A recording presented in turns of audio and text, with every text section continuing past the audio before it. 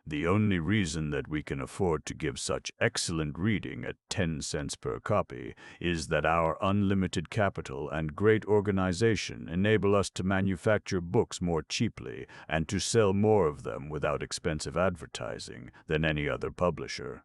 ALLL. Always in print.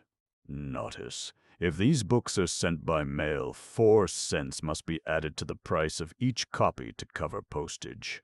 3. The Love of Violet Lee by Julia Edwards. 4. For a Woman's Honor by Bertha N. Clay. 5. The Senator's Favorite by Mrs. Alex McVey Miller. 6. The Midnight Marriage by A.M.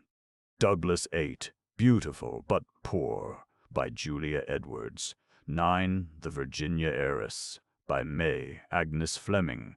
10. Little Sunshine by Francis S. Smith. 11. The Gypsy's Daughter by Bertha M.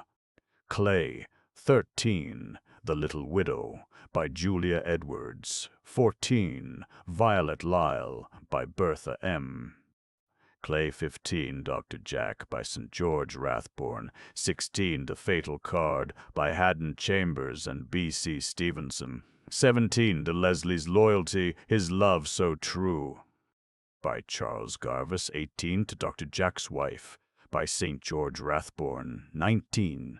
Mr. Lake of Chicago by Harry Dubois Millman. 20. The Senator's Bride by Mrs. Alex McVey Miller. 21. A Heart's Idol by Bertha M. Clay. 22. Elaine by Charles Garvice. 23. Miss Pauline of New York by St. George Rathborne. 24. A Wasted Love on Love's Altar by Charles Garvice. 25. Little Southern Beauty by Mrs. Alex McVey Miller. 26. Captain Tom by St. George Rathborne. 27. Estelle's Millionaire Lover by Julia Edwards. 28. Miss Caprice by St. George Rathborne. 29. Theodora by Victorian Sardo. 33T. Baron Sam by St. George Rathborne. Sam by St. George Rathborne. 2722. The St. George Rathborne. 32 Archtown. George Rathborne. 31. A Siren's Love by Robert Lee Tyler. 32. The Blockade Runner by J. Perkins Tracy. 33. Mrs. Bob by St. George Rathborne. 34. Pretty Geraldine by Mrs. Alex McVey Miller. 35. The Great Mogul by St. George Rathborne. 36. To Fedora by Victorian Sardu. 37. The Heart of Virginia by J. Perkins Tracy. 38. The Nabob of Singapore by Centaur by St. George Rathborne. 39. The Colonel's Wife by Warren Edwards. 40. Monsieur Bob by St. George Rathborne. 41. Her Heart's Desire, An Innocent Girl by Charles Garvice. 42. Another Woman's Husband by Bertha N. Clay. 43. Little Coquette, Bonnie by Mrs. Alex McVey Miller. 45. A Yale Man by Robert Lee Tyler. 46. Off with the Old Love by Mrs. M. V. Victor. 47. The Colonel by Brevet by St. Stree. George Rathborne. 48. Another Man's Wife by Bertha M. Clay. 49. None But the Brave by Robert Lee Tyler. 50. Her Ransom Paid For by Charles Garvice. 51. The Price He Paid by E. Verner. 52. Woman Against Woman by Effie Adelaide Rowlands. 54. Cleopatra by Victorian Sardow. 56. The Dispatch Bearer by Warren Edwards. 57. Rosamond by Mrs. Alex McVey Miller. 58. Major Matterson of Kentucky by St. Tucky by St. Tunny. George Rathborne. 59. Gladys Gray by Bertha M. Clay. 61. La Tosca by Victorian Sardou, 62. Stella Sterling by Julia Edwards, 63. Lawyer Bell from Boston by Robert Lee. Tyler, 64. Dora Tenney by Mrs. Alex. McVeigh Miller, 65. Won by the Sword by J. Perkins Tracy, 67. Gismonda by Victorian Sardou. 68. The Little Cuban Rebel by Edna Winfield, 69. His Perfect Trust by Bertha M. Clay, 70. Sydney, A Willful Young Woman by Charles Garvice, 71. The Spider's Web by St. George Rathborne, 72. Willful Winnie by Harriet Sherburne, 73. The Marquis by Charles Garvice, 74. The Cotton King by Sutton Vane, 75. Under Fire by T. P. James, 76. To Mavourneen, from the celebrated play 78 to The Yankee Champion by Sylvanus Cobb, Jr. 79. Out of the Past, Marjorie by Charles Garvice, 80. To the Fair Maid of Fez by St. George Rathborne, 81. Wedded for an Hour by Emma Garrison Jones, 82. Captain Impudence by Edwin Moulton Royal, 83. The Locksmith of Lions by Prof.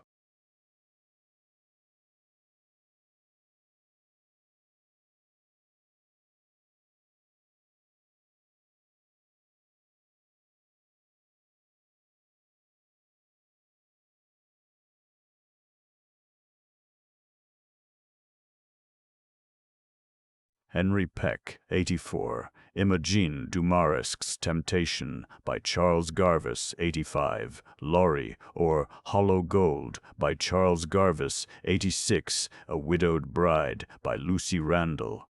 Comfort, 87. Shenandoah by J. Perkins Tracy, 89. A Gentleman from Gascony by Bicknell Dudley, 90. For Fair Virginia by Russ Whitall, 91. Sweet Violet by Mrs. Alex. McVeigh Miller, 92. Humanity by Sutton Vane, 93. A Queen of Treachery by Ida Reed, Allen, 94. Darkest Russia by H. Gubrist.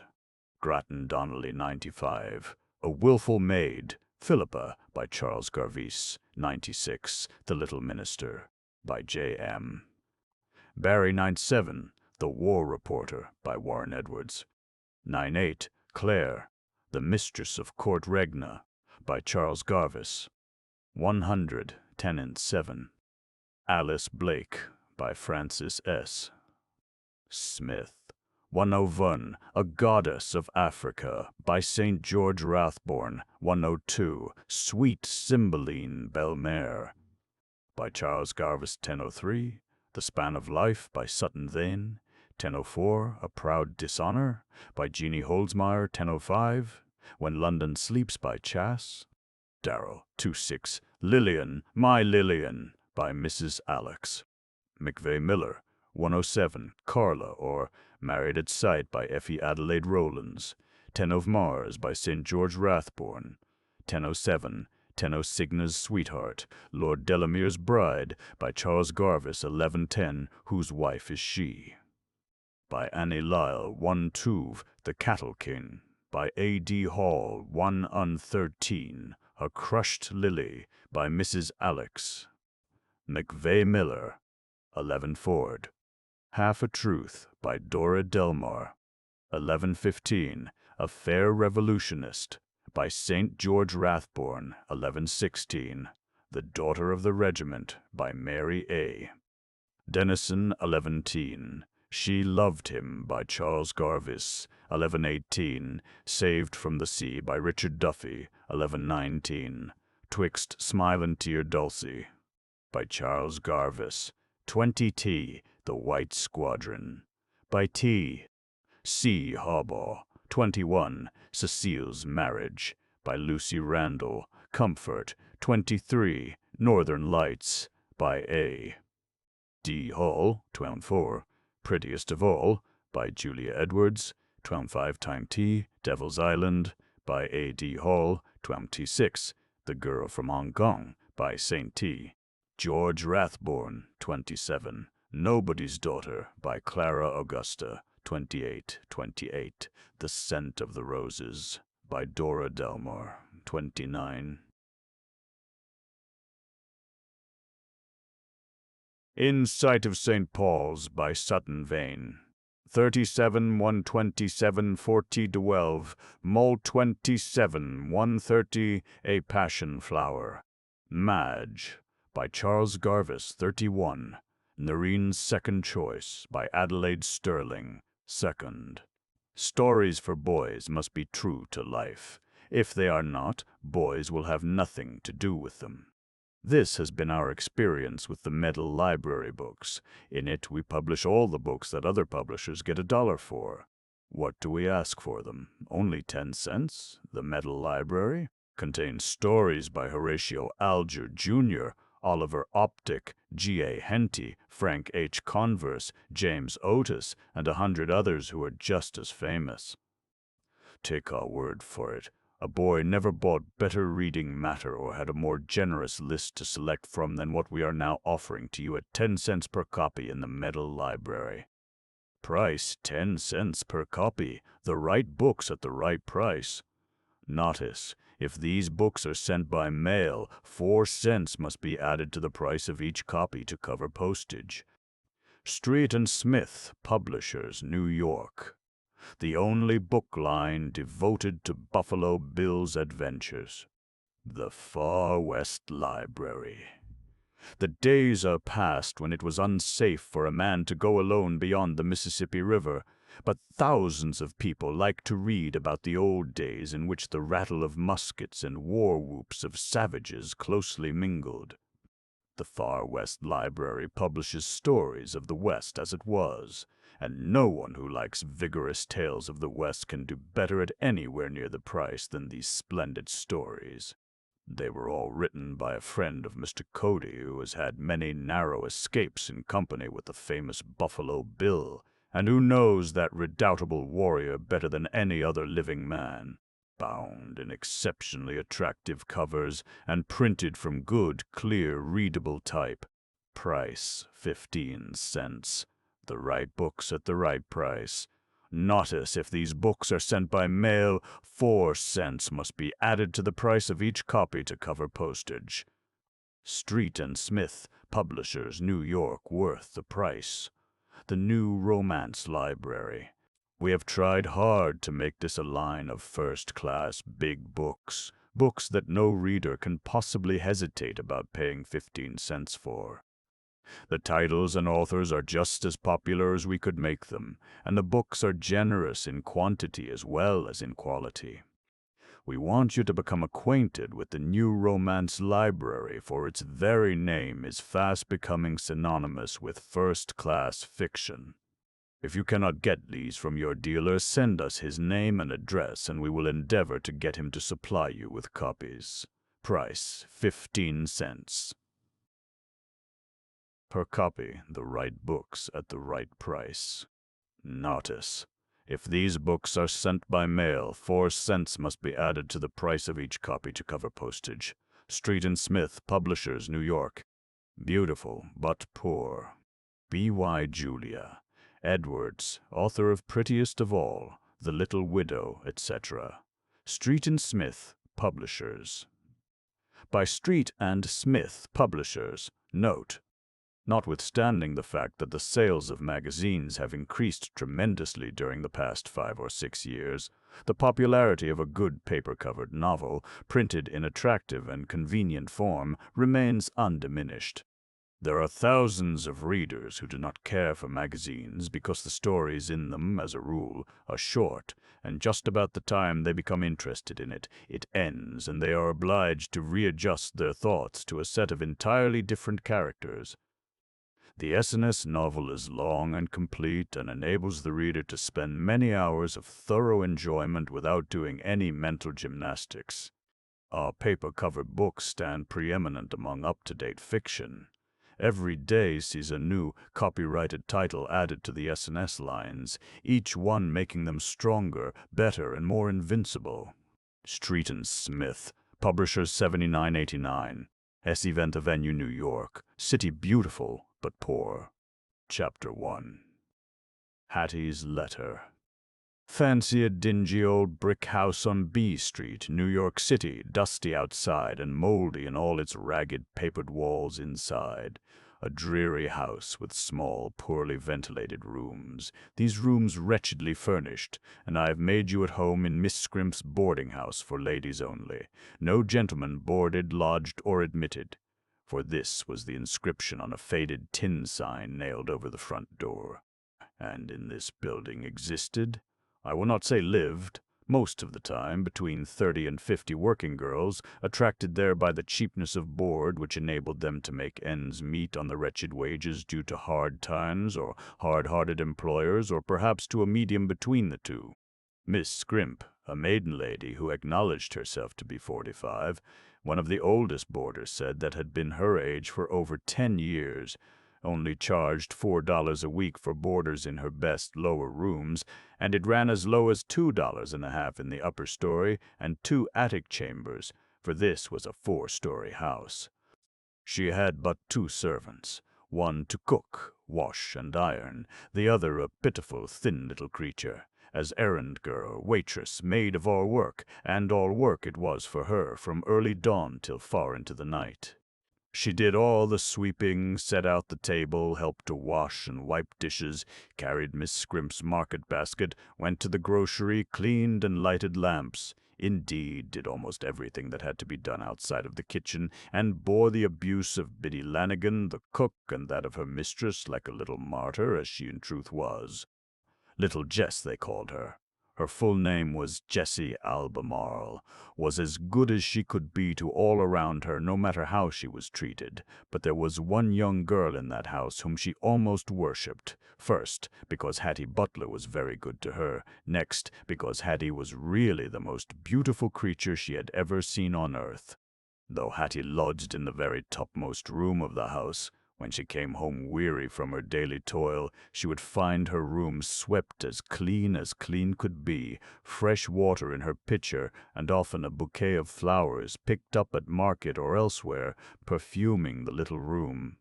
And she knew little Jess had done all this for the love there was between them. Hattie, I said before, was very beautiful. Just 17 and entering on her 18th year, her form was full of that slender grace so peculiar to budding womanhood, just tall enough to pass the medium without being an approach to awkwardness. Eyes of a jet, sparkling black, shaded by long fringe-like lashes, features of the Grecian type, complexion rich but not too brown, the expressiveness of her face a very marvel. No one to look at her white hands, her slim tapering fingers, her general appearance, even in her plain dress, would have, at first glance, taken her for a working girl, though she sewed folios in a bookbindery downtown for 10 hours every day, sure, and often much longer when there was overwork to do. She was a quiet girl, making but few friends, and no intimates, though when I write of her she had been for nearly 2 years a boarder with Miss Scrimp. The latter, for a wonder, liked her, though, as a general thing, she seemed to hate pretty girls, simply because they were pretty, while she had most likely kept her state of single wretchedness because she was more than plain. She was ugly. She had a sharp hook nose, a parrot-bill nose, if we dare insult the bird by a comparison. She was cross-eyed, and her eyes were small and greenish-gray in hue. Her cheekbones were high, her chin long and sharp.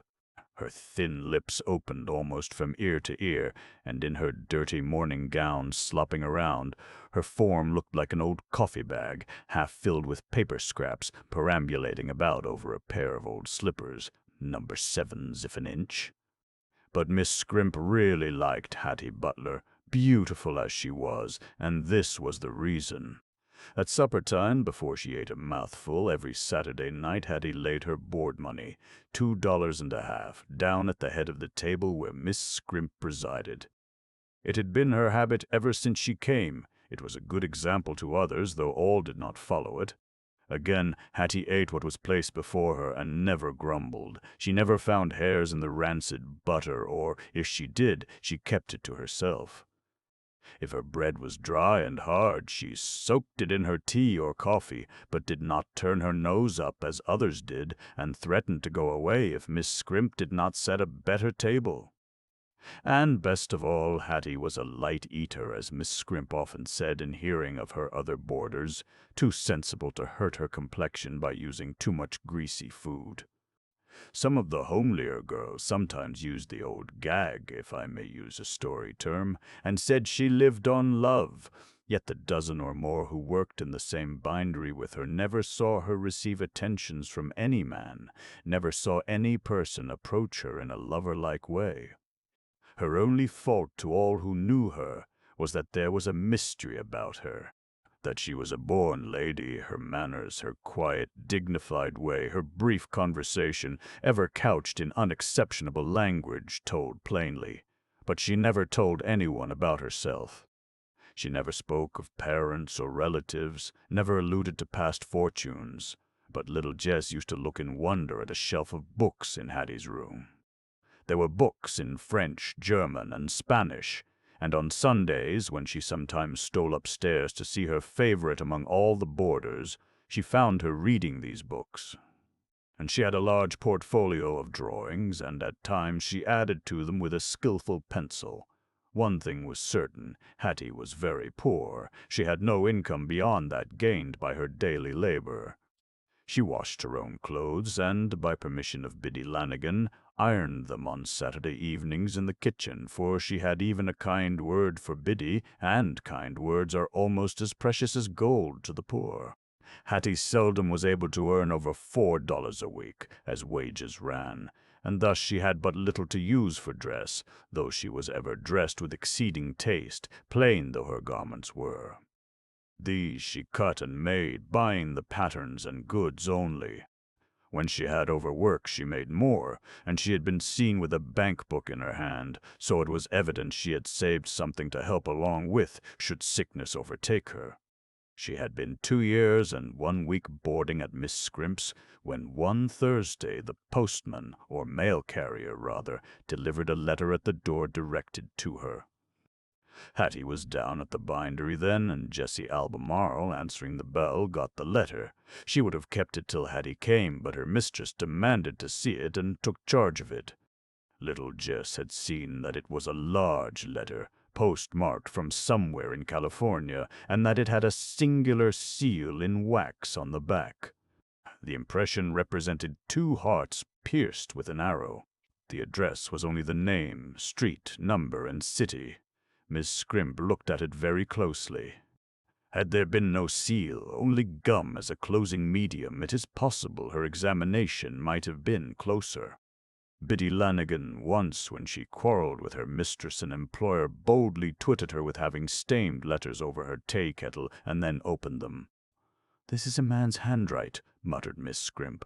"I don't like my boarders having men to write to 'em, but this one is away off in Californy.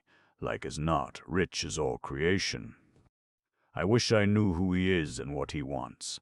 I'll hand her the letter afore all the boarders at supper tonight, and if she opens it, I'll watch her face, and maybe I can guess from that what's up.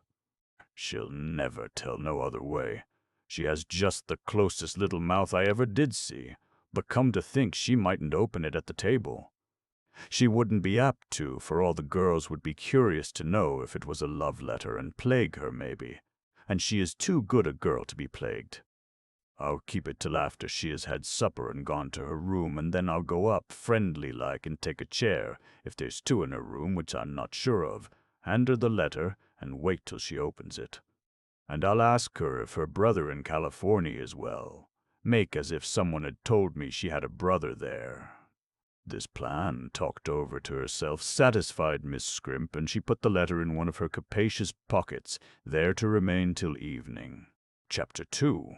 Miss Scrimp's Disappointment. The cracked bell, which had done service all those long years in the establishment of Miss Scrimp, had rung its discordant call for supper. The hour was late, for many of her boarders worked till dark and had some distance to walk to reach home, and the dining room was dimly lighted by 2 hanging lamps, one over each end of the table.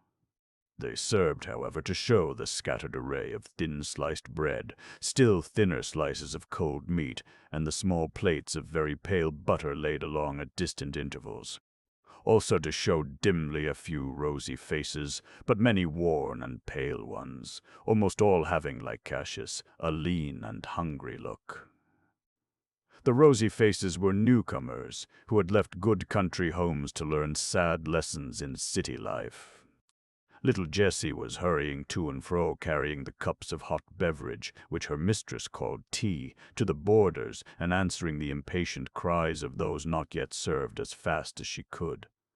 Biddy Lanigan, who stood almost 6 feet high, was fleshy to boot, and had a face almost as red as the coals she worked over, stood with her arms akimbo at the door, which opened into the kitchen, ready for a bitter answer should any fault-finder's voice reach her ear, and also prepared to refill the tea-urn with hot water when it ran low, on the principle that a second cup of tea should never be as strong as thee.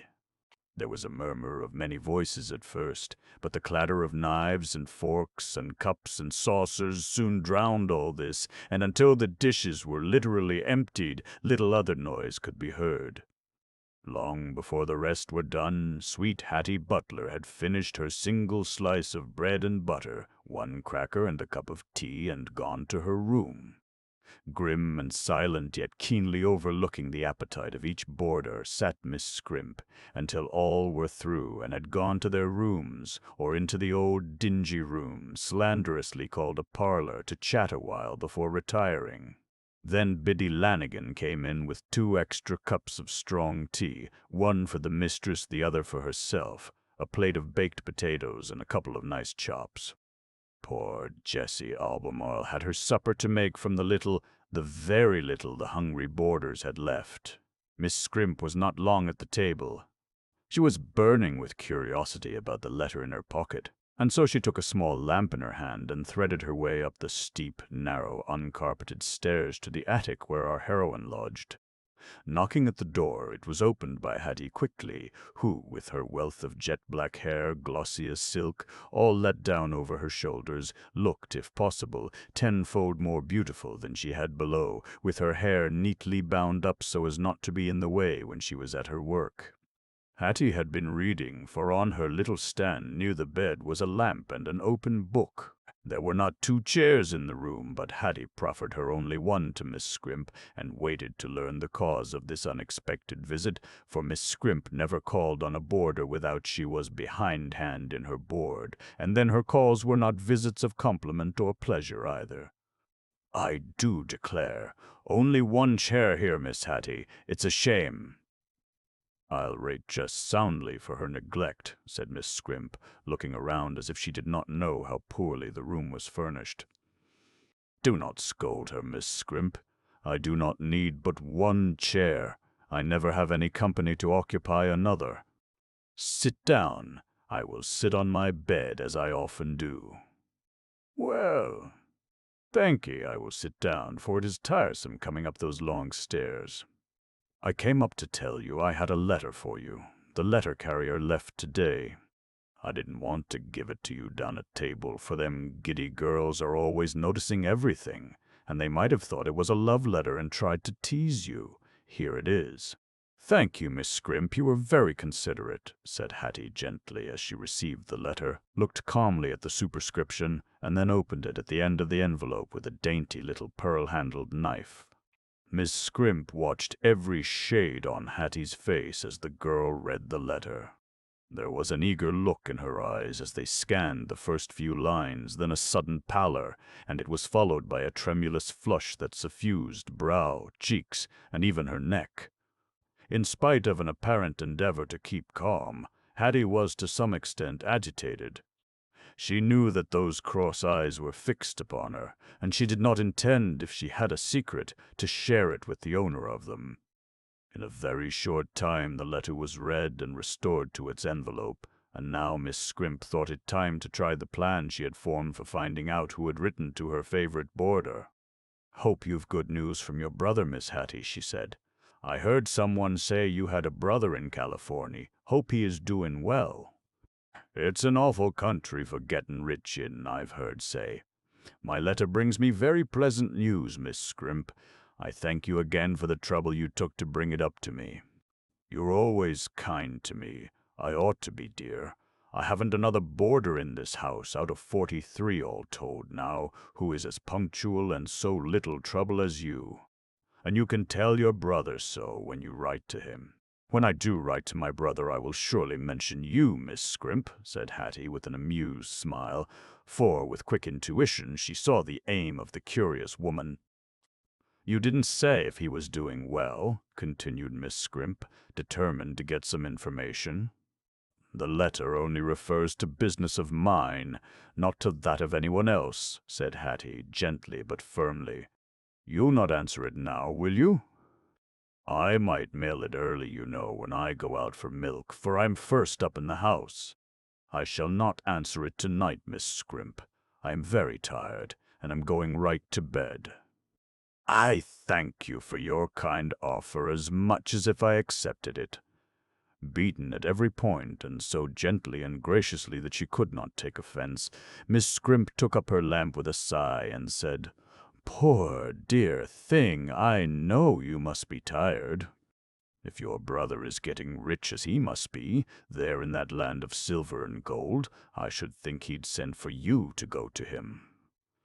"Good night, kind Miss Scrimp, good night," was all that Hattie answered, as she made a motion toward preparing for bed. "Good night, dear. Good night," said Miss Scrimp a little snappishly, for she had made that long upstairs journey for nothing. The door closed, and poor Hattie was alone, and tears came into her eyes now, and she knelt down and prayed. "Heavenly Father, aid me and tell me what to do." Chapter 3. The Foreman's Discovery. The bindery in which Hattie Butler, with over 100 other persons, male and female, worked, was famous for doing very fine private work, outside of that done for many publishers who had their work contracted for there. Gentlemen of wealth and taste, who had rare old works in worn-out covers, and wished them preserved in more stately dress, frequently brought them there for the purpose of outer renovation.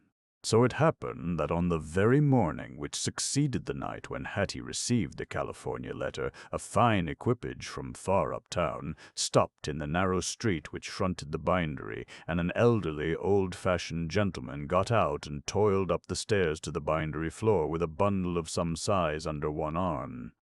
He was met quite obsequiously by Mr. W.I., one of the proprietors, who knew by past experience that some nice, well-paying work was in view, and asked into the office.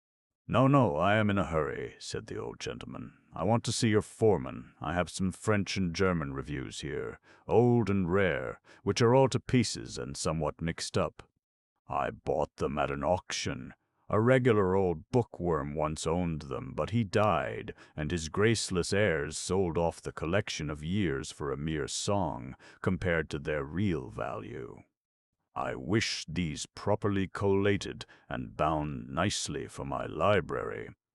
"The foreman will wait upon you, Mr. Laguerre, in a few moments," said the proprietor. "Take a seat by this table." The man of wealth sat down, and Mr. W. sent a boy after the foreman. The latter came and looked over the mixed-up and scattered pages with a perplexed look. "I'm afraid you can do nothing with them," said Mr. Laguerre, noticing the expression in the foreman's face. "I am sorry, for I doubt if America—" "Try, Mr. Jones, try your very best," said Mr. W.I. anxiously. "I think we can do it, sir," said the foreman, brightening up. "I accidentally discovered that one of our girls, Hattie Butler, is a good linguist, reads German and French as well as she does English, one of our best and most quiet girls, too." "Send for her, please," said Mr. Laguerre. "I do so want to preserve these works in good shape."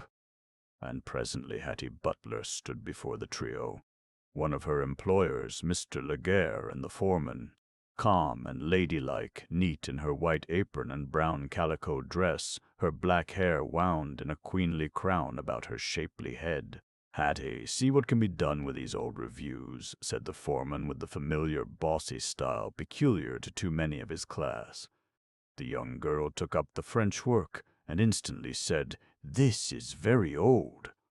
"A French review of Dante's Inferno. Some pages, I see, are misplaced, but if all are here, sir, I can soon arrange them."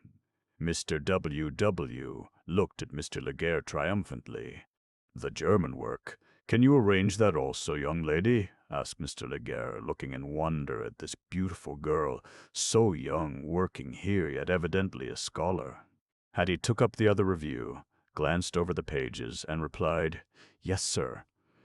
"I see that this is a bitter attack on Martin Luther, and must date with the first ages of the Protestant Reformation.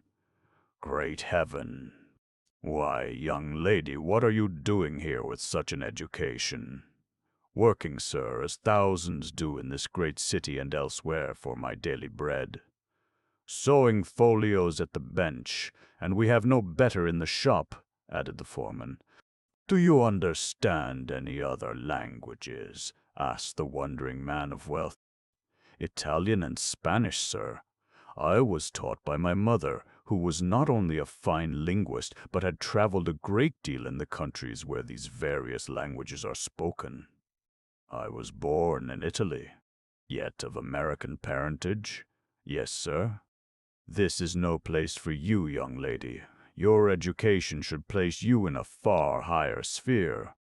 "Excuse me, sir. Shall I at once go to work to arrange these pages? I will sew them myself when I have them all right, so there will be no mistake." Yes, thank you. "I will reward you well," said Mr. Laguerre with unusual warmth, for he was a very steady, precise old gentleman generally in all things. "Thank you, sir. All pay and emoluments must go to my employers. I receive my wages, no more."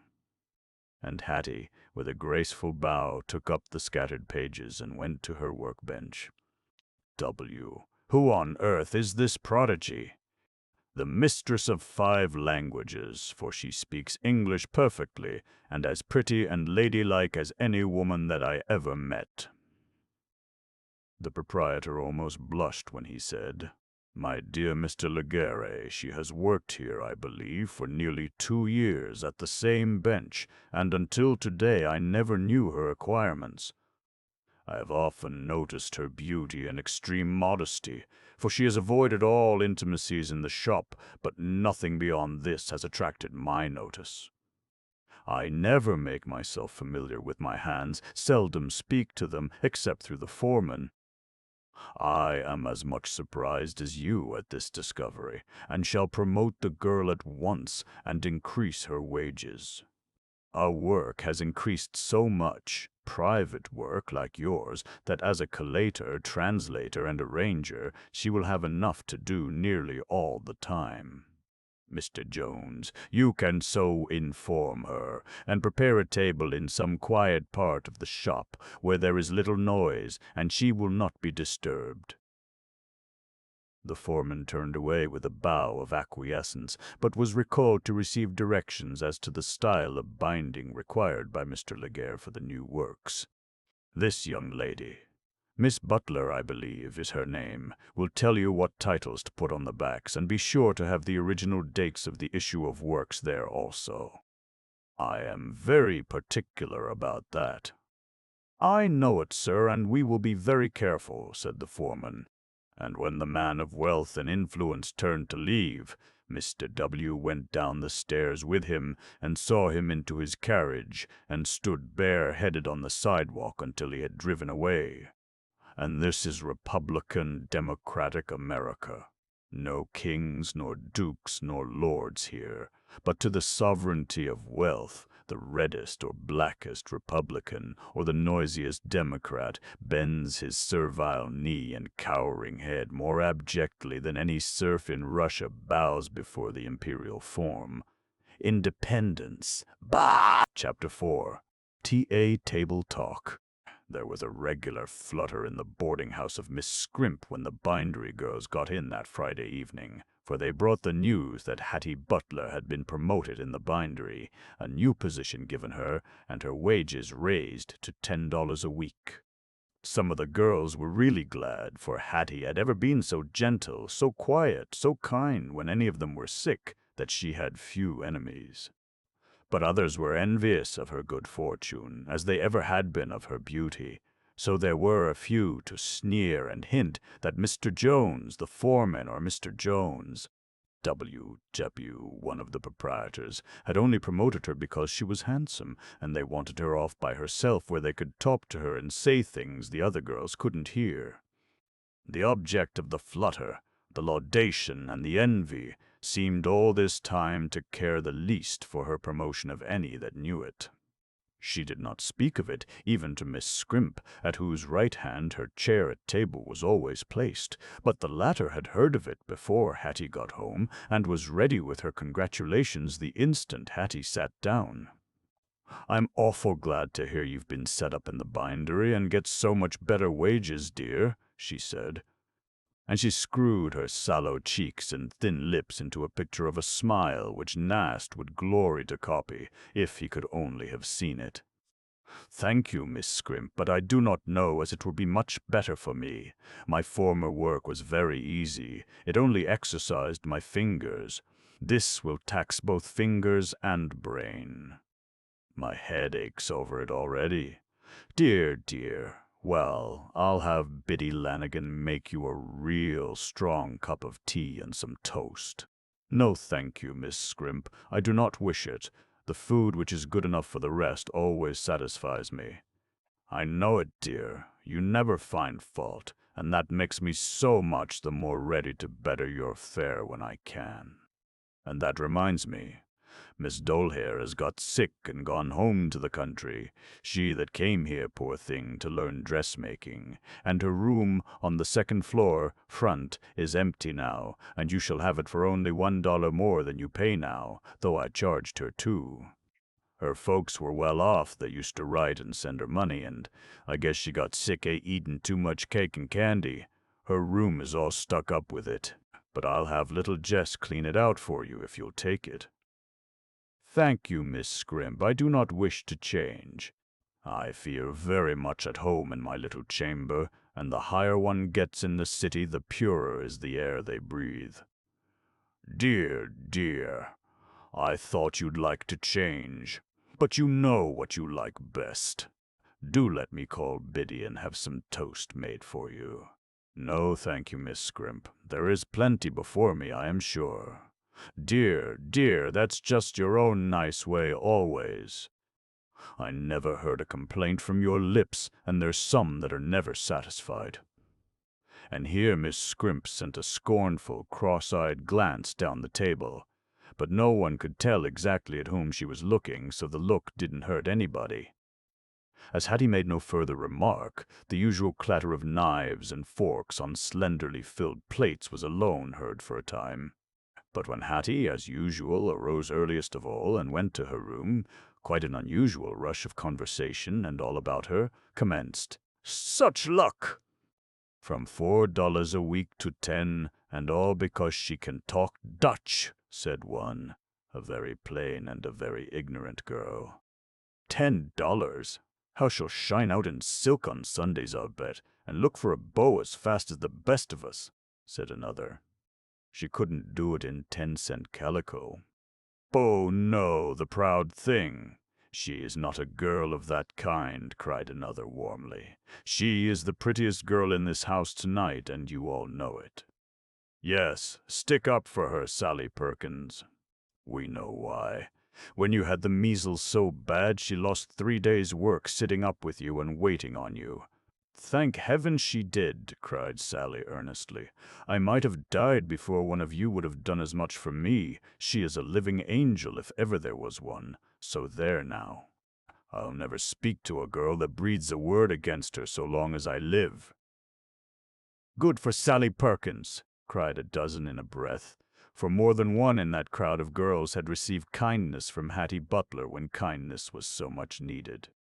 and the battle of tongues grew less and less, and soon tea was over, and the girls scattered as usual. Some to their rooms, weary enough to go right to rest, others to linger a little while in the old parlor, and get others to fix up their scanty wardrobe so as to be ready for their only day of rest or pleasure. The blessed Sunday so near at hand, but one day of toil to intervene. Our heroine, where was she? In her little chamber, thanking her heavenly Father that at last the stern strife for daily bread was made easier to her, and that a glimmer of light could be seen through the dark clouds of poverty. Pure-hearted and innocent, she did not dream that anyone could so envy her good fortune as to hate her for it. If she had, she would have prayed God to forgive them. Chapter 5. Does he love her? Mr. W., one of the proprietors of the bindery where our heroine worked, a junior partner, but the chief manager of the concern, was a single man, not yet 40, in the very prime of life. He was, as a man, not as a fop, very good-looking. His stalwart frame, well developed, showed his American birth, but his full, round, rosy face spoke also of his English paternity.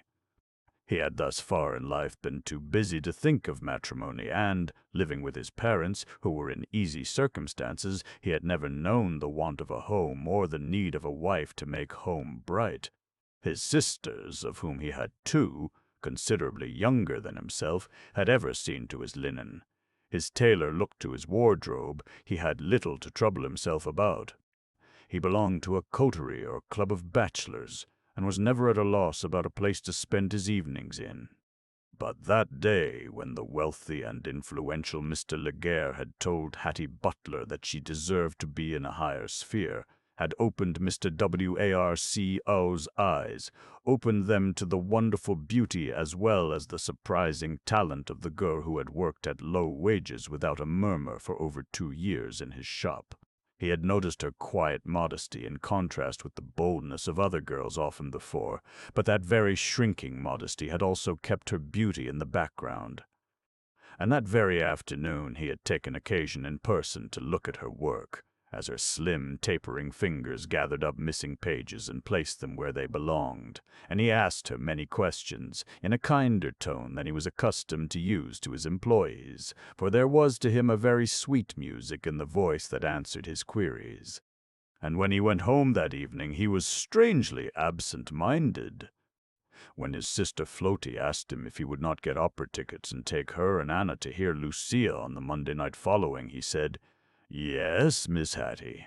Yes, with pleasure." Hattie? Who is Hattie, brother, that you should use that name instead of Floaty when you answer me? Did I?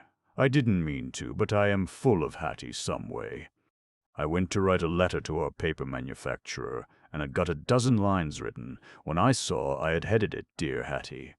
There is a girl in the bindery of that name, a most remarkable girl. I will tell you all I know about her. She looks and acts like a princess in disguise. And then Mr. W.R. gave a very highly colored description of our heroine and her acquirements. And you have let this prodigy of beauty and learning, of modesty and goodness, work for you for 2 years at little better than starvation wages? Coward! "I'm ashamed of you if you were my brother," cried Floaty warmly. "Sis, don't break out that way. We pay the usual rates." Were we to pay higher, we could not compete with other binderies and keep up. But $4 a week to pay board and washing and dress with, why, it wouldn't keep me in gloves. Yet thousands of poor girls work for and live on less, my peerless sister. You, who know no want that is not supplied almost as soon as expressed, know little how poor girls and women have to struggle to keep their heads above the tide. But my heroine is better off now. I have given her other work and raised her salary to $10 a week. Good, good, you have some heart after all, Ned. I begin to think I have, said Mr. W., with a sigh. Here, here. No nonsense, brother mine. Don't make a fool of yourself by falling in love with your pretty employee. She may be very pretty, very modest and good, but I don't want a bindery girl for a sister-in-law. Remember that." Mr. W. say, his answer was another sigh. He seemed lost in thought, and, as he had promised the opera tickets, Floaty left him to his thoughts, and went to tell Anna about her brother's new discovery, as well as to announce that they were to hear Lucia on the coming Monday night. "Do you think Brother Edward is really in love with this shop girl?" asked Anna in a serious tone when Floaty had told her story. "I think he is a little smitten, but seriously in love. No, not a bit of it. Edward is too much engrossed in business to fall in love in good earnest. He hasn't leisure for that. Besides, he has too much sense to ever think of marrying for beauty, and out of his own sphere, too. There are rich girls who would snap at him for the asking. Floaty, love, real love, laughs at riches." "Maybe so, Anna, but love, real love as you call it, never scorns a diamond engagement ring, nor refuses to wear satin and Valenciennes lace for a wedding suit. Where would the bindery girl on $4, or even $10 a week, find them? Ned would find them for her fast enough if he loved her. But say, Floaty, what will we wear on Monday night?" "That is the question for the hour. You know the creme de la creme of society will be there, and we must uphold the family credit. Yes, even if Papa heaves a heavy sigh over our demands. Let me think. We'll go upstairs and look over our wardrobe, see what we have, and then we'll know what we must have. Come, pet." And away went the two loving sisters, girls yet, though both were past their teens. Chapter 6. Joy to toil, worn hearts.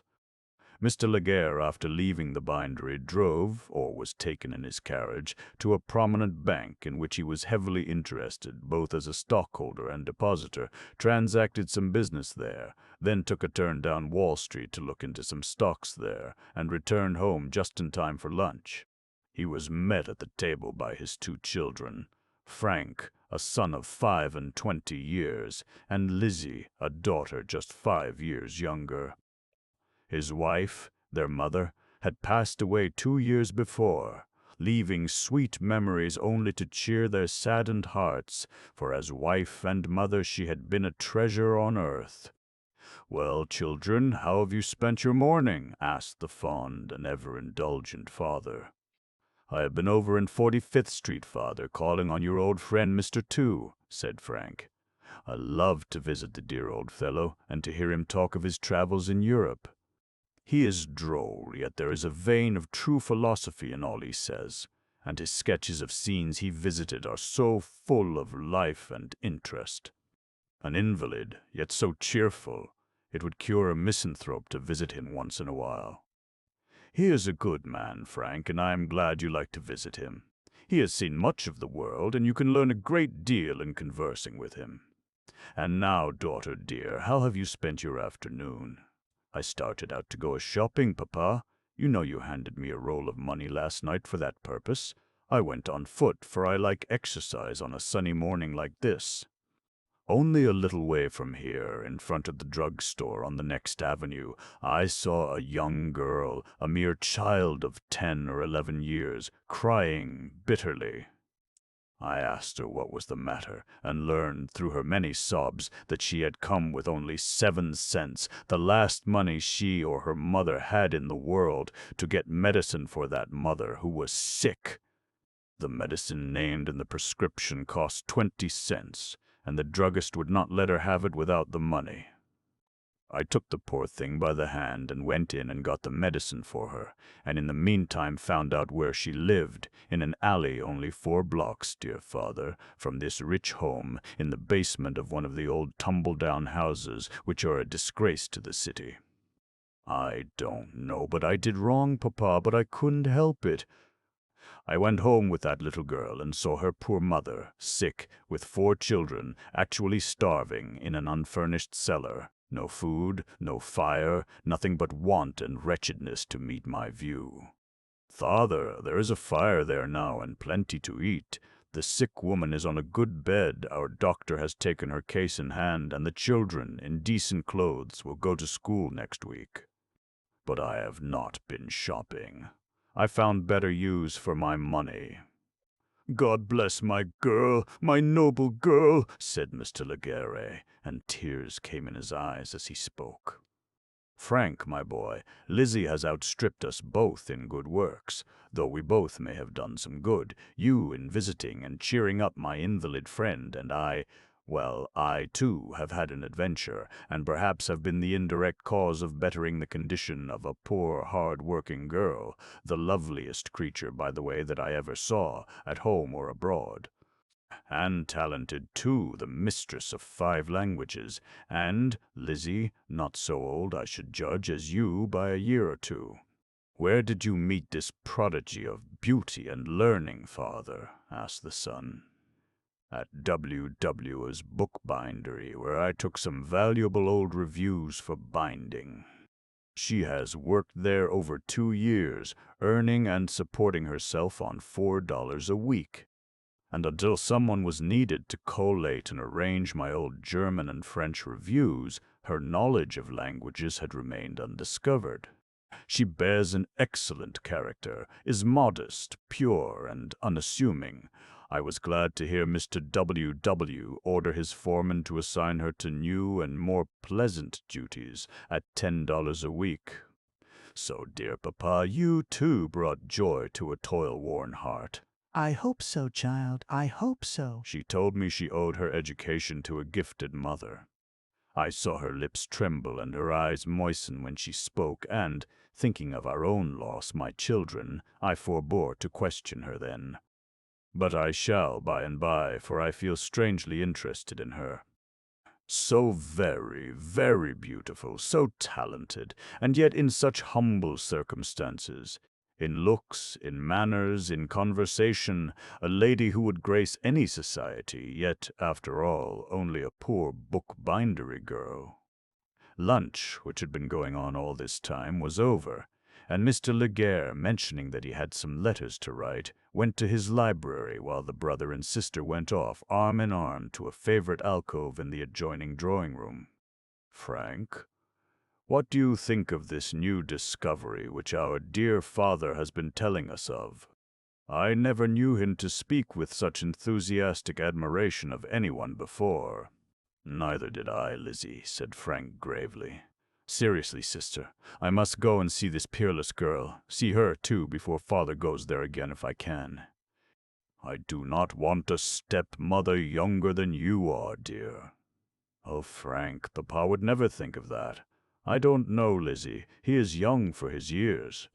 He has led a careful, temperate life, and is not beyond his prime either mentally or physically. Stranger things have happened. I repeat, I must go and see this girl for myself. W2 is a warm friend of mine, and will help me if there's any danger." "I don't know, but you are right, Frank. Go if you think best." Chapter 7. Who Can She Be? Mr. W.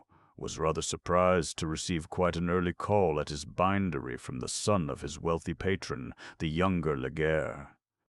He had met Frank at his club, and on the road, for both drove fast horses, but the young man had never before visited the bindery, though his father often did. Mr. W., however, received his visitor with great cordiality, and asked what he could do for him. "I would like to see you in your private office a moment," said young Laguerre, who had, when he entered the large room, cast a keen and searching glance at all the hands, men, boys, and girls, whom his eye could reach. "Certainly. Step this way," said Mr. W., leading the way to a room partitioned off at the upper end of the main bindery. "Take a seat, Mr. Laguerre," he said, pointing to a luxurious armchair cushioned and backed with morocco. "Thank you. I will detain you but a moment," said Frank. "My father was here yesterday." "Yes, he left some work which will be finished by tomorrow. He is one of my best patrons," replied W. "He discovered a prodigy here yesterday," said young Laguerre. "A prodigy? Yes, sir, at least he seems to think so, for he talked like a crazy man about her, a girl beautiful as a houri, and as learned as she is beautiful, the mistress, he said, of no less than 5 languages. Ah, yes. You allude to Hattie Butler. She is rather pretty, and certainly quite gifted as a linguist. What will you take to send her away where he will never see her again? Mr. Laguerre, I hardly understand you. I think I spoke quite plainly. I asked you what you would take to send her away where he would never see her again. Do you understand that? I think I do, said Mr. W., flushing up. But you must understand I never discharge a good and willing hand without a fault when there is work to do for that hand. This young woman has worked for us over 2 years without committing an error. Is it no error to snare an old man like my father because he happens to be rich with a display of her beauty and learning? Snare? Mr. Laguerre, have you been drinking, or what is the matter with you? I have not been drinking, Mr. W., and I am in very sober earnest in what I say. My father, though old, is very impressible, and perhaps you know it. He came home to lunch yesterday and could talk of nothing but the beauty and talent of this girl. Why, he was not in here over 10 or 15 minutes altogether, and his conversation with her may have occupied 3 or 4 minutes of that time. Well, it was long enough to do us, my sister and myself, perhaps an irreparable injury. In short, from the old gentleman's enthusiasm, we feared he would court and marry this girl before we could take a step to prevent it, and we made up our minds to prevent such a folly if we could. I doubt very much, Mr. Laguerre, whether such a folly, as you rightly term it, has originated in any brain but your own. I was present at the only interview your father has ever had with this young woman, and only the books, and how to bind them, was the subject of conversation. It was brief and businesslike, nothing more. Can I see the young woman? We are not in the habit of exhibiting our employees, Mr. Laguerre, said W.R., with considerable hauteur. But if you choose to walk about the bindery with me, you can see every person in it while examining my work, machinery, and so forth, but I will not permit any remarks made that can hurt the feelings of an employee. I would be the last to do it, sir, and you need not point out this prodigy. If she is so very beautiful and so superior in her grace and manners, I am sure I shall be able to discover her without aid. Very well, Mr. Laguerre. We will pass through the various departments, as visitors frequently do. The young man assented, and with Mr. W.R. moved through the large hall, looking at folders, sewers, gilders, and pastors, all busy at their various tasks, and examined with rather a careless eye all the newly patented machinery for cutting and pressing, though Mr. W.R. strove to point out the great improvements of the age as well as he could.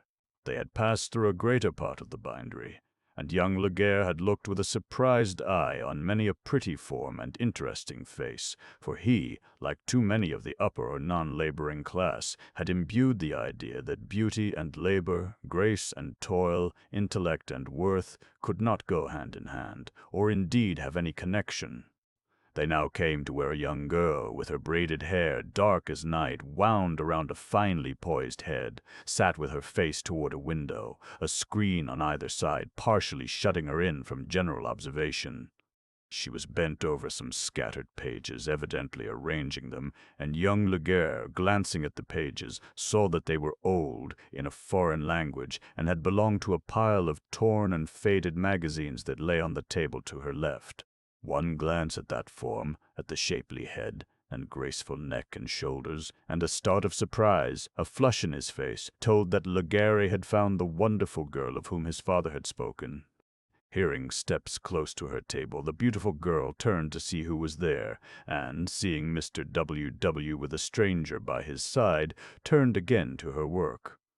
But that one glance revealed to young Laguerre such a face as he had never seen before, a face wonderfully beautiful and full of expression.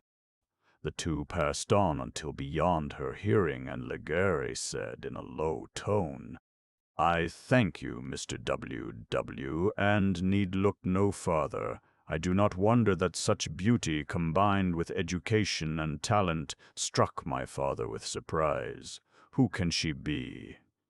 She was not born to labor. Her hands are small, her fingers tapering and delicate, every feature that of a lady. I had but a single glance, but if I was only an artist, I could paint her portrait from memory. Mr. W. smiled.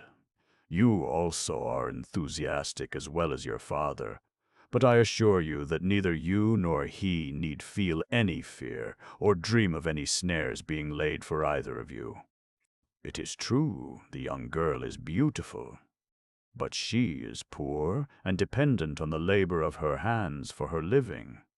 She has evidently no ambitions beyond it, for here at her bench for over 2 years she has been a silent, quiet, unobtrusive worker, making no complaints, asking no favors, shunning all acquaintances, noted only for her modesty and retiring, quiet way. "She is a wonder," said Mr. Laguerre with a sigh. "I thank you for your kindness, Mr. W.I."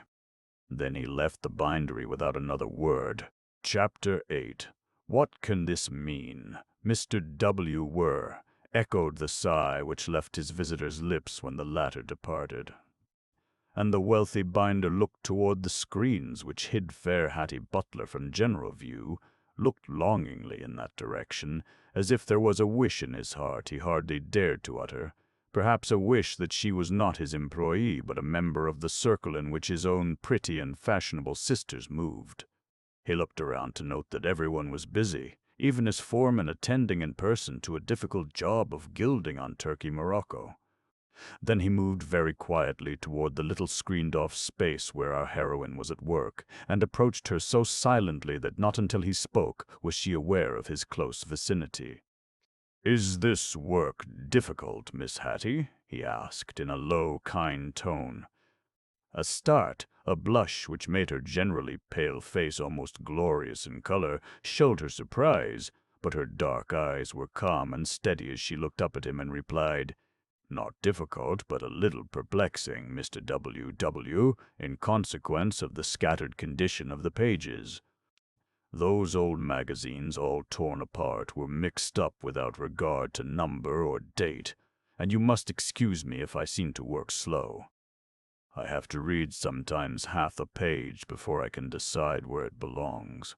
Take your own time, Miss Hattie, and make no more haste than justice to your work demands. You have never found me a very hard taskmaster, I hope. On the contrary, sir, I believe all in the bindery look upon you as a kind employer. Thank you, Miss Hattie. I trust they will long continue to consider me so. By the way, are you sufficiently isolated here to pursue your difficult duties, or would you prefer a corner in the office? I would prefer to remain here, Mr. WICL. Any extra kindness to me will only cause others to feel envious, and I do not wish to make enemies." "Enemies! Just as if it were possible for you to make enemies. Have no fear on that score, Miss Hattie, but when I can in any way render your position more comfortable, Miss Hattie, please inform me." "Thank you, sir," she said, bending again to her work. He cast one long, lingering look at that graceful form bowed forward over those old musty pages, and turned away with a half-smothered sigh. "It is a wonder that I never noticed before how exquisitely beautiful she is," he murmured to himself as he passed on and into his office. "Her voice is music mellowed down. Her language so chaste and well chosen. Ah, me! I do not wonder young Laguerre feared his father might fall in love with such a prodigy. I fear I shall myself, and if I did, what would my sisters say? Yes, that is a man's question all over. They see a lovely face and form, all the heart they have is moved by it, but they ask not, is she good? Is her disposition sweet? Is she pure and stainless? Only this, is she rich in worldly lucre? Is she one who can move a star in the fashionable world? Will she be an ornament in my circle of society? What ganders men are! There, I've said it, and I mean it. Hattie paused over her work when the footsteps of her employer died away on her ear. He had not before spoken to her a dozen times in the 2 years or more of her employment there. His orders and directions always came through the foreman hitherto, and when he spoke to a hand he was not in the habit of using a prefix to the name of that hand. To her he had said, "Miss Hattie." The foreman always called her Hattie, nothing more, and she was used to it. Some girls would have been pleased at this mark of preference. Not so our heroine. She knew enough of the cold heartlessness of the world to look with distrust upon any advances made by those who were above her in position or fortune. A sigh broke from her lips, and she almost wished she was back at her sewing bench at $4 a week with no one aware of her talents as a linguist, though her advanced wages would add much to her comfort and enable her to add to her small savings. She bent again to her labor and sought in it and its perplexities refuge from all other thoughts, and she had indeed enough to think of in setting those mixed-up pages right. No one else in the bindery could have done it. It was a job which the foreman had laid aside as hopeless until the late discovery of her talent. And now he came to her to see how she was getting forward. In reply to his question, she said, "1 volume is there, sir, with every page in its place, and ready for the sewing bench. It is slow work, for the pages are badly mixed and torn up, but I am doing it as fast as I can." "Fast enough in all reason, Hattie," said Mr. Jones. "You are on wages, or salary rather now, and not on piecework. So you need not drive yourself. Salary will make no difference in my industry, Mr. Jones. I shall ever strive my best to devote every moment of working time to the benefit of my employers." "It's a good principle, Hattie, and I know you live up to it, which is more than can be said of a great many in the shop. I'll put this volume in the sewer's hands. Do the rest in your own time." "It is a job I never expected to carry through. It has been laying here over a year untouched. When you get it done, I have 3 or 4 more almost as bad." Hattie bowed her head but made no reply. The foreman had never been quite so talkative or complacent before. He was generally stern, sharp, and imperative with all under him. When he went away, she murmured to herself, "What can all this mean? Mr. Jones has softened in his tone. It used to be, 'Hurry up, Hattie, hurry up. We can't have no lazing round in this shop.' Now, when my wages are nearly treble, and it should be expected I should exert myself all the more, I am told to take my time. Ah, me! I hope no clouds will come to cover this sudden gleam of sunshine." Chapter 9. "Lizzie, I've seen her!" And young Legaret heaved a great sigh when he confronted his sister with this declaration on his lips. "Who? Frank, who?" asked Miss Leger, looking up from a book of fashion plates which were engrossing her attention as he entered her special sitting room, or boudoir as she termed it. For she had been educated at Vassar and could not descend to ordinary terms. "Who? Just as if you did not remember my errand downtown. I have been to W.I.'s bindery." "Oh, that bindery girl. Yes, the bindery girl. Well, why don't you report? What do you want to keep me in suspense for?" cried the spoiled pet of fortune. "She is very beautiful. The prettiest girl in face and form that I have ever seen in all my life." And Frank gulped down a sigh. "A bindery girl, smelling of sour paste and leather. Beautiful. Oh, Frank, I thought you had some taste, some knowledge of refinement." "I hope I have, sister mine. If you had hands as small and white and fingers that tapered down to the rosy nails as do hers, you would throw off your half-dozen diamond rings and let your hand speak for itself. And such a form not made up but fresh from nature's choicest mold. You, Frank, you traitor! What do you mean, Lizzie? You went down there to see that your father was not snared by that siren, to have her discharged, sent away. Have you done it?" No, Lizzie, there is no cause for her discharge, and Mr. W.R. laughed at the idea. Father did not exchange 20 words with her, and they were purely on business, and in Mr. W.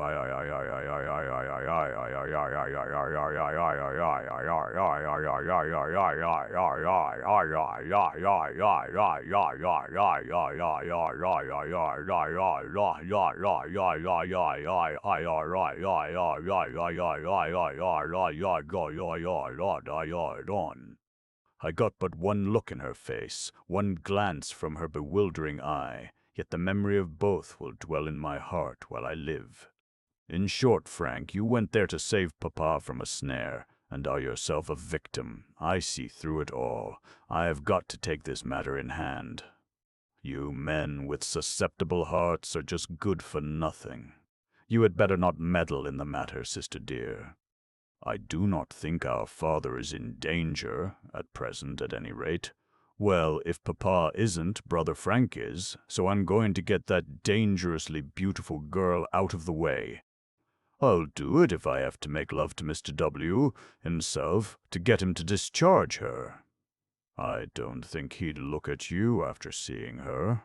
Frank, this is a downright insult, comparing a Legare to a poor bindery girl.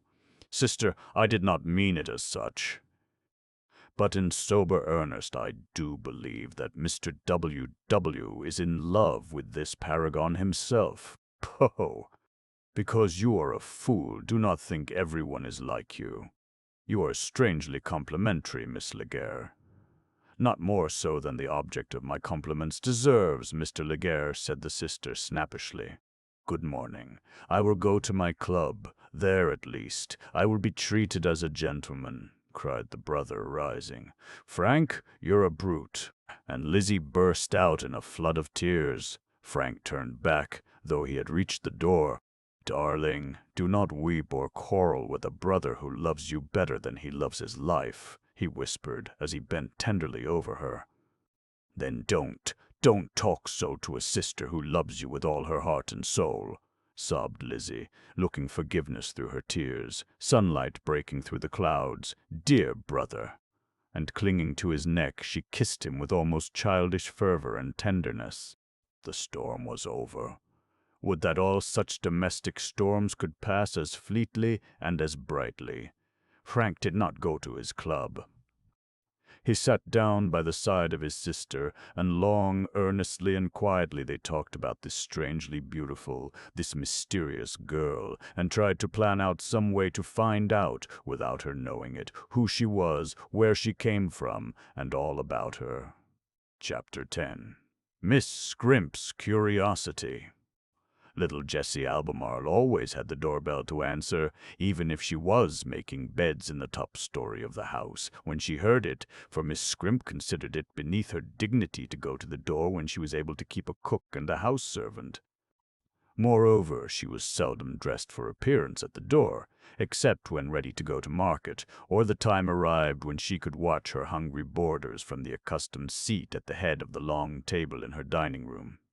And Jessie heard a sharp, sudden ring, thrice repeated, only a week later than when she had answered the postman's ring before for Hattie Butler's California letter, and she knew by the peculiar ring who was there. She bounded downstairs 2 or 3 steps at a jump and passed Miss Scrimp on the landing at the head of the first stairs, where she usually posted herself to listen when anyone came to the door. The postman handed her a letter, and Jessie, at a glance, saw that it was for Miss Hattie Butler, was postmarked in California, and sealed with red wax with that strange device, 2 hearts pierced with an arrow. Scarcely was the door shut when Miss Scrimp screamed out in her usual shrill tone, You, Jess! Who is that letter for? Miss Hattie Butler, ma'am, said Jess meekly. Shan't I keep it and give it to her when she comes? No, bring it here this minute. Jess went slowly upstairs and reluctantly handed the letter over to her mistress. She had given her letters before, which she knew never reached those to whom they were directed. And the poor little servant loved Hattie Butler, and could not bear that she should be wronged. Miss Scrimp looked at her letter. "It's from California again," she muttered. "There's something strange in so many letters coming to that gal from California." Then she turned to Jessie, and fixing if she could fix those cross eyes on her, she said in a whisper, a harsh, fierce whisper, "If you just breathe one whisper to a living soul about this letter A coming here, I'll pull the very ears off your frowsy head. I'm afeard someone is a-trying to delude that sweet young creature away, and I'm not a-going to sit still and see it.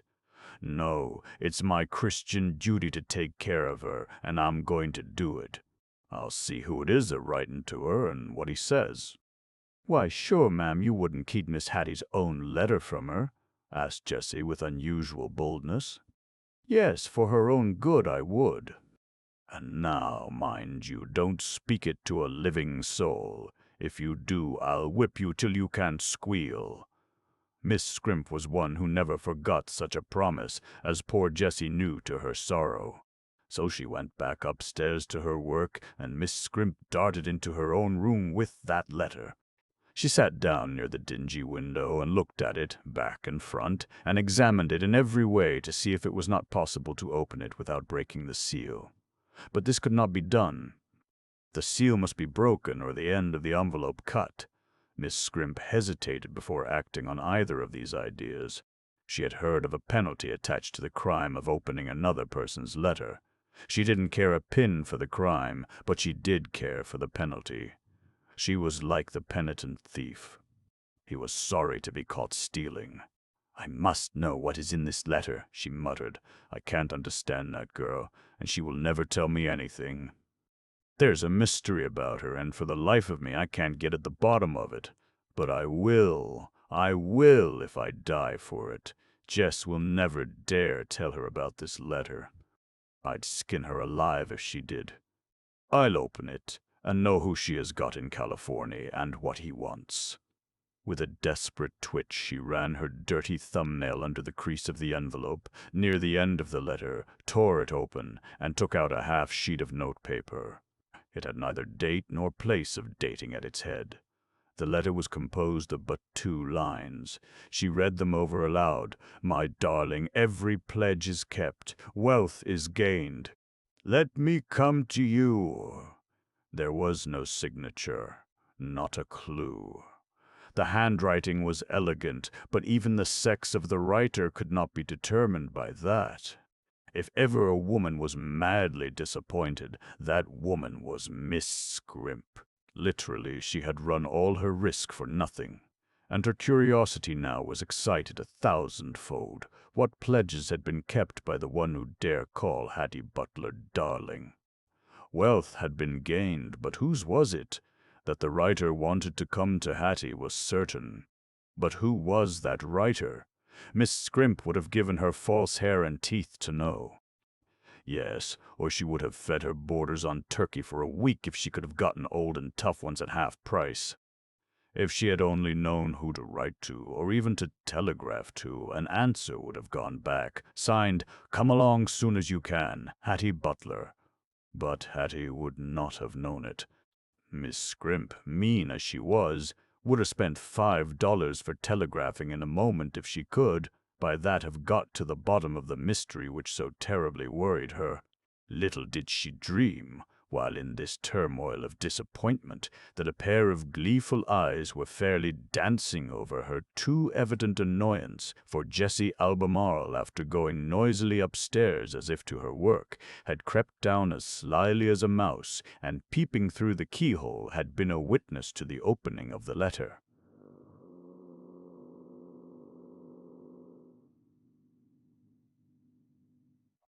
And when she saw Miss Scrimp put the letter under a book on a shelf near her bed, the brave little friend of Hattie Butler determined that, even though the seal was broken, the letter should reach its proper owner. "She'll go down to cut their slices of bread and meat for supper, and then I'll get it," said Jessie to herself. "She will never let me cut the bread or meat for fear I'll cut too thick, or maybe eat a bite or two while I'm cutting 'em.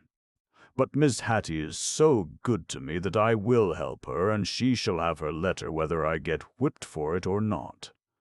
and the little heroine went back to her work as silently as she had left it, with her little plan fully arranged. And Miss Scrimp, having hidden the letter, was pondering in perplexity over its meaning. She had been often exercised over the secrets of her boarders, but never so badly as now. Chapter 11. Detected. Miss Scrimp was unusually cross that night at the supper table.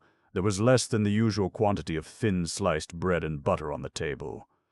The butter, ever scanty, was less by 2 plates, and the crackers altogether missing. When the boarders answered the cracked bell, and Hattie Butler took her usual seat close on her right, Miss Scrimp quite forgot to say, as she generally did, "Good evening, dear." Miss Scrimp was all out of sorts, and she evidently didn't care who knew it, or perhaps meant they all should know it. One of the girls, Wild Kate, the rest called her, she was ever so odd, willful, and daring, happened to ask why the table was like a worn-out whiplash, and as no one could respond to the conundrum, she gave the solution herself. She said there was no cracker on it. "There's no need of crackers when such snappish things are around as you are," shrieked Miss Scrimp. "This butter was made from milk that came from a very old cow. I've found 3 gray hairs in a very small piece, just enough to match the wafer-like thickness of this stale bread," said Kate, never at a loss for a venomous reply when attacked by Miss Scrimp. "Them that doesn't like what I set before 'em can go farther and maybe fare worse," snarled Miss Scrimp. As half the girls were tittering over the points Kate had made, the latter was satisfied for the time, and Miss Scrimp's last fling fell on heedless ears. In a little time the table was literally cleared, for girls who have toiled all day with but a slender cold lunch for dinner cannot but be hungry at night. When the table was deserted, poor Jessie looked in vain for a scrap for her supper. Miss Scrimp saw it, but she felt too cross and ugly to care, and so poor Jessie went without any supper, while Biddy Lanigan and her mistress, as usual, had their strong tea and extra dishes. Never mind, I've got Miss Hattie's letter in my bosom, and I'll tell all about the old cat, and how she opened it, and what she threatened to do to me if I told. And this revenge in prospect satisfied poor Jessie better than a good supper would have done. She could hardly wait to help clear up the table and wash the dishes, so eager was she to get up to Hattie's room. But the work was done at last, and Jessie, after her usual round of abuse from Biddy Lanigan, was sent off to bed with orders to be astir before daylight and ready to go to market. Now was her chance to see Hattie, for she had to pass Hattie's room on her way to the miserable closet in the attic loft, where she slept. A trembling rap on the door of Hattie's bedroom elicited a response in the sweet, low voice of the bindery girl. "Come in. Why, little Jessie, is it you?" "Come in, dear. I have a nice bit of cake for you that I bought as I was coming home." "Dear Miss Hattie, I thank you ever so much, but I'm not hungry, though I haven't had any supper. I've so much to tell you. Here is a letter the postman brought today." And Jessie took the torn and crumpled letter from its hiding place in the bosom of her ragged dress. "Why, Jessie, it has been opened!" exclaimed Hattie in surprise, and an angry flush overspread her face. "Yes, Miss Hattie, and I went in and got it where it had been hidden, or you would never have seen it," said Jessie, "and if I am whipped to death for it, I'll tell you all about it." And bravely the poor little bound girl told the whole story, even as we already know it. "The cowardly, meddling, contemptible wretch," was a very natural ejaculation, and it came from Hattie's lips. But when she read the brief letter, and saw that neither place, date, address, nor signature was inside, a gleam of satisfaction took place of the shadow on her face. "Miss Scrimp has gained nothing by her audacious act," she said, "but it is necessary that I should teach her a lesson. I will write a note to her which you will take down to her. Leave it on her table and instantly go to your own room. If I need you, I will call you. And you will not let her whip me, will you, Miss Hattie?" "No, Jessie. If she but offers to raise a finger to you, or speaks even an unkind word to you for what you have done for me, I will send her to prison for what she has done." Have no fear, my poor little dear. I will protect you, and see that hereafter you are better treated than you have ever been before in this house. And soon you shall tell me all you know about yourself, as you promised me once you would, and perhaps if you have parents living, I can help you to find them." "Oh, Miss Hattie, if ever there was an angel on earth, you're that one," said Jessie, trembling all over with joy. Hattie turned to her table and wrote in a plain but elegant hand these words on a slip of paper: "Miss Hattie Butler desires to see Miss Scrimp in her room upstairs immediately on very important business. Now take the cake I got for you and put it in your pocket to eat when you get to your own room, and then take this note and lay it on Miss Scrimp's table and come right away before she can call you back to question you," said Hattie. "Please, Miss Hattie, I haven't got any pockets in my dress. Miss Scrimp wouldn't let me have any pockets in 'em for fear I'd put in crackers or something when I'm hungry, and that is very often." "Then run and put it under your pillow before you go downstairs," said Hattie, smiling. "Please, there's no pillow to my bed. But I'll hide it among the rags there and eat it so thankfully, for I am real hungry, since I told you what Miss Scrimp did and how I saw it." And Jessie went and hid the cake which was to be her only supper, and then quickly returned for the note. She ran downstairs, light as a kitten, and finding Miss Scrimp's door ajar, looked in and saw that lady, pardon the name, busy over the book in which she kept her boarding accounts. Jessie slipped in, dropped the paper over Miss Scrimp's shoulder on the table, and was out of the room so quickly that Miss Scrimp did not know who brought the note. But she trembled and turned pale when she read it. "I wonder if that little brat of a bound girl has dared to tell her about the letter," she ejaculated. "No," she continued, "it can't be that. Jess knows I'd skin her alive if she told, and she'd bite her tongue off first. I'll bet Miss Hattie wants to take a room lower down now that she's getting more than twice as much money a week as any other girl in the house gets. That's it, I'll go right up. She is real good pay, always cash down the day it is due and no grumbling. I'll give her the best room in the house and turn that saucy Kate Marmont away if she objects to giving it up. I wish I'd set Biddy Lanigan a-going at her tonight. She would have wished the gray hairs in her butter had got cross ways in her throat before she talked about 'em." And Miss Scrimp closed up her old account book, took up her hand lamp, and started up the steep, narrow, and dirty stairs toward Hattie Butler's room. She had been so surprised that she had not even asked herself who could have left the note, nor even thought how it came floating down on her table. Almost breathless, she reached the landing in front of Hattie's room and knocked at the door. "Come in," said Hattie in a clear, distinct tone. Hattie was sitting on her bed. Her only chair was between her and the door, near the table, and when Miss Scrimp took the seat Hattie pointed to, the lamplight from both her lamp and Hattie's on the table fell strong on her angular, ugly face. "I got your note and came up quick as I could, dear," said Miss Scrimp the moment she could gather breath enough to speak, for the long, steep stairs tired her very severely. "I suppose you've made up your mind to change your room and something better, now you're making ever so much money. Eh, dear?" continued Miss Scrimp. "No, my business with you is of more importance than a change of rooms. It may cause a change of residence for you, Miss Scrimp." "For me!" cried the ancient maiden, turning whiter than the pillowcase on which Hattie rested her hand. "I can't understand you, dear. I will try to make my meaning quite plain before this interview is over, Miss Scrimp. Did the postman leave a letter here for me today?" "The postman?" fairly gasped Miss Scrimp, her eyes a pale green, her face ghastly in its hue. "I haven't seen the postman today, no matter whether you saw him or not." "I ask a plain question in plain words. Did the postman leave a letter here for me today?" Miss Scrimp determined to brazen the matter right out. "If he did, he didn't leave it with me. And if that's all you've made me climb them dreadful stairs, for I don't thank you. So now, be a little cautious and a trifle more respectful, Miss Scrimp," said Hattie sternly. "Respectful? Suppose I ought to be to the cheapest boarder I've got in the house. I'm not going to stay here to be insulted by a bindery girl."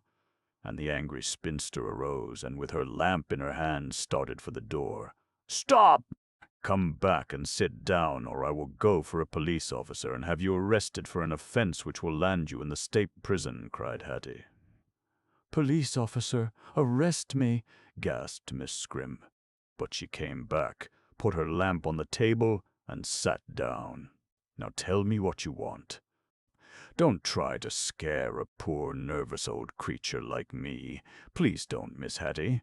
I want the letter I know was brought to this house by the regular letter carrier today. Dear me, Miss Hattie, I've told you again and again I haven't seen any letter carrier today. Nor any letter from me, Miss Scrimp. I vow to goodness, no." "Will you swear on the Bible you have not had a letter for me in your possession today, Miss Scrimp?" And Hattie reached beneath her pillow for the sacred book which she ever read for a few minutes each night before she closed her eyes in sleep. "You've no right to make me swear. I've told you I haven't seen no letter of yours, Miss Hattie, and that ought to satisfy you." "But it does not, Miss Scrimp. Your hesitation, if I had no other proof, would condemn you. Now I know you had a letter of mine in your hands today, and I want it. I ain't got any letter of yours to give you. Then you will force me to get an officer and have you arrested. I would have saved you the disgrace if I could, but since you are obstinate, I will let the law take its course. You can go to your room. I will go for an officer. Dear me, maybe someone has laid a letter for you down in my room." "If they have, I'll go and bring it to you," said Miss Scrimp, now thoroughly frightened by the determined air and spirit of our heroine. "Go, then, and look for it," said Hattie. "But remember, Miss Scrimp, if you are not here with the letter in just 10 minutes, I will wait no longer. I will not have my letters tampered with when the law protects me in my rights." I'm sure I'll find it," gasped the trembling spinster, and she tottered to the door and went downstairs, shaking from head to foot, leaving the door open in her haste. "May I come in just 1 second?" asked little Jessie, who now showed herself at the door with her cake half gone in her hand. "No, dear, not till I am through with her," said Hattie. "I don't want her to see you, or ever know how I found my letter if I can help it." "Oh, wasn't it fun to see her turn white and green and shake all over?" said Jessie. "This cake is just awful good, Miss Hattie, but I'd go hungry to bed every night of my life just to see that old heathen get such a scare." There, run to your room like a good dear little Jess," cried Hattie. "I hear the old thing shuffling upstairs again. I'll see what new device she offers to stave off her fate, and then, as the soldiers say, I'll unmask my battery." Little Jessie vanished, and only just in time, for, wheezing and puffing like a sick cat, Miss Scrimp came up the stairs, and with a face of an ashen hue entered the room. Chapter 12. Will she keep her promises? "I couldn't find the letter nowhere, Miss Hattie. I must have been mistaken," whined Miss Scrimp. "And I've dragged my poor old bones all the way up these dreadful stairs again to tell you so. Did you look on the shelf above your bed where you laid it after opening and reading it?" asked Hattie very quietly, but with her dark eyes fixed on the ashen face of the old vixen. "What?" almost screamed Miss Scrimp. "Do you accuse me of opening one of your letters?" "Yes, I do. There were 2 witnesses to the act." "It's a lie. There wasn't a single one beside me in the room," yelled Miss Scrimp, wild and desperate. "No one could have seen me do it. 3 witnesses, since you have turned state's evidence and confessed it," said Hattie, so provokingly quiet. "I didn't confess. I only said no one saw me do it." "Oh, yes, there did, and I will be able to prove it before the magistrate when I have you arrested. If you had confessed your fault at once, I might have excused your criminal curiosity and forgiven you in the hope that hereafter you would be a wiser and a better woman. But since you deny your guilt, I may as well prove it and have you punished. Inside the walls of a prison, you may have time to reflect on the manner in which you have treated poor girls who were in your power. You will get better board there than your boarders get here." In prison? Gasped Miss Scrimp. "Yes, in prison, where you will be sent for breaking the seal of my letter." "I didn't break the seal, I only tore it open at the end," whined the wretched culprit. "With your thumbnail. No matter where or how you opened my private letter after taking it from the hands of your servant who received it from the postman. Oh, there's where you found it out. Little Jess has told on me. Oh, but I'll skin her for it. I'll scratch her brown eyes out. I'll—" "Hush, Miss Scrimp. You will not in any way dare to injure the poor girl. I have not said she was a witness. I have said there were at need no more. You can go to your room while I put on my things and go for an officer." "Oh, mercy," screamed Miss Scrimp. "Don't have me arrested. "I did do it. I did read the letter. There were only 2 lines of reading in it, and I couldn't make nothing out of them. Oh, dear, dear, it will be the ruin of me, the everlasting ruin. Oh, do have mercy on a poor creature that has always been as good to you as she knew how." And Miss Scrimp threw herself on her knees on the bare, uncarpeted floor, and with tears streaming down her sallow cheeks, looked in agony on the girl who held her at her mercy.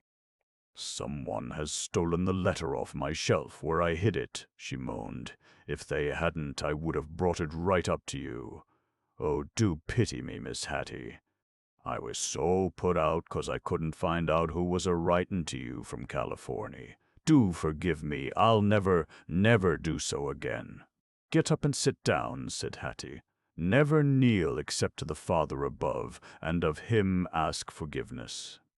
If I should abstain from arresting you for this crime, you must promise me several things and keep your promises too, or I shall not keep mine. And you must answer several questions truly. On yourself now will depend my action. Oh, I'll promise anything and keep it too, and I'll answer all you ask if you'll only not have me arrested. I know I did wrong. I knew it all the time I was doing it, but it seemed as if I couldn't help it. Promise me from this time on to treat poor Jessie Albemarle kindly, never to whip her, never even to scold her without she is at fault," said Hattie. "I promise," sobbed Miss Scrimp. "And promise if one of the poor girls, or any of them, are taken sick, not to treat her or them inhumanly, and send them off to suffer, but to wait till they can recover and pay for their board and nursing." "I promise," gasped Miss Scrimp. "Next, I want you to put enough on the table for your boarders to eat, so that they need not arise from the table hungry." "It'll ruin me, but I'll do it," moaned the hapless woman, fairly writhing at the thought. "I will ask no more promises now. If you keep what you have made, you will have no cause to regret it. But there are a few questions for you to answer. You have got Jessie Albemarle bound out to you till she reaches the age of 18? Yes, I got her from the asylum. What do you know about her parentage?" "Nothing for sure, except what they told me at the asylum. They said she was left there a baby, in nice clothes, with a lot of fine things in a basket. There was a gold necklace around her neck, and on the clasp the name, Jessie Albemarle, and in the basket a note asking she might be kept tenderly, for some day she'd be called for. And they kept her there and taught her reading and writing and arithmetic and all that till she was over 12 years old, and then I got her. She hasn't growed a bit since, though she is over 15 now. No wonder, for you have starved and worked her almost to death. But this cruelty shall go no farther. Henceforth she shall be treated at least like a human being." "Oh, Miss Hattie, aren't you going to have any mercy on me?" "All, and even more than you deserve, Miss Scrimp. But I am not done with my questions yet. A lady called here not long ago to ask after Jessie Albemarle." "Yes, and I told her she had run away. I didn't know where she was. What did you do it for?" "I was afraid it was the girl's mother, and I'd lose Jess when I need her so much." "Oh, you heartless creature. What did the lady say? She cried and took on terrible, but I didn't let her into the house for fear she'd see Jess. I happened by good luck to be at the door when she came. She was a grand-looking lady with diamonds in her ears and on her fingers. Was that the last you heard of it? No. They sent for me down to the asylum, and I told 'em the same story. I said Jess had run away. That makes another fraud, Miss Scrimp, for which you could be arrested and punished. Oh, dear me, you'll not have me arrested for what I tell you, when I only answer the questions you force on me. It depends entirely on yourself now. Treat Jessie kindly, set a good fare table. I ask no luxuries, only that you have enough for all, and you are safe from the arrest which I can and will have made if you break a single promise." "I'll keep my word if it just ruins me," sighed Miss Scrimp. "And now, Miss Hattie, please do me one favor. What is it? Tell me, who is it that is writing to you from California? I'm just dying to know." "I cannot tell you at present," said Hattie. "The time may not be far distant when I shall make no secret of it to you or anyone else. Now you can go." "Thank ye, Miss Hattie. I'll live in hopes. But I'd give anything to know now." Hattie made no answer, and Miss Scrimp took up her lamp and crept downstairs again to mourn over the change that had got to come in her household. And Hattie, delighted at her victory, pondered over a new thought. How would she go to work to discover if the lady who had called was really the mother of little Jessie? And if so, how could she inform her that her child was alive and needful of a mother's care and love? "It can only be done by advertising, and I will do it," said Hattie, after she had thought over it a while. Then she took the crumpled letter of 2 lines only, and looked at it over and over again with tears in her eyes. "Oh, Father in heaven, guide me," she said. "Dare I trust him now? Has he surely conquered that fearful appetite or passion which drags so many noble souls down to death and perdition?" Chapter 13. "It is a gem!" he cried. Mr. Laguerre sat in his magnificent library talking with Frank and Lizzie, his only children. Where the large room was not lined with bookcases filled from ceiling to floor with choice works, paintings by the masters of art filled every space. To a scholar and an artist, that library would seem a fairy region where taste and fancy, roaming hand in hand, could live forever. And Mr. Laguerre had tastes which fed on the artistic beauty of his paintings and enjoyed the worth of his valuable books. He had tried to rear his children to the same taste, to similar noble and improving studies. But he had also, with his almost unlimited wealth, given them access to all fashionable pleasures, and the consequence was that both son and daughter found more pleasure in the outside world than in the solid realities of their palace-like home. The opera and its circle of fashion, theatrical spectacles, not the grand old plays of Shakespeare, balls, roots, and club pastimes, suited them far better than to gaze on those noble works of art, or pore over the grand array of books which filled the hundreds of shelves in the best private library in the great city. Mr. Laguerre was looking over his last acquisition, the rare old reviews, beautifully bound, which had just been sent in from Mr. W.W.'s bookbindery. The work was, as usual with that establishment, elegantly done, but Mr. Laguerre was intently looking over the inside of the works, while Frank and Lizzie were looking over a new collection of fine English prints, which had just been received from London and were now spread out on the mosaic table center. Suddenly, an exclamation of surprise and pleasure broke from the old gentleman's lips. "Wonderful! It is a gem, and it illustrates the subject perfectly," he cried. "What is it that pleases you so, Papa?" asked the daughter. "A pencil sketch on the blank leaf of this old review. It is an illustrated idea of a dream of Martin Luther, angels poring over the revealed word of God. It is perfection, and entirely fresh. It must be the work of that wonderful girl down at W. Och's bindery, for she alone has had the care of this work since it left my hands, and the drawing was not there when I took the pages to the bindery. It must be the work of that wonderfully gifted girl. I'll find out, and if it is, she must and shall have a chance to study art. This sketch would do credit to Adore or any other artist. Come and look at it, Frank. Excuse me, Father. I am looking over your new portfolio, and moreover, I am no believer in the wonderful talent of shop girls. It is very easy when so many works are coming and going to make copies of sketches. That may be a copy from Dore for all you know. Even if copied, none but an artistic hand could do it so well, said the old gentleman, his eyes still lingering over the sketch. At that moment, a tall lady, of middle age, noble in appearance, and dressed richly, but plainly, and in excellent taste, entered the room. Both the young people arose with a glad cry. "Aunt Louisa, when did you come?" "Oh, how glad we are to see you." And the old gentleman left his book in its new-found illustration to greet the visitor, who, it seemed, was a widowed sister of his late wife, who, living in another city, visited him occasionally and ever found a welcome, a warm and heartfelt welcome from himself and his children. The children, or rather young people, they were rather too old to be called children, loved their Aunt Louisa very much, for she was all tenderness to them, and though often sad, as if a secret sorrow lay heavily on her heart, she was ever ready to join them in any festive movement, any pleasure-giving excursion, and seemed to strive to be doubly cheerful to add to their happiness on such occasions.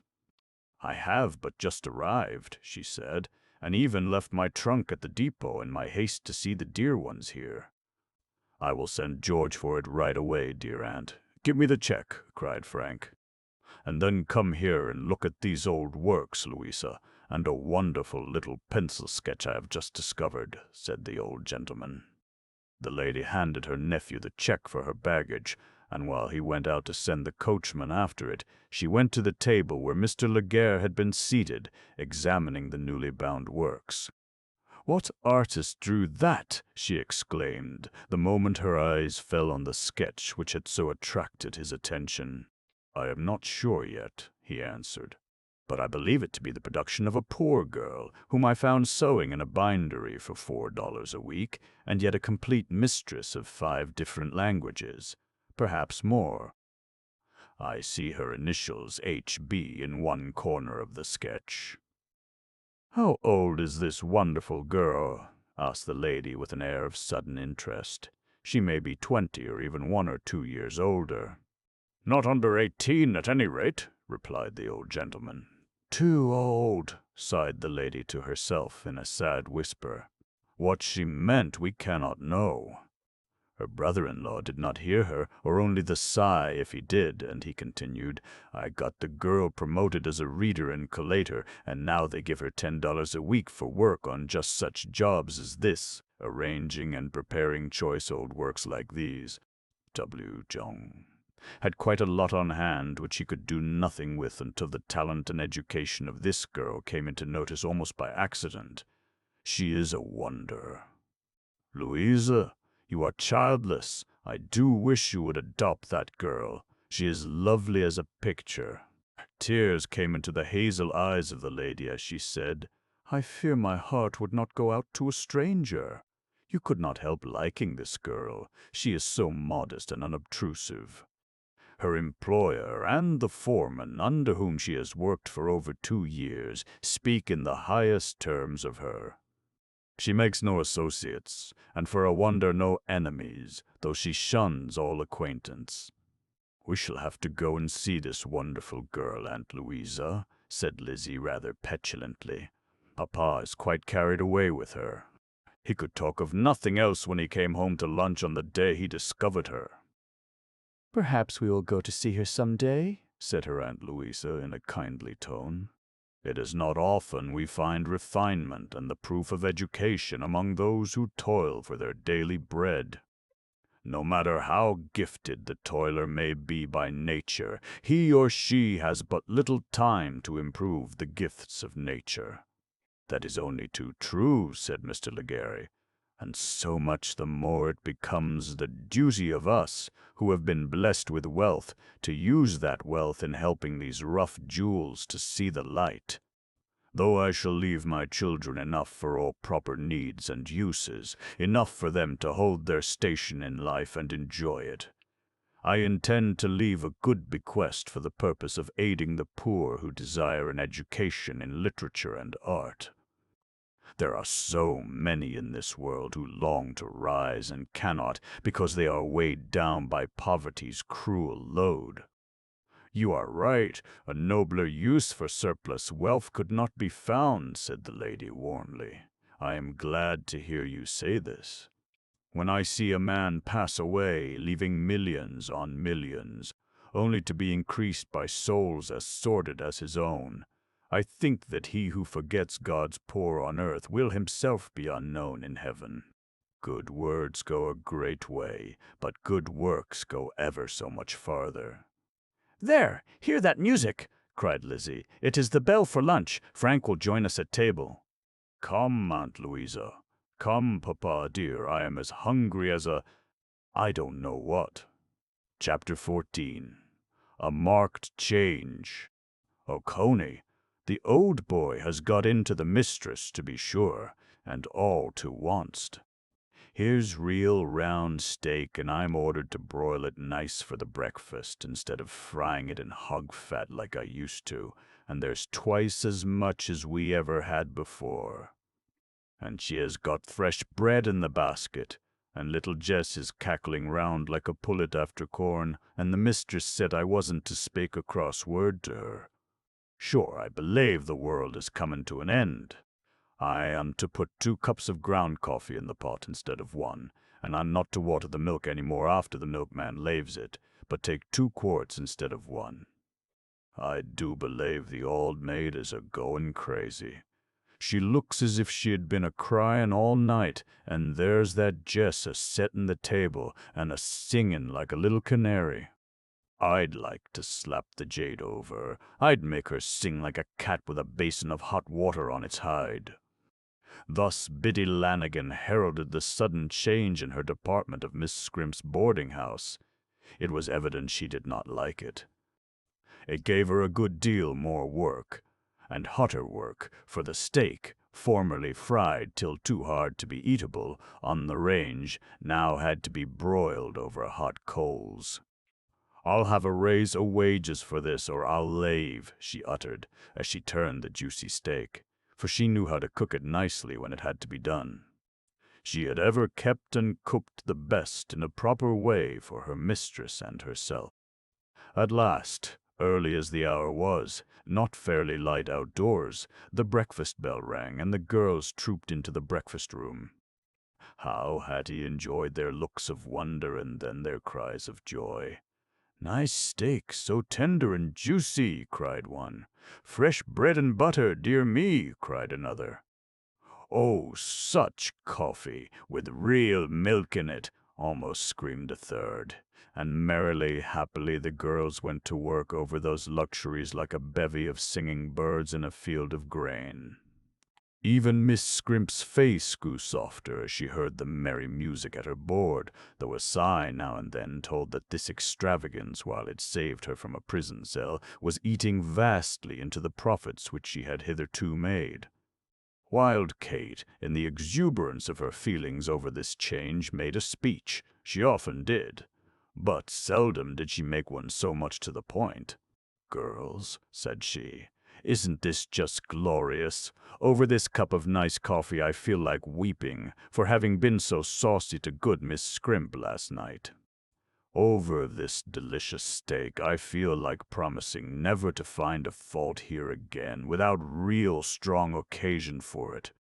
Over this sweet butter and this fresh nice bread, cut thick, I feel like giving thanks both to heaven and to her who has provided such a splendid table, and to move a vote of thanks from us all to Miss Scrimp."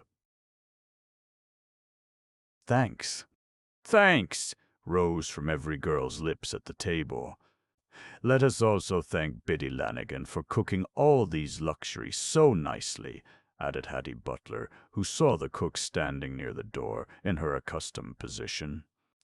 "I knew that angel-born wouldn't forget old Biddy. She has ever the kind word for me," cried the happy Lanigan. "Thanks to Biddy Lanigan, and little Jess, too," shouted Wild Kate, and the cry echoed from one end of the room to the other. But the girls had not long to tarry over this new and joyous scene. They all had to reach their workshops on time or be cut short in wages, and soon they were all speeding away to their various destinations. And Jessie sat down for the first time in many a long, sad day to a full, substantial meal, with time enough allowed her to eat it. And when it was time to clear up the table and wash the dishes, she went to her work with a song on her lips and gladness in her heart. Hitherto sighs and tears had accompanied her labors. When Miss Scrimp sat down to her breakfast, which was no better than the boarders had just enjoyed, Biddy was the first to speak. "Whurra! But wasn't I mad with the stame and the hate when I was a cooking the breakfast, sure? But when I saw how good the girl crathurs felt, and how thankful they were, sure the mad all went off, and I felt like I do when the priest hears me at confession and says it's all right. Biddy, go along wid ye, say all your prayers, and be a good woman." "It costs awful," was all Miss Scrimp said, but there was a whole volume of misery in the sigh which followed her words. "I'll keep it up if I can," she continued. "If I can't, why I can't. What sought ye to do in it?" asked Biddy. The question confused Miss Scrimp. Not for any consideration would she have Biddy know the truth. It would have ruined her in Biddy's estimation if the latter had known she had succumbed to the demands of the cheapest boarder in the house. "I thought I'd just try a change," she said. "I'd got so sick of hearing the girls grumble and growl, I thought I'd see what real good feeding would do with them." At that instant Miss Scrimp caught a glimpse of Jessie Albemarle's face. The girl hardly dared to, but she seemed to want to laugh right out, and from that instant Miss Scrimp knew that Jessie Albemarle knew why and how the change had come.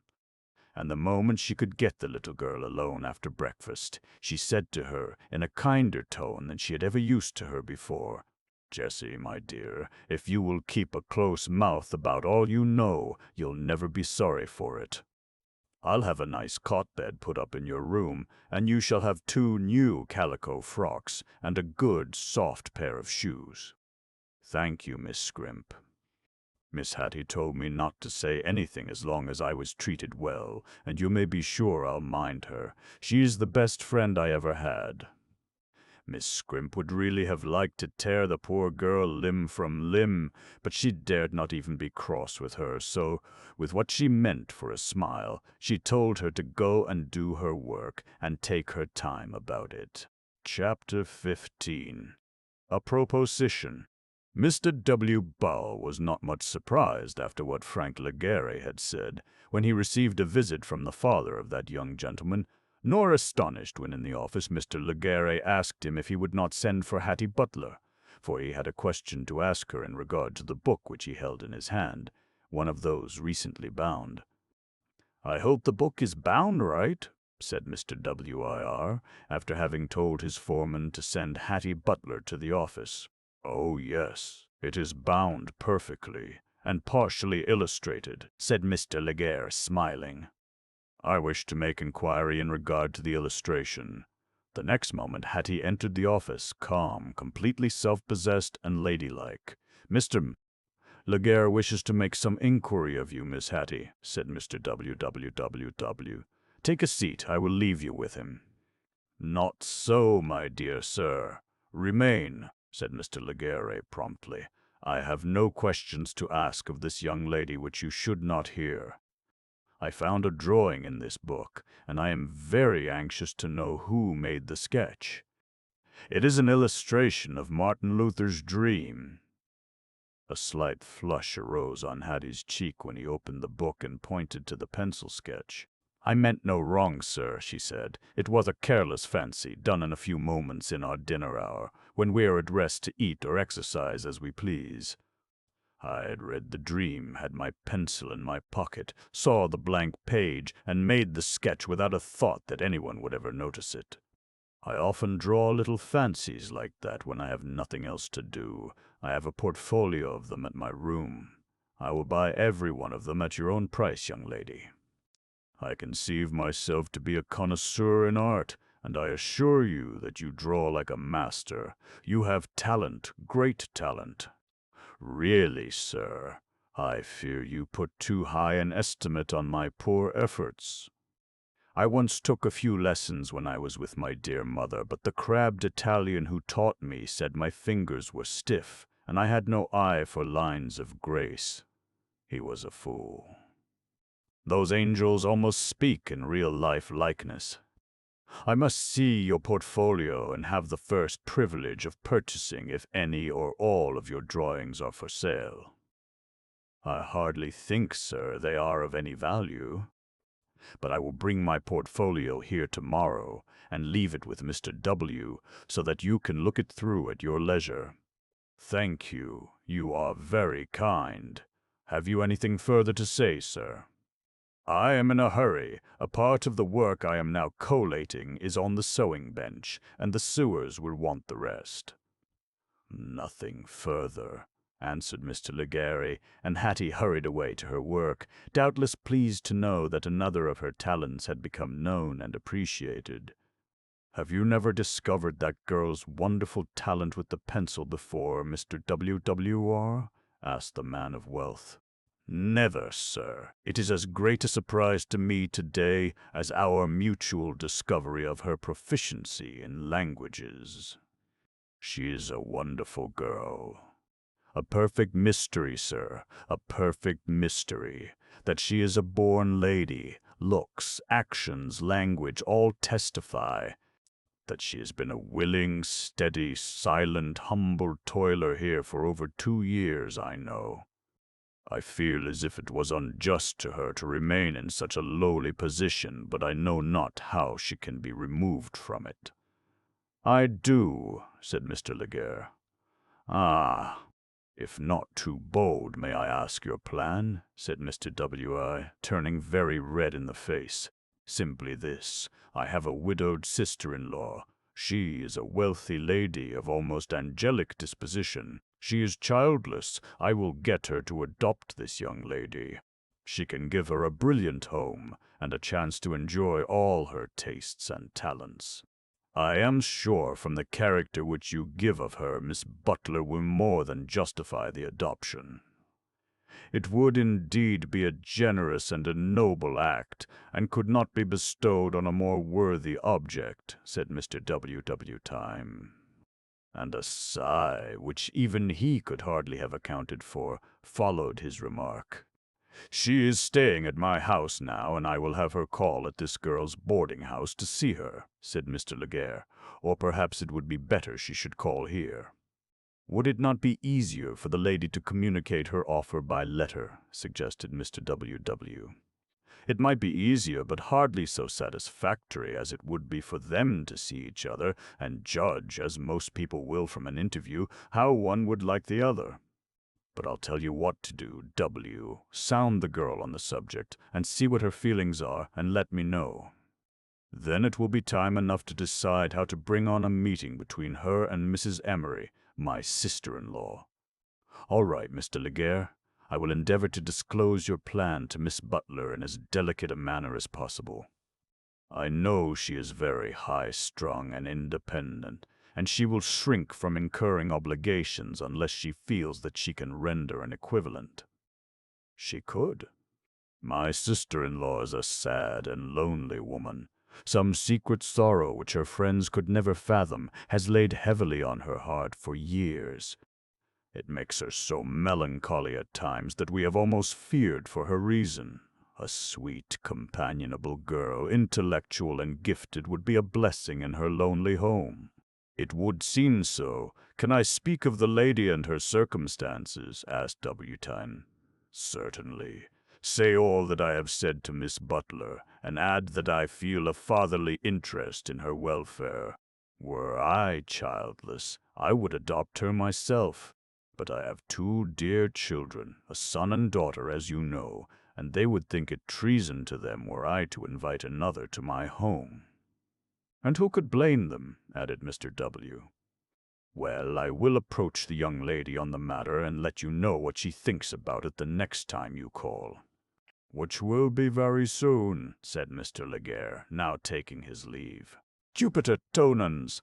I see a way now which will make even my proud sisters come to my views. The poor shop girl, once adopted in a wealthy and aristocratic family, will not be objectionable to them, if indeed in that position she is ever recognized as having been here. I will persuade her to accept this adoption, and then, if it be possible to persuade her to accept me as a husband, I shall be the happiest man alive, for I cannot deny in my own heart that I love the sweet girl even where she is, and as she is, and had I only my own feelings to consult, I would tell her so, and offer her my hand within the hour." Thus soliloquized Mr. W., while she who so occupied his thoughts went steadily on with her task, thinking, while so engaged, of nothing else. And he was studying whether it would do to approach her mind on this subject of adoption there in the bindery, or at home in her boarding-house, where possibly his interview, which might be lengthy, would not be so noticed as it would be if held in the shop or his office. For he knew he could not be too careful either for her or for himself, in a world where 9/10 of the people are censorious and full of suspicion, and the other 10th as ready to believe evil as good, no matter whence it comes. So he decided, having her address, as well as that of every other employee, on his books, to call upon her at her boarding-house. So he sat down at his desk and wrote these words: "Miss Hattie, friends who feel a deep interest in your welfare, who appreciate your clear intellect, your excellent education, your talent, and your graces of person and manner, have deputed me to make a proposition alike honorable to you and nobly generous in them. A proposition which will remove you from the world of toil and care to a position of affluence and independence, without compromising your dignity or lessening you in your esteem. To convey the proposition, it is necessary I should hold a brief interview with you, and it seems to me it would be more consistent and proper for your position and mine that I should hold the interview at your residence or boarding-house. Therefore I will call there this evening at 8 o'clock to see you in the presence of friends, if you think it necessary, or alone, if you will trust in the sincerity and honor of one who would wish to rank as your best and most unselfish friend. Edward www. Darge Stolio Brave." After reading this note carefully over and finding nothing to change in it, he sealed and directed it, and going to Hattie's table just before it was time to leave off work, laid the note before her and said, "Do me a favor, Miss Hattie. This note is on important business, but do not read it until you go home." She bowed her head in assent. Chapter 16. Hattie's Resolve. Hattie Butler left the bindery at her usual hour, and pausing only long enough to buy an evening paper, as she always did on her way, after her increase of salary made her feel able to do so, she hurried to her boarding-house. Now, the writer is not one who believes that woman is one-half as full of curiosity as man is, but she will not deny that her heroine really did feel decidedly anxious to know the nature of the important business which her employer had told her would be revealed in the note which she was not to open until she reached home. Hattie lost no time in reaching home, and as she had fully 10 minutes to spare before the supper bell would ring, she went up to her room to take off her bonnet and shawl, instead of leaving them on the hooks in the long hall, as she generally did. On her way to her room, Hattie met little Jessie Albemarle, who ran to her and whispered, "Miss Scrimp has been ever so good to me all day. I've got a cot bed and sheets and a pillow in my room now, and I'm to have 2 new calico dresses in a day or 2. "I'm very glad, dear," said Hattie. "I hope your dark days are over, and that before long I shall have very, very good news for you. Now run down to your work, dear. I'm going to my room a minute, but we'll be down to supper. And Jessie, full of a new happiness, it was so strange to be kindly treated even for a single day, ran down to her duties singing, while Hattie hurried to her room, lighted her lamp, and opened her note. A look of wonder and of real perplexity gathered over and clouded her face as she read it a second time. I cannot for my life understand his meaning. What can the proposition be? He knows me too well to ever make any offer but one that the noblest born woman in the world could accept. I am poor, but I am proud, not of beauty, not of education, but of a pure and spotless name, of an honor untarnished by an evil act or thought. He speaks kindly, seems to be very sincere, and is surely respectful. I will meet him, and in the parlor below, for I would blush to have anyone see these poor surroundings when they know I could afford better. I know it is against Miss Scrimp's rules to admit gentlemen visitors to see her boarders, but in this case she must permit the rule to be broken. I will tell her I must see a gentleman on important business. He is my employer, and it is my right to meet him here. This matter settled in her own mind, Hattie let down her gloriously beautiful hair, arranged her simple toilet daintily, and went downstairs to supper at the very moment the bell rang. Wonder on wonders, what will happen next, was what Wild Kate said as she filed with the rest into the room. There was an extra lamp over the center of the long table, and the increased light shone on a row of plates of cold tongue, sliced ham, cheese, and 3 large real sweet cakes, equally distant on the table.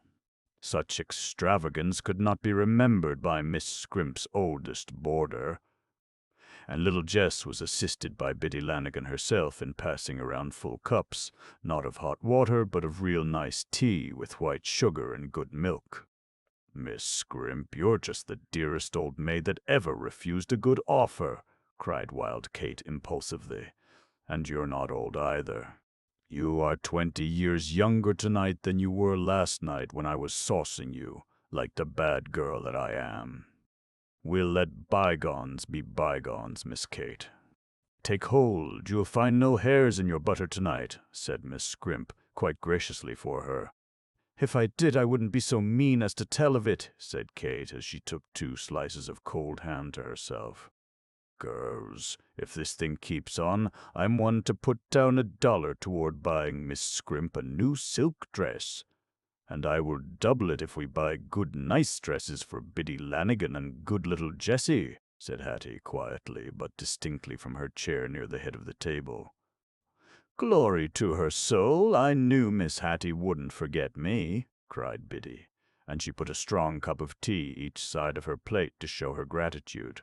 The clatter of busy knives and forks, the cheerful hum of happy voices now drowned everything else, and Hattie, who made as usual but a light supper, took occasion when she was sure no one else would hear her to tell Miss Scrimp that Mr. W.W.R., her employer, had made an appointment to meet her there on business at 8 o'clock, and she wished to see him in her parlor. "You know it's age in my rules, dear," said Miss Scrimp, trying hard to be gracious. "I know it, Miss Scrimp, and under no other circumstances would I ask the favor," replied Hattie, still speaking in an undertone. "Couldn't you see him in my room, and I'd make it seem as if he came to see me on business," said Miss Scrimp in a pleading tone. "You see, if once I break over my rule, every girl in the house will be asking to have her beau meet her in my parlor, and the whole house would soon be overrun by horrid men. I did not take that view of the case when I made the application, but, on second thought, I am very willing to see Mr. W.W. in your sitting-room and in your presence. That's a dear good girl. I'll fix it so I let him in myself, and I'll take him right to my room where you'll be, and not a girl in the house shall see him or know who he came to see other than me," said the old maid, happy at the thought that she could hear what this important business was. A secret to Miss Scrimp was a jewel to be possessed at the risk of death almost. Seeing that the clock at the end of the dining-room was about to strike 8, she whispered to Hattie to go to her room and left the table herself just as the front door bell rang. Chapter 17. The Interview. I'll go to the door, dear. You keep on waitin' on the table." "I'm expecting the house agent," said Miss Scrimp to little Jessie, who started when she heard the bell ring. And while Miss Scrimp went to the front door, Hattie Butler, in her usual leisurely way, left the table as if going to her own room. But when out of the dining room, she hurried up the first flight of stairs and turned into the room used both as sitting room and chamber by Miss Scrimp. While at the head of the stairs, she heard her landlady say, "Come right in, sir, you're expected. Come right in." The curiosity of Miss Scrimp to know what important business her boarder could have made the old spinster even cordial to a horrid man. In another minute Miss Scrimp shuffled in her slipshod shoes, and she was followed by Mr. W. by. When the door was closed, Hattie formally introduced the famous and wealthy proprietor of the bindery to her boarding mistress, and then added, "If you please, Mr. W.I., you can mention your business in the presence of this lady. I will answer for her silence in regard to it hereafter, whatever it may be." "Certainly, Miss Hattie," said he. But he was a little confused, and evidently would not have had that vinegar-faced woman there if he could help it. But in his own note he had told her to have witnesses to the interview if she desired, and surely it was prudent to have that hideous old ghost of a landlady there. Perhaps policy, too, for in contrast Hattie looked positively angelic. Mr. W. had never seen that wealth of glossy raven hair floating in shining, curling masses down over her white shoulders clear to her waist before, and she had put on a neat real lace collar when she went to her room, and a pair of daintily ruffled cuffs made her small hands look even yet more delicate. And they were such beautiful hands, without a single ring to mar their delicate contour. Mr.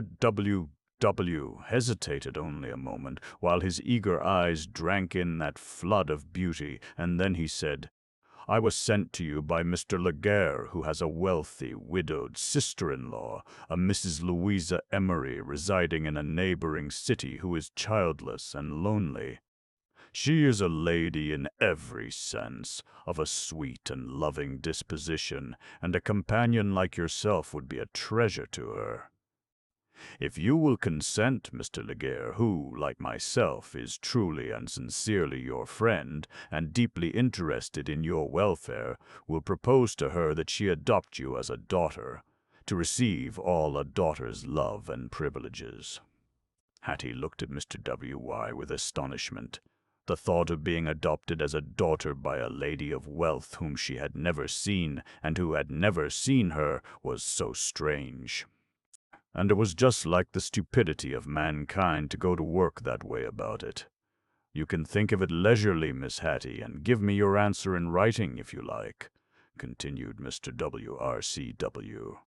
"I will give you an answer before you leave, Mr. W.O.S.," said Hattie quietly. "But before I do so, I would ask your opinion about this affair. Really, Miss Hattie, I consider it one of the most brilliant chances of your young life. You are too well educated, too talented, and, believe me, I say it not in flattery, too beautiful to drudge your life away in a bookbindery when you can ornament the highest circles of society. If you ask it as advice, I would say accept this proposition, for it would not have been made by Mr. Laguerre without he knew it would prove a happiness to his often sad-hearted sister-in-law. She is now visiting at his house, and tomorrow an interview between you would soon show how you would like her." "She might not like me," said Hattie with a smile. "How could she help it?" said Mr. W.I. impulsively. "There will be no need for her to try," said Hattie gently but firmly. "Gratefully, but positively, I must decline the tempting offer. I am content, Mr. W., to continue in my present condition in your bindery. Miss Scrimp here makes it as pleasant as possible for her boarders, and in receiving your visit tonight has broken over one of her strictest rules, never to permit the visits of gentlemen to the house." "For which I thank her in sincerity," said Mr. W.L., bowing gracefully to the old maid. "Is your decision final?" Must I take that answer back to Mr. Laguerre? He continued, addressing Hattie, and not noticing the simpering smile with which Miss Scrimp received his thanks. Yes, Mr. W.R.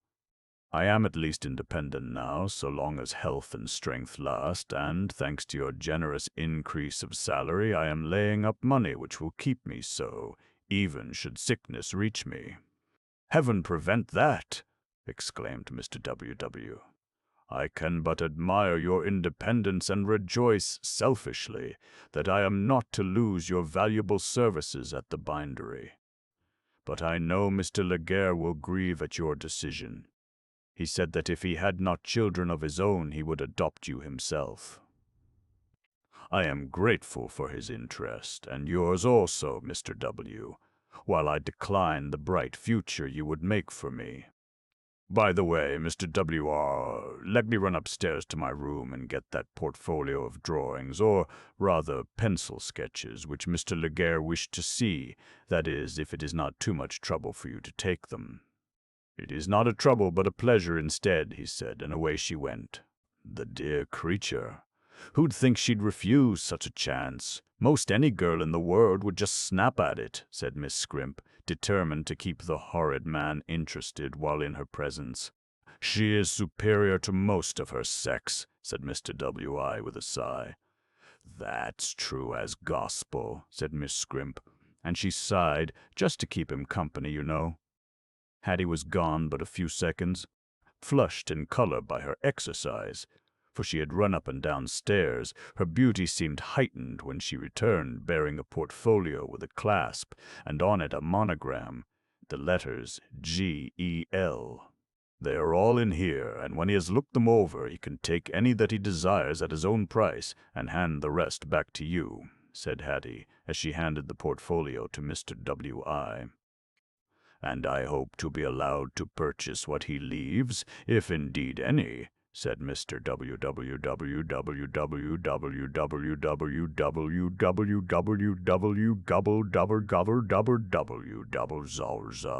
Was a purchase what he leaves, if thousand surprise to me.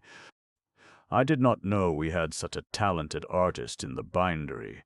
Mr. W. arose to go, and Miss Scrimp stood ready to see him to the door. Please wait here a minute, dear. I want to say something to you, she whispered to Hattie as she went out. After seeing Mr. W.I. out, Miss Scrimp hurried back and found Hattie waiting. What luck, said the former as she shuffled into the room. Not a girl in the house saw him come or go. And what a nice man he is. Why, Miss Hattie, I'd almost have him myself, if he'd ask me, and I'd make no mean match either. I'm just 46, and I've $1,000 in bank for every year of my life. Now, don't tell him so, or if you should happen to let it slip, be sure and tell him not to tell anyone else. I've got it safe in the best bank in the city. Was that all you wanted to say to me, Miss Scrimp? Asked Hattie, not at all impressed by the bank account of the ancient young lady of acknowledged 46. Well, no. I wanted to say how I admired your independence in refusing such a grand offer, and that I'd keep your secret ever so close. Miss Scrimp, it is no secret. I am utterly indifferent whether it is known or remains unknown. It is enough for me to keep your secrets. And Hattie moved out of the room with the air of a queen. Oh, the wretch! I could just scratch her eyes out, hissed Miss Scrimp, when the door closed and she was alone. I'm in her power, or I'd... The mercy only knows what I wouldn't do. I'll bet that bindery man'll try to marry her. But he shan't, not if I can help it. I'll marry him myself first. I've got nigher $60,000 in bank than what I told her, and if he has got something to put with it, he could give up bookbinderies, and I'd let out the boarding-house business to the first one who'd take it. I don't like horrid men, but I do like him. He smiled so sweet when he thanked me for breaking over my rules on his account. And the old spinster rubbed her thin, skinny hands together and stood up before her cracked looking-glass and made all sorts of pretty faces at herself while she smoothed down her false hair and tried to see how interesting she could look in the glass. Satisfied, after wriggling into a dozen different positions, she went downstairs to see if things were cleared up at the table and to take another cup of tea in the kitchen, for she was a great tea drinker. Chapter 18. Criticizing the Sketches. Mr. W.I. went directly home after his interview with Hattie Butler, and in the presence of his sisters Flottie and Anna, he opened the portfolio, and together they examined the sketches, not less than 30 or 40 in number. They were on all kinds of subjects, some landscapes, and others figures. Some few caricatures were exquisitely done. One was the figure of a fashionable belle looking through an eyeglass at a poor, ragged girl sweeping a street crossing. The two girls laughed over this till they cried, the upturned nose of the belle fairly speaking her scorn for the poor little sister of sorrow who was trying to make the crossing passable for the lady's dainty feet. "Why, Brother Edward, here you are," cried Floatie as she took up a new sketch. "And you seem to be scolding Mr. Jones, for it is his very picture, standing as I saw him once, with a paste-pot in one hand and a brush in the other." Mr. WWWWWWW looked at the sketch and laughed as heartily as his sisters had done. "I remember that very scene," he said. "I came in one noontime when most of the hands were out, and the rest at their noon lunches, and asked him about some bank work, checkbooks, which were to have been delivered that morning. He had mislaid the order, the work was not done, and I was very angry. I wonder if I did look as cross as she is made out in the sketch. Mr. Laguerre will never see that sketch. I wouldn't take $100 in cash for it and give it up. How she has hit you. It is charming, even to the twist on the right mustache, which you always finger when you are out of sorts," said Anna. "Yes, it is a perfect picture." "I don't believe Nast could make my face out more correctly. What are you looking at so intently, Floatie? A sketch by a bolder hand, far different and marked. My home. Heaven save me from ever living in such a home. Let me look at it." And Mr. W. held a sketch beneath the gaslight, which had creases in it, as if it had been folded in a letter. It was drawn on poorer, thinner paper than the rest also. He saw a bold outline of mountains, ragged, cliffy, and pine-covered in the background. In front there was a deep, rugged, shadowy ravine through which a foaming river rushed in fury. On a small level spot, almost backed up against a huge rock, was a small log cabin with smoke curling up from the chimney of rough stones which rose from the ground at one end of the cabin.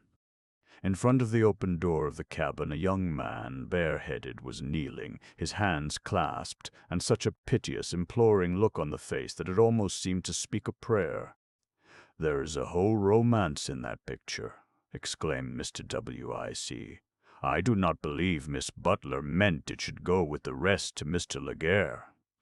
I will keep it, at any rate, with this other sketch of myself till I know her wishes. The rest I will send to Mr. Laguerre in the morning." "Oh, brother, who can this be? Such a nose, such a chin!" "Why, she is cross-eyed, too, and as thin as a shadow, a very lean shadow at that," cried Floatie over a new discovery. "That is Miss Scrimp, the landlady where Miss Butler boards," said Mr. W., laughing as heartily as his sister did. "It is an excellent portrait. I presume she is taken at the moment when she is laying down the law to the poor creatures who are scrimped at her board. It is a pity so much talent should have been so long hidden over a sewing bench in our bindery. And so much beauty, Edward. You don't say a word about that now. What is the use, Anna? She is beautiful, but she is poor, and only a bookbindery girl after all. If she had accepted the offer of adoption into a wealthy lady's family, as I hoped she would, you could have met her as a lady and loved her as a woman." "As I'm afraid my brother does already," said Floatie gravely. It would never do, Edward, for you to marry one of your own shop girls and hope to introduce her to our circle." A sigh was his only response, and he arose from the table and went to the window to hide his feelings. For every hour, every moment, he thought of that beautiful but poor girl, every instant when he recalled her estimable pride and independence, the modesty which had so long concealed talents which left every female of his acquaintance far behind, he loved her more and more. "He has got it, and got it hard," said Floaty to Anna, looking at Edward as he stood there in gloom, with his back toward them. "Got what, Floaty?" "The disease called love, Anna, and he must be cured in some way, or farewell to the opera, ball, and theaters for us. What fools men are to fall in love anyway. For my part, I don't want one ever to grow sickish over me." "What does this mean?" cried Anna. "The girl who drew these sketches is named Hattie Butler, yet the monogram on the portfolio is G.E. L. Nail. Oh, most likely she is working under an assumed name. Perhaps she has fallen in fortune and did not want to be known by any former acquaintance. I don't understand these things and don't want to. There is no romance about a shop girl in my mind."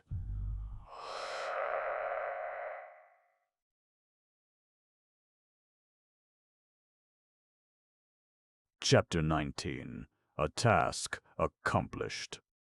The next morning, Mr. W.I.D. sent one of his house servants to the residence of Mr. Laguerre with the portfolio of drawings, but without any message, for he knew the old gentleman would come to the bindery to hear how he had fared in his mission, and he could better tell him by word of mouth than on paper. But the two sketches, the caricature of himself and Foreman and the mountain scene, he took out and carried them with him when he went down to the bindery. He went through the shop as usual after his arrival and saw all the hands at their various benches and tables, and noticed with a sigh that Hattie Butler, her hair neatly bound up, sat in her plain but becoming dress at her table, apparently unconscious of everything but the work before her. She did not even start and blush as she had done once before when he spoke to her, as he now bade her "Good morning," but responded in a quiet, ladylike way, cheerfully too. "Good morning, Mr. W. Will you have the kindness to step into the office by and by, Miss Hattie, when you are most at leisure?" "I have something to show you," he said. "Certainly, Mr. W.I.G. I have only 10 more pages to arrange in this volume, and it will take me but a little while. Then I will come." Mr. W. moved on around the room, speaking to one employee here and there till he saw her start for the office, and he entered it a moment before she did.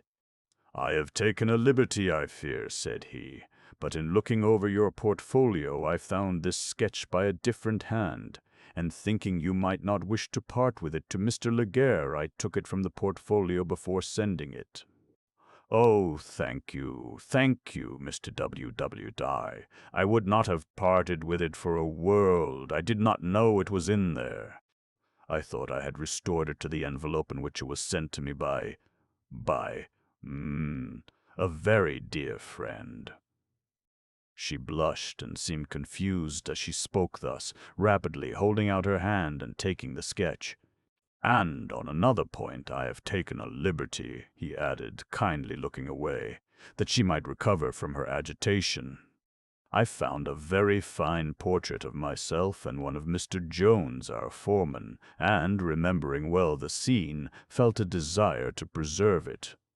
Will you allow me to purchase it?" And he exhibited the sketch which had made him and his sisters so merry the night before. Hattie blushed to the very temples. "Oh, forgive me, Mr. W.I. I had forgotten that I ever made that sketch. If I had only thought of it, I would have taken it out of the portfolio.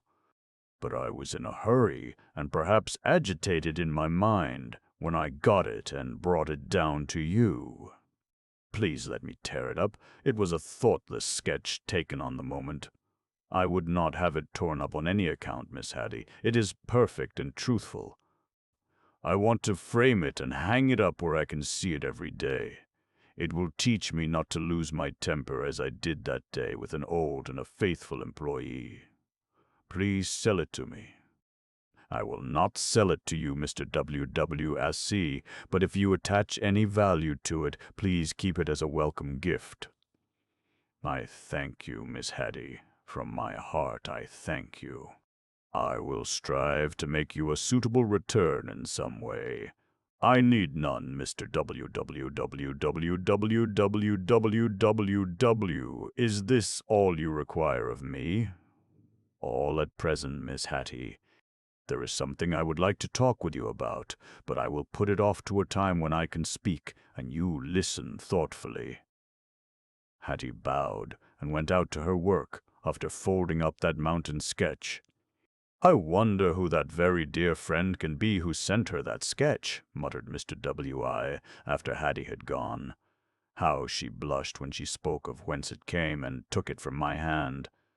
Oh, I hope and pray her heart is not already gone. If it is, what have I to hope for? For I love her, madly love her. I must know if her heart is disengaged.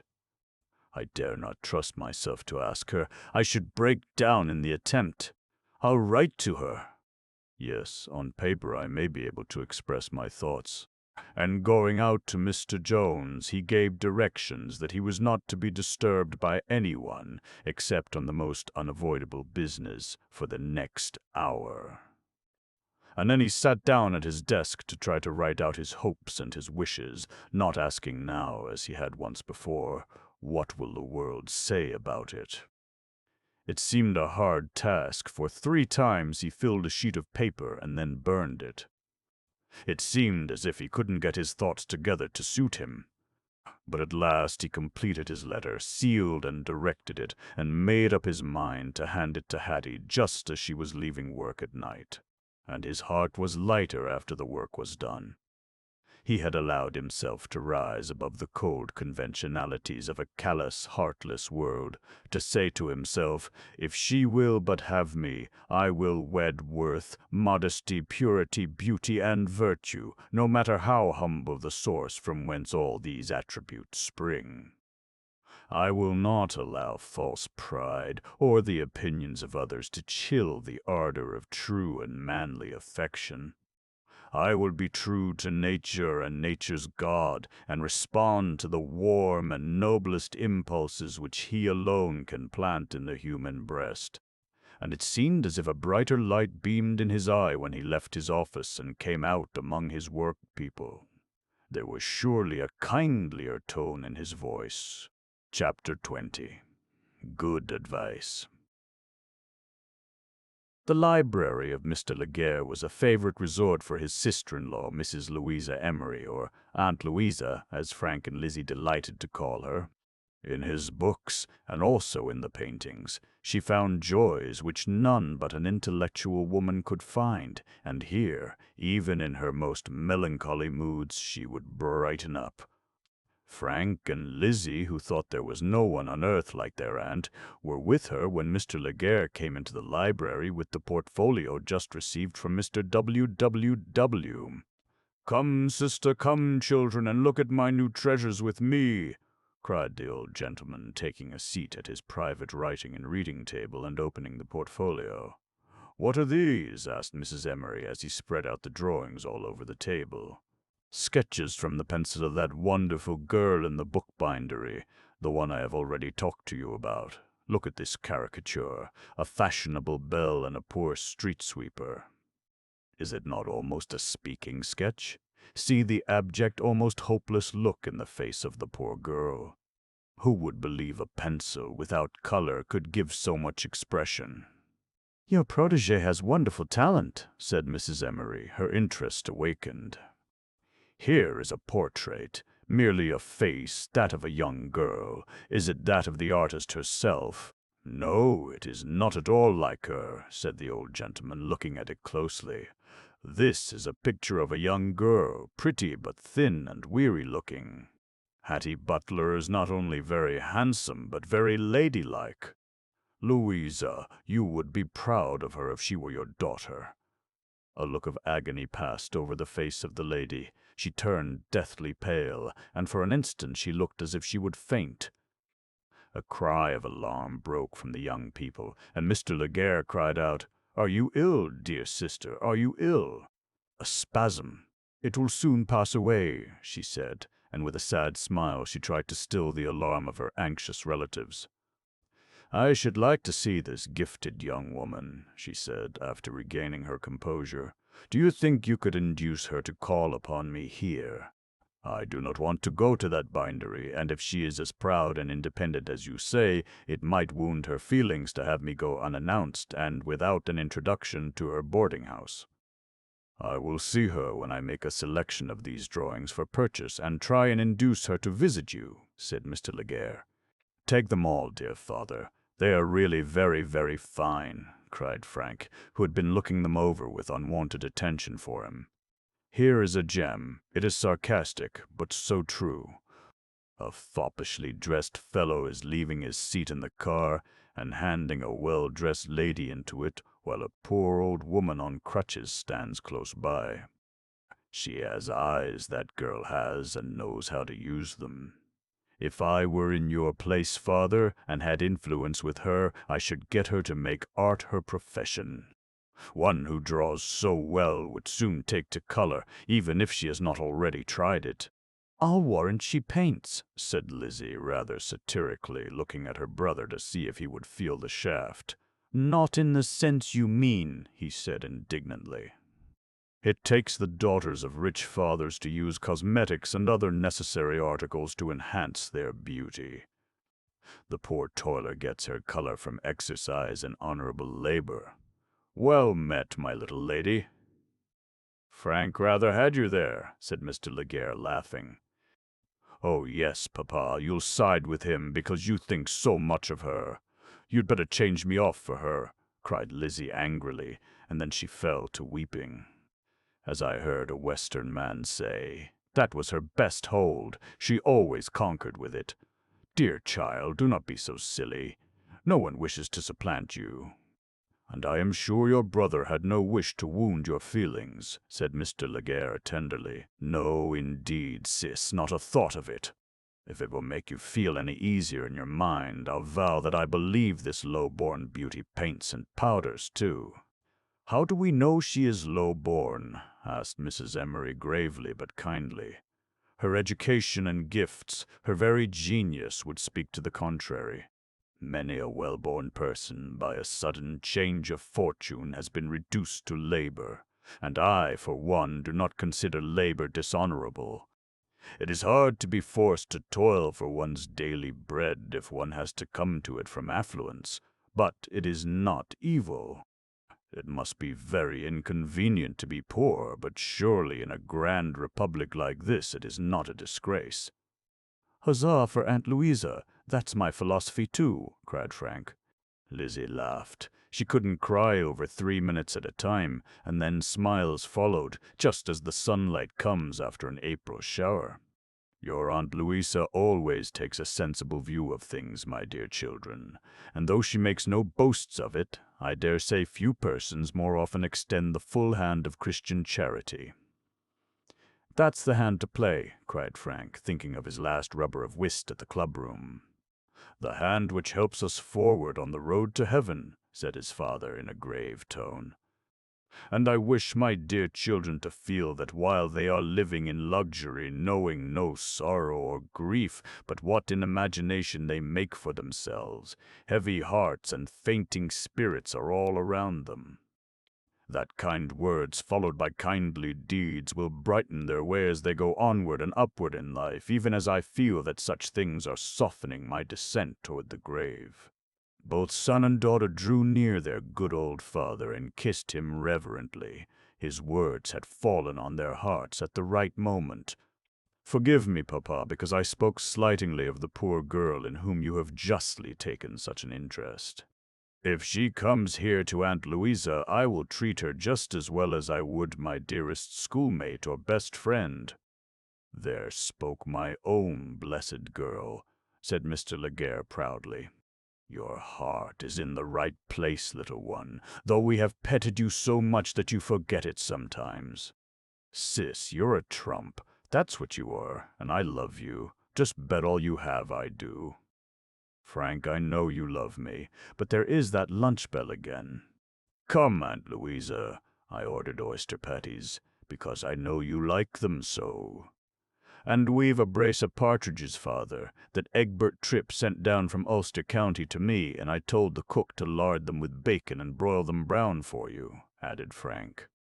"They're good children, Louisa. A little spoiled, but at heart real good children," said the proud father as he offered his sister-in-law his arm. "It is true, brother, and I love my niece and nephew dearly," said Mrs. Emery. "They make my visits here very pleasant. It would be a dreary world to me were it not for you and them."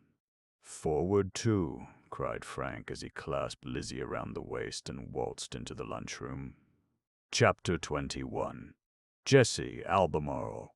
"Miss Hattie," said Mr. W., just as the people were leaving work and she was rising from her table, "please put this letter in your pocket, read it after you have had your supper, and think over its contents.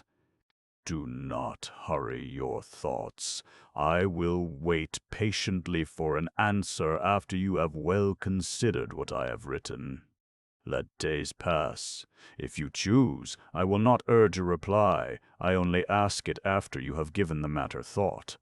She looked up at him with her earnest, truthful eyes, for she noticed that his voice trembled, and almost intuitively she felt that that letter contained a declaration of what his eyes seemed to speak when they met her look: love. Love. She put the letter in her pocket without a word. She could not have spoken at that moment, for, noticing his agitation, a strange tremor came over her. He turned, blushing, and went toward his office, while she, putting on her hat and shawl, turned toward the door. At that moment she saw the stately form of Mr. Laguerre in front of Mr. W., and the foreman had scarcely spoken to him when Mr. W. towed to her. The millionaire had come in person to see the poor working girl, to hear her decision, and to ask of her a favor. "Miss Butler, excuse me that I called at this hour. I knew you would be disengaged, and perhaps could do me a great favor if it is not already done by your consenting to the adoption which I had the honor to propose through Mr. W.S.S. Gratefully, Mr. Laguerre, I have declined that proposition in an interview held with Mr. W.S. at my boarding house last evening. Yet, my good young friend, you have never met the lady who would take you to her home and heart. She is one of the purest, noblest women on earth, the sister of my dear dead wife. I have known her these long, long years, and I never met her equal. Her heart is full of sweet sympathies, pure charities, and ennobling thoughts. I do not doubt her goodness, sir. Her offer, through you, proves it. The poor working girl thanks her from the bottom of her heart, but this adoption cannot be. Alone I have toiled on for almost 3 long, to me very long years. Alone I must continue to tread life's pathway. I am contented. Why, then, ask me to change? There are thousands upon thousands just as worthy as I, and more needy, upon whom such a noble boon can be conferred. Let your good sister-in-law look for such a one." Hattie Butler spoke so earnestly that the 2 gentlemen deeply felt her appeal. They knew that she alone had the right to choose. But Mr. Laguerre did not yet despair of carrying his point. He had yet another angle of attack. "I have received your portfolio of drawings, am delighted with them, and shall take them at your own price," he continued. "I set no value on them. They surely are worth but little more than the paper they are drawn on. They are the result of lazy moments not spent at work or in study. To me they are worth $1,000 in gold, and my check is ready for your acceptance if the price will suit you." $1,000? gasped Hattie, utterly taken by surprise. $1,000 in gold? "Yes, Miss Butler, I am serious. I want the drawings. All are good, and some of them are gems. The streetcar scene especially, and the little sweeper on the crossing. My son and daughter went into ecstasies over them. By the way, my daughter is in my carriage now, down on the street, and wishes to see you. She and I have a great favor to ask of you, and Mr. W.R. is included in it. Please tell me what it is, sir." The supper hour once over in my boarding house, and I miss the meal altogether, and it will be supper time now before I can reach there. You will not miss your supper if you do me the favor I ask. It is this, that, even as you are in your neat working dress, of which no lady need be ashamed, you ride home with me and my daughter, see my sister-in-law, take a plain family tea with us, Mr. W.R. included, and then let me drive you home to your boarding house. Don't say no before I finish. My dear sister-in-law, almost an invalid, has expressed a strangely nervous desire to see you, if only for a few moments, before she sleeps. You will perhaps save her from a fit of sickness if you go. My daughter came with me to plead for her poor aunt. Hattie paused a moment to think, not of her dress, but whether it would be right to refuse under such circumstances. Not of the $1,000 check waiting for her, but whether it would be proper for a poor, friendless working girl to thus accept the hospitality of the rich. She did not hesitate long.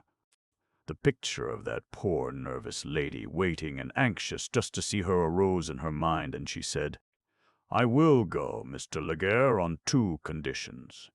First, that you will drive past my boarding house so that I can leave word where I am going. Next, that you will permit me to make my stay very brief at your house. Miss Scrimp, where I board, locks her doors at 10 o'clock. I have boarded with her over 2 years and have never been out of the house before after dark. The conditions are agreed to. Mr. W.W. shall see you safely home in my carriage by 9 o'clock or 1/2 at latest. Now, come down and see my daughter, Lizzie, who waits to greet you." Hattie followed Mr. Laguerre, and Mr. W.L., full of surprise, followed both. He had never reached the entree of that wealth-adorned house, though he had met young Laguerre at his club. At the carriage, Mr. Laguerre called, "Lizzie," and the sweet face of the young girl beamed out like that of a cherub when, on Hattie being presented, she said, "Jump right in here on the seat by my side, dear Miss Butler. Papa has talked so much about you that it seems as if I had known you ever so long." And when Hattie stepped in, the little girl threw her arms around her with all the fervor of sweet 16 and kissed her. Hattie could but respond to such a welcome, and she returned the salute. Mr. Laguerre seated Mr. W.R. on the front seat, and then sat beside him, and when the number of Miss Scrimp's house was given, the driver started for it at a sweeping trot. "Aunt Louisa will be so glad to see you, you good dear beauty," said Lizzie, clasping Hattie's hand in hers. "We have been looking your drawings over and over, and there is one face there on which she dwells all the time. She says it fairly haunts her, and she wants to know if it is a portrait." "I cannot tell till I see it myself," said Hattie. The next moment the carriage had come to a halt. In less than 5 minutes it had passed over the space which Hattie could not walk inside of 20 minutes, and she ever went quickly on, heeding nothing on her route. "I will go to the door myself and explain to Miss Scrimp," said Hattie. "It will not take me a half-minute." The footman opened the carriage door. Mr. Laguerre himself handed Hattie out, and she ran to the door and rung a startling peal on the old bell. Miss Scrimp, unused to such appeal, came herself to the door instead of sending little Jessie, and to her Hattie only said, "I am going uptown on a special errand with Mr. Laguerre and his daughter.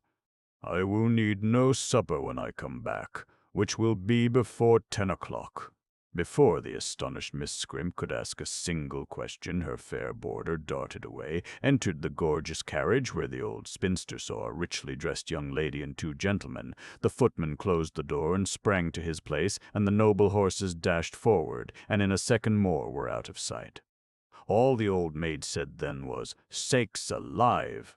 and this she said as she went in and slammed the door. In the meantime, the carriage swept on up through the wide streets of the upper part of the city, streets so different from the narrow, busy thoroughfares below or downtown, and in a little more than half an hour passed in cheery talk, mostly kept up by Lizzie Laguerre, it drew up before a marble mansion on the finest avenue in the great city. "Here we are at home," cried Mr. Laguerre as the carriage door flew open, "and there is my dear son Frank to welcome us. Frank, my boy, this is Miss Butler, Mr. W. you already know." Frank bowed most respectfully to Hattie as he extended his hand to help her from the carriage, and he cast a mischievous glance at Lizzie as the latter sprang out, and taking Hattie's arm as if she were a dear old friend, drew her up the steps, saying, "We'll run to my room, dear, to take off our things and dash some water in our faces before tea." And when Hattie came down to tea with Lizzie just 10 minutes later, her beautiful hair was all down over her shoulders, and a real lace collarette was around her neck, and she looked, even in her plain calico dress, as beautiful could be, and Lizzie had kissed her 20 times when she was helping her to make her brief toilet. At the tea table, Hattie was introduced to Mrs. Emery, whose long, yearning look fairly entered her soul. It seemed as if in Hattie she sought to find some favorite resemblance, so eagerly did she scan her face and form. She said, "I have heard so much of you, and seen such talent exhibited in your drawings, Miss Butler, that I felt as if I could not sleep till I had seen you. Do not think me impertinent or intrusive. You look so good, so pure, so gentle, I know you will forgive me. I am sure there is nothing to forgive. I was only too happy to come when they told me you were partially an invalid, and I could do you good by coming. Bless you, dear child, bless you for it.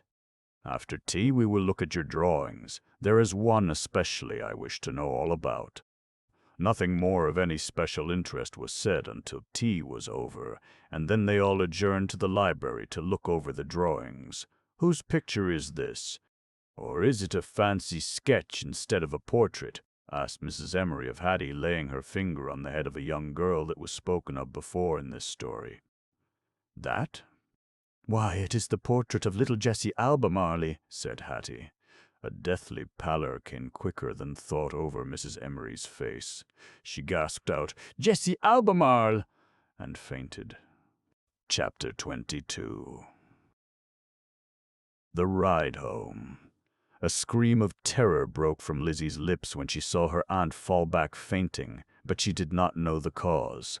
Neither did Frank or Mr. Laguerre. Not even had Mr. W. Bio, who sat talking with Frank, heard her repeat the name Jessie Albemarle. Only Hattie Butler had heard it and seen that her agitation commenced only when told who the likeness had been taken from, and though a lightning flash could not have passed quicker than a certain thought crossed her mind, she dare not utter it then or there.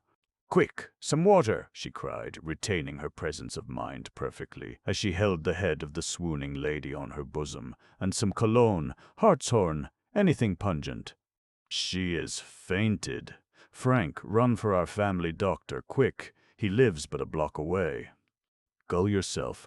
Don't send a servant," cried Mr. Laguerre, and he hurried to get iced water from a pitcher in the room, while Lizzie ran to her room after cologne and ammonia.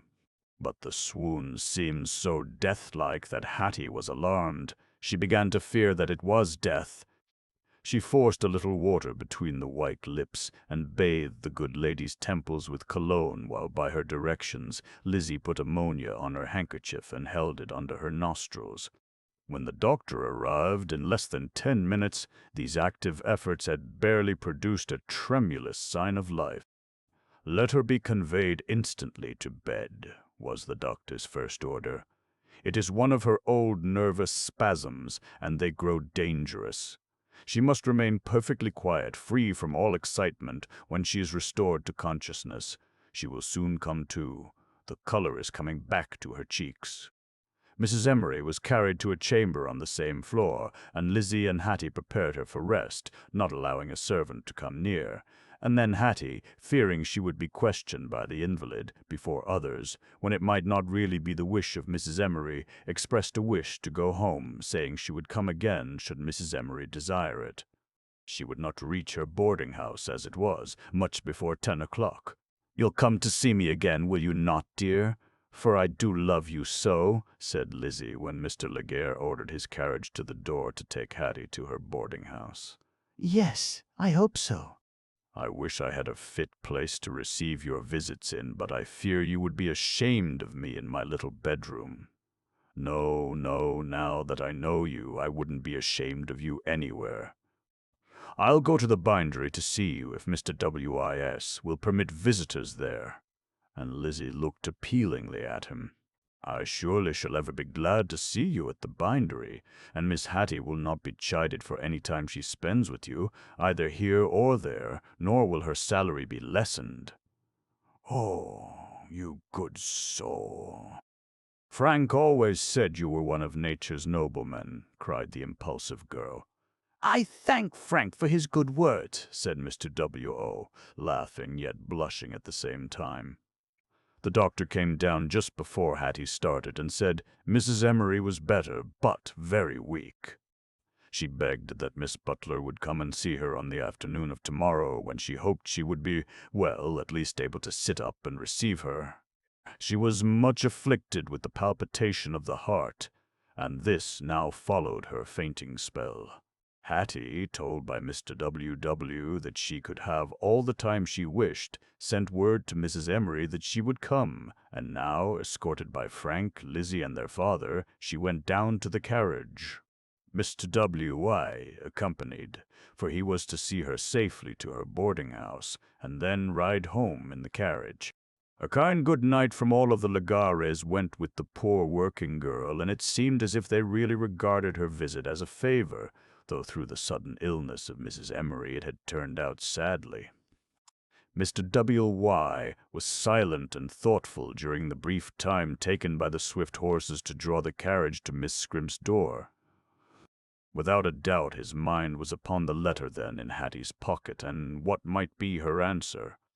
She was thinking of Mrs. Emery, and what had caused her sudden pallor and terrible agitation, resulting in a swoon at the mere mention of the name of poor little Jessie Albemarle. Could it be that a brighter future was about to dawn for the poor little bound girl? 10 strokes of the great clock bell on St. Paul's, echoed all over the city by other clocks, told Hattie Butler that the hour for closing was up, just as the carriage stopped in front of Miss Scrimp's door. Hattie did not know that Miss Scrimp had been waiting and watching at that door for almost an hour, peeping through the crack, for it was not quite closed, to see how and with whom she would return. But this was a fact. And when the street lamp close by shone on the grand carriage and noble horses, with their gold-mounted harness, Miss Scrimp saw, with envy rankling in her heart, the tall footman leap down and open the carriage door, and Mr. Bark, W., even him on whom she had bent longing thoughts, hand Hattie Butler out with his gloved hands, as daintily as if she were a princess, and he a lord-in-waiting. There was a courteous "good night" passed between Hattie and her escort. Then he sprang into the carriage, and it was driven off, while Hattie ran lightly up the old stone steps in front of the house and laid her hand on the bell-pull. "Oh, you needn't yank at that bell," cried Miss Scrimp, throwing the door open. "It's after hours, but I was up and a-waitin' for you." "You did not have to wait long, Miss Scrimp. Not half the city clocks are yet done striking 10. I may be 30 seconds late by the city hall. Long enough, in a chilly night like this. Where have you been? You have no right to ask, Miss Scrimp, but having nothing to conceal, I will reply, to Mr. Laguerre's on 5th Avenue. Sakes alive! What did them grand folks want of you? To take tea with them and to purchase a few drawings of mine for $1,000, said Hattie, well knowing this last stroke would almost annihilate Miss Scrimp.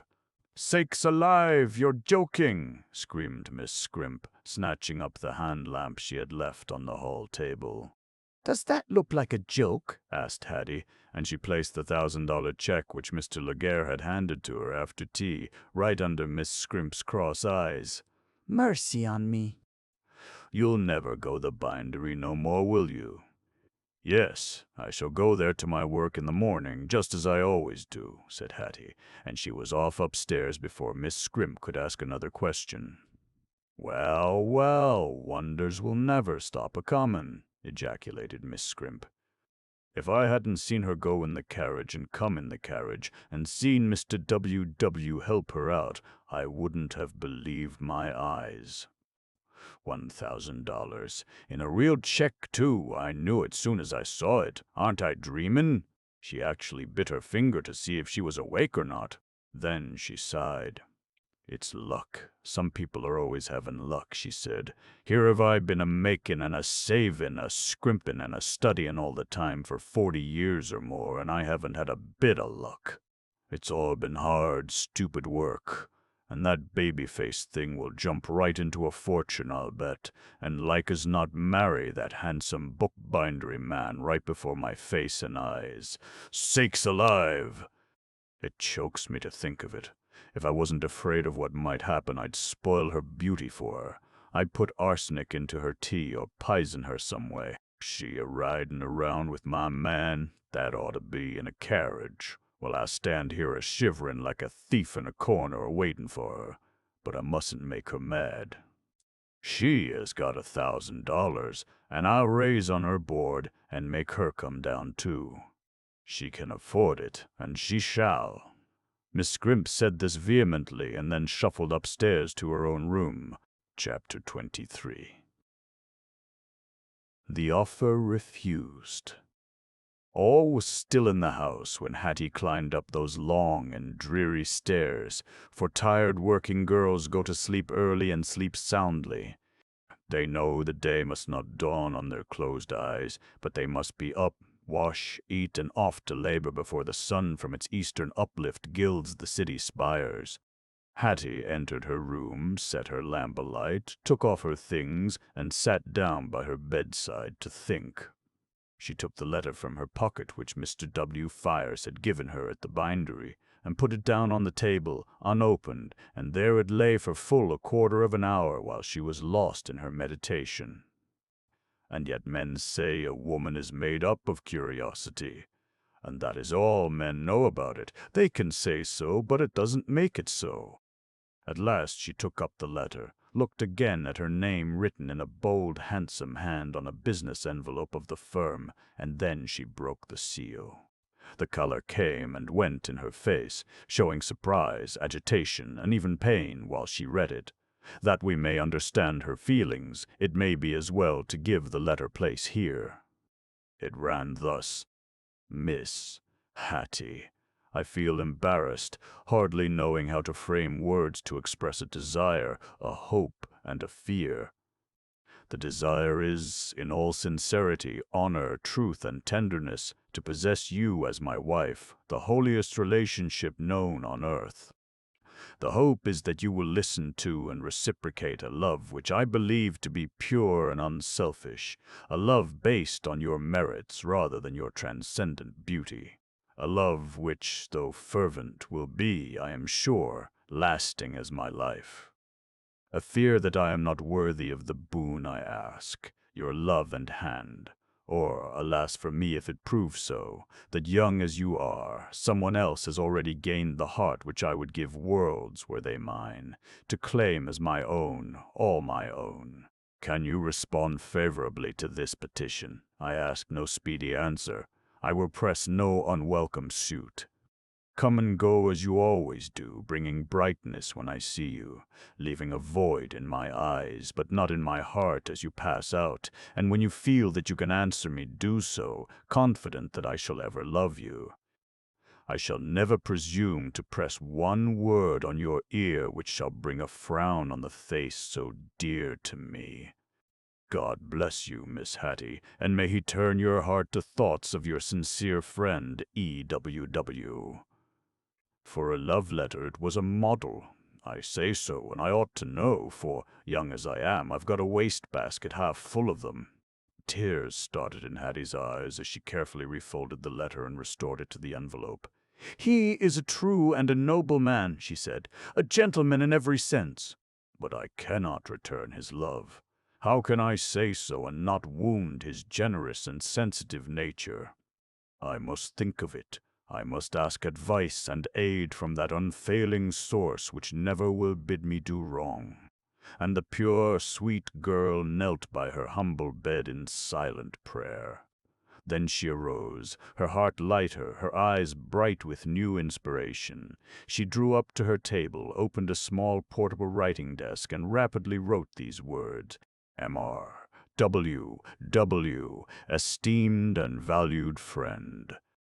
The desire you express can never be gratified because, while feeling your worth, knowing how good and truthful you are, I know in heart I cannot harbor the love which would be a just return for that which you feel and offer. It will make me very unhappy to think I sadden your bright life in any way. Try to forget love in the friendship I shall ever feel so proud and happy to possess. With sympathy and sincerity, I am your humble friend, Hattie Butler. She bowed her head and wept after she had sealed and directed her letter, for she felt sorrow in her soul that her answer must pain so warm a heart. Then she knelt again in silent prayer, read, as she ever did, a chapter in the revealed Word of God, and then lay down to the rest which innocence alone can enjoy, that quiet, dreamless rest which gives new life to the body and the soul. And thus we will leave her, while for a time and for a reason we fly far away on the swift wings of fancy to a far different scene. Chapter 24. Scene in the Yosemite. Not in all California, not even in the grandly glorious valley among the cliffs and gorges of the famed Yosemite, can be found a wilder scene than that exhibited where the Feather River breaks in furious haste through an awful chasm in the Sierra Nevada. A friend, a dear friend who mined there for years, has described it over and talked to me about it till I can hear the eternal roar of the white waters, feel the very cliff shake with the dizzy dash and whirl of its cataracts, look down on the eddies where gold, washed from the veins above which may never be reached by mortal hand, has been accumulating for centuries. While our fair heroine was sleeping, taking the rest which nature needed, in a small log cabin on a little shelf of rock and ground just above where the Feather River broke in wild grandeur through the gorge, before a fire made from the limbs of trees cast on shore by the torrent in a whirling eddy just below, a young man sat with a weary look on his fine, intellectual face, looking into the fire. Mining tools, a pick, shovels, crowbars, and hoes, crucibles also, empty and full flasks of quicksilver with many other signs, told that this man, young and slender and not well fitted for toil, was a searcher for the gold with which those eternal hills, that rushing stream, are liberally stocked. Fishing rods and tackle, a double-barreled shotgun, and the repeating rifle stood in one corner of the cabin, showing that in the water and among the hills the young man was prepared to find the food which is so plentiful there, and was not dependent on the faraway stores of Oroville, Marysville, or Sacramento, from which many of the miners drew supplies. Though this man was young, not over 25 years of age, there was a weary look in his pale, handsome face which made him look older. Light brown hair curled in heavy masses on his shapely head and fell far down on his shoulders, and his beard, a soft, silken brown, not heavy but long, told that no tonsorial hand had touched it for many months. "It will be 3 years tomorrow," he said. 3 years tomorrow since I looked upon her in her glorious pride and beauty.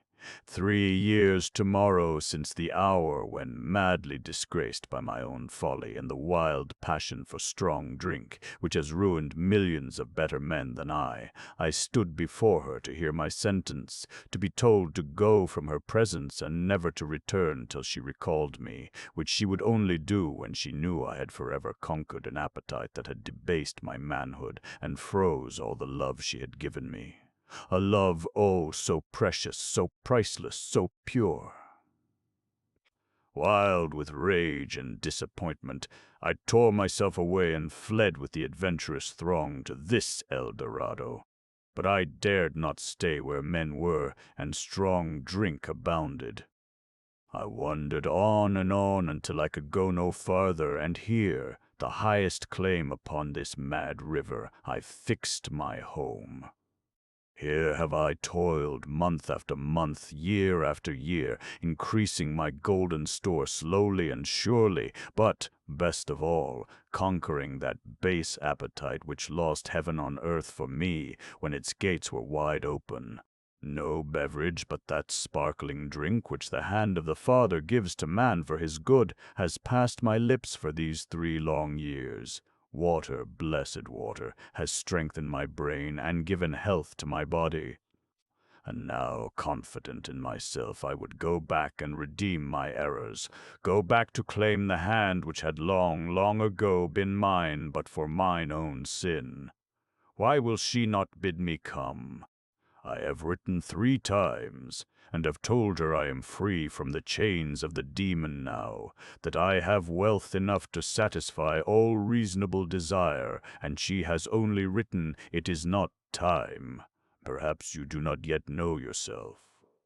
Ah, well, could she but see me in this solitude, here where I have lived alone so long, not a visitor, for I have kept my claim and home a secret when I went to the nearest post station, and no one has ever dared to pass the chasm below, which cuts off this last habitable spot in the gorge.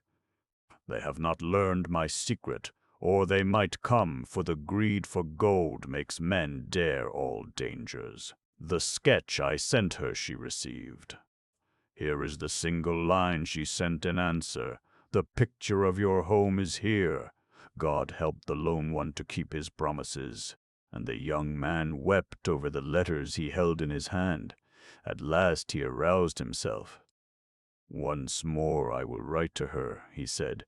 "I will tell her how, apart from all men, visited by none, for none can reach me till they know the secret of my path. I have worked and waited, waited and worked. Once every 3 months I go out to carry the gold I have gathered, and to place it where it will not only be safe, but draw an interest that adds to it all the time. And once every 3 months I tread streets where temptation glitters on every side of me, yet I turn from it all with loathing, and hurry back to my solitude, where my only company is a memory, ever present, ever dear, of her. Tomorrow I shall go again, and the deposit I carry now will make my all full $300,000. I should be satisfied, but what else can I do till I am recalled? Work keeps down sad thoughts, work keeps hope alive, work gives me life and strength to wait." He drew up to a rough table made of slabs hewed out by himself, took writing materials from a shelf overhead, and for a long time wrote steadily. He was explaining all his life to her, all his life in those dreary hills, and praying that she would bid him come back to her with a renewed and nobler life, chastened by toil and thought, made pure by temperance in its most severe demands.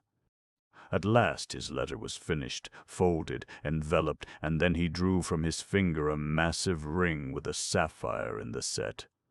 Deeply engraved in the stone was the symbol, 2 hearts pierced with an arrow. Dropping the red wax which he had lighted at the candle on his letter, he impressed the seal, and it was ready for its far-away journey. Now, long after midnight, he threw himself down on his blankets to sleep. Chapter 25. Frank's Talk with His Sister. "Sister Lizzie, I want to talk to you. It is not your regular bedtime by an hour or more yet. Can you be real steady and thoughtful and loving for just a little while?" "I can try, dear brother Frank."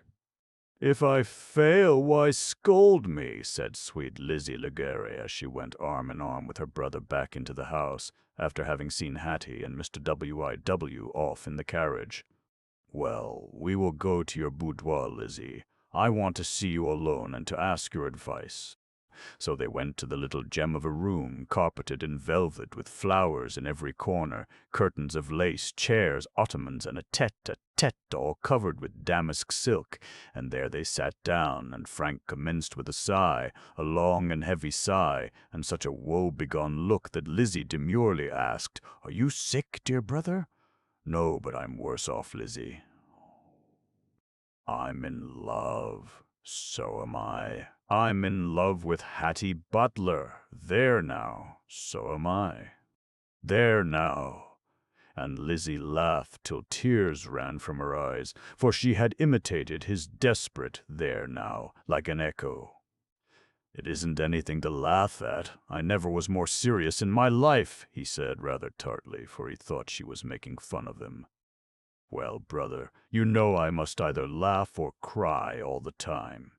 But seriously, if I was you, I could not help loving that sweet, beautiful girl, and I believe that, like you, I would forget that she was a poor working girl.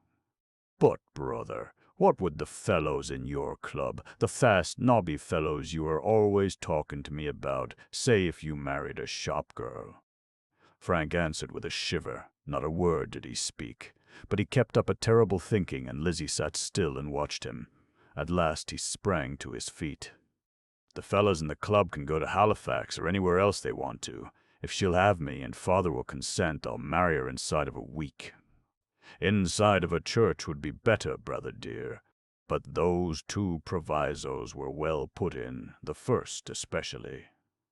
When a gentleman wants to marry one of our sex, the first and most necessary thing to find out is, will she have him? And I don't believe you have given her the first hint on the subject." "No," said Frank. "Nor even taken the trouble to find out whether she either admires or cares in the least for you," continued Lizzie. "That's a fact." And Frank sighed while he made the admission. "Don't you think a little courting, as they call it in this case, would be advisable before you talk of marrying a girl whom you have seen but twice in your life? Sis, you are a philosopher in petticoats." "Oh, Frank, aren't you ashamed to say so?" "No, sister, for it is the truth. You are learning me to be reasonable in this matter, and I thank you for it. It proves the truth of the old adage that 2 heads are better than 1. If one is a sheep's head, why didn't you quote the entire saying, Frank? Because my little sister has a wise head, and though I often tease her in my carelessness, I always go to her for advice when I can't see my own way clear. I shall go to bed, darling, with a cooler brain and a lighter heart, and if Miss Butler comes often to our house to see Aunt Louisa, I'll do just the prettiest little bit of courting that you ever saw done." "Good. It will be like a play to me. Good night, dear Lizzie. Good night, my darling brother." And thus for the night they parted. Frank went into the library to ask the doctor, who was there with his father, how his Aunt Louisa was doing. He learned that she was better, and sleeping under the influence of an opiate. The doctor asked of him, as he just had inquired of his father, whether anything had occurred to particularly excite or agitate Mrs. Emery when her attack came on. But, as we know, neither father nor son had taken notice of what she was doing or saying at the time, the scream from Lizzie's lips, and the exclamation from Miss Butler being the first warning that they had when the lady fainted. "I would be here early in the morning," said the doctor as he arose to take his leave. Chapter 26. It is as I feared. When Hattie Butler went down to her breakfast next morning, she studied the features of little Jessie Albemarle as closely as she could while the girl was flitting to and fro, carrying coffee to the boarders and attending to her duties. And once, when she was close to her, she spoke to Jessie and got a fair look into her bright brown or hazel eyes. She was almost startled when she did so, for she saw, sure she saw, there a resemblance, a very marked and strong resemblance, to the kind, loving eyes which had greeted her the evening before at the house of Mr. Laguerre, and which had closed so suddenly in that death-like swoon when the name of Jessie Albemarle was spoken. While she was thinking of this, and what possibilities might yet be in store for the poor, ill-treated, bound girl, Miss Scrimp opened her batteries on our heroine. "Miss Hattie," she said, "I've been thinking of changing my room down to this floor." There's the little alcove off the parlor, plenty large enough for a bed for me, and my room has such a good light from the east you can almost feel day when it dawns, and it would save you such a long journey upstairs. I'll only charge you $1 a week more if you take it. What do you say about it? Only this, Miss Scrimp, that I am very well contented where I am, and that I would much rather pay my extra $1 toward getting you the silk dress which Miss Kate spoke of yesterday, and which I am sure you deserve for the great improvements you have made in your table." "That's the talk," cried Kate from her seat. "I'll pay my $1 Saturday night." And I echoed along the table. Miss Scrimp was quite disarmed by the turn that Hattie Butler had given to her proposition. She had been all ready to sneer out that the richer some folks grew, the meaner they got, but our heroine killed the thought before it could be spoken. And so Hattie got off to her work at her usual hour without a change of rooms or a quarrel on the subject, though Miss Scrimp had set her mind on having one or the other.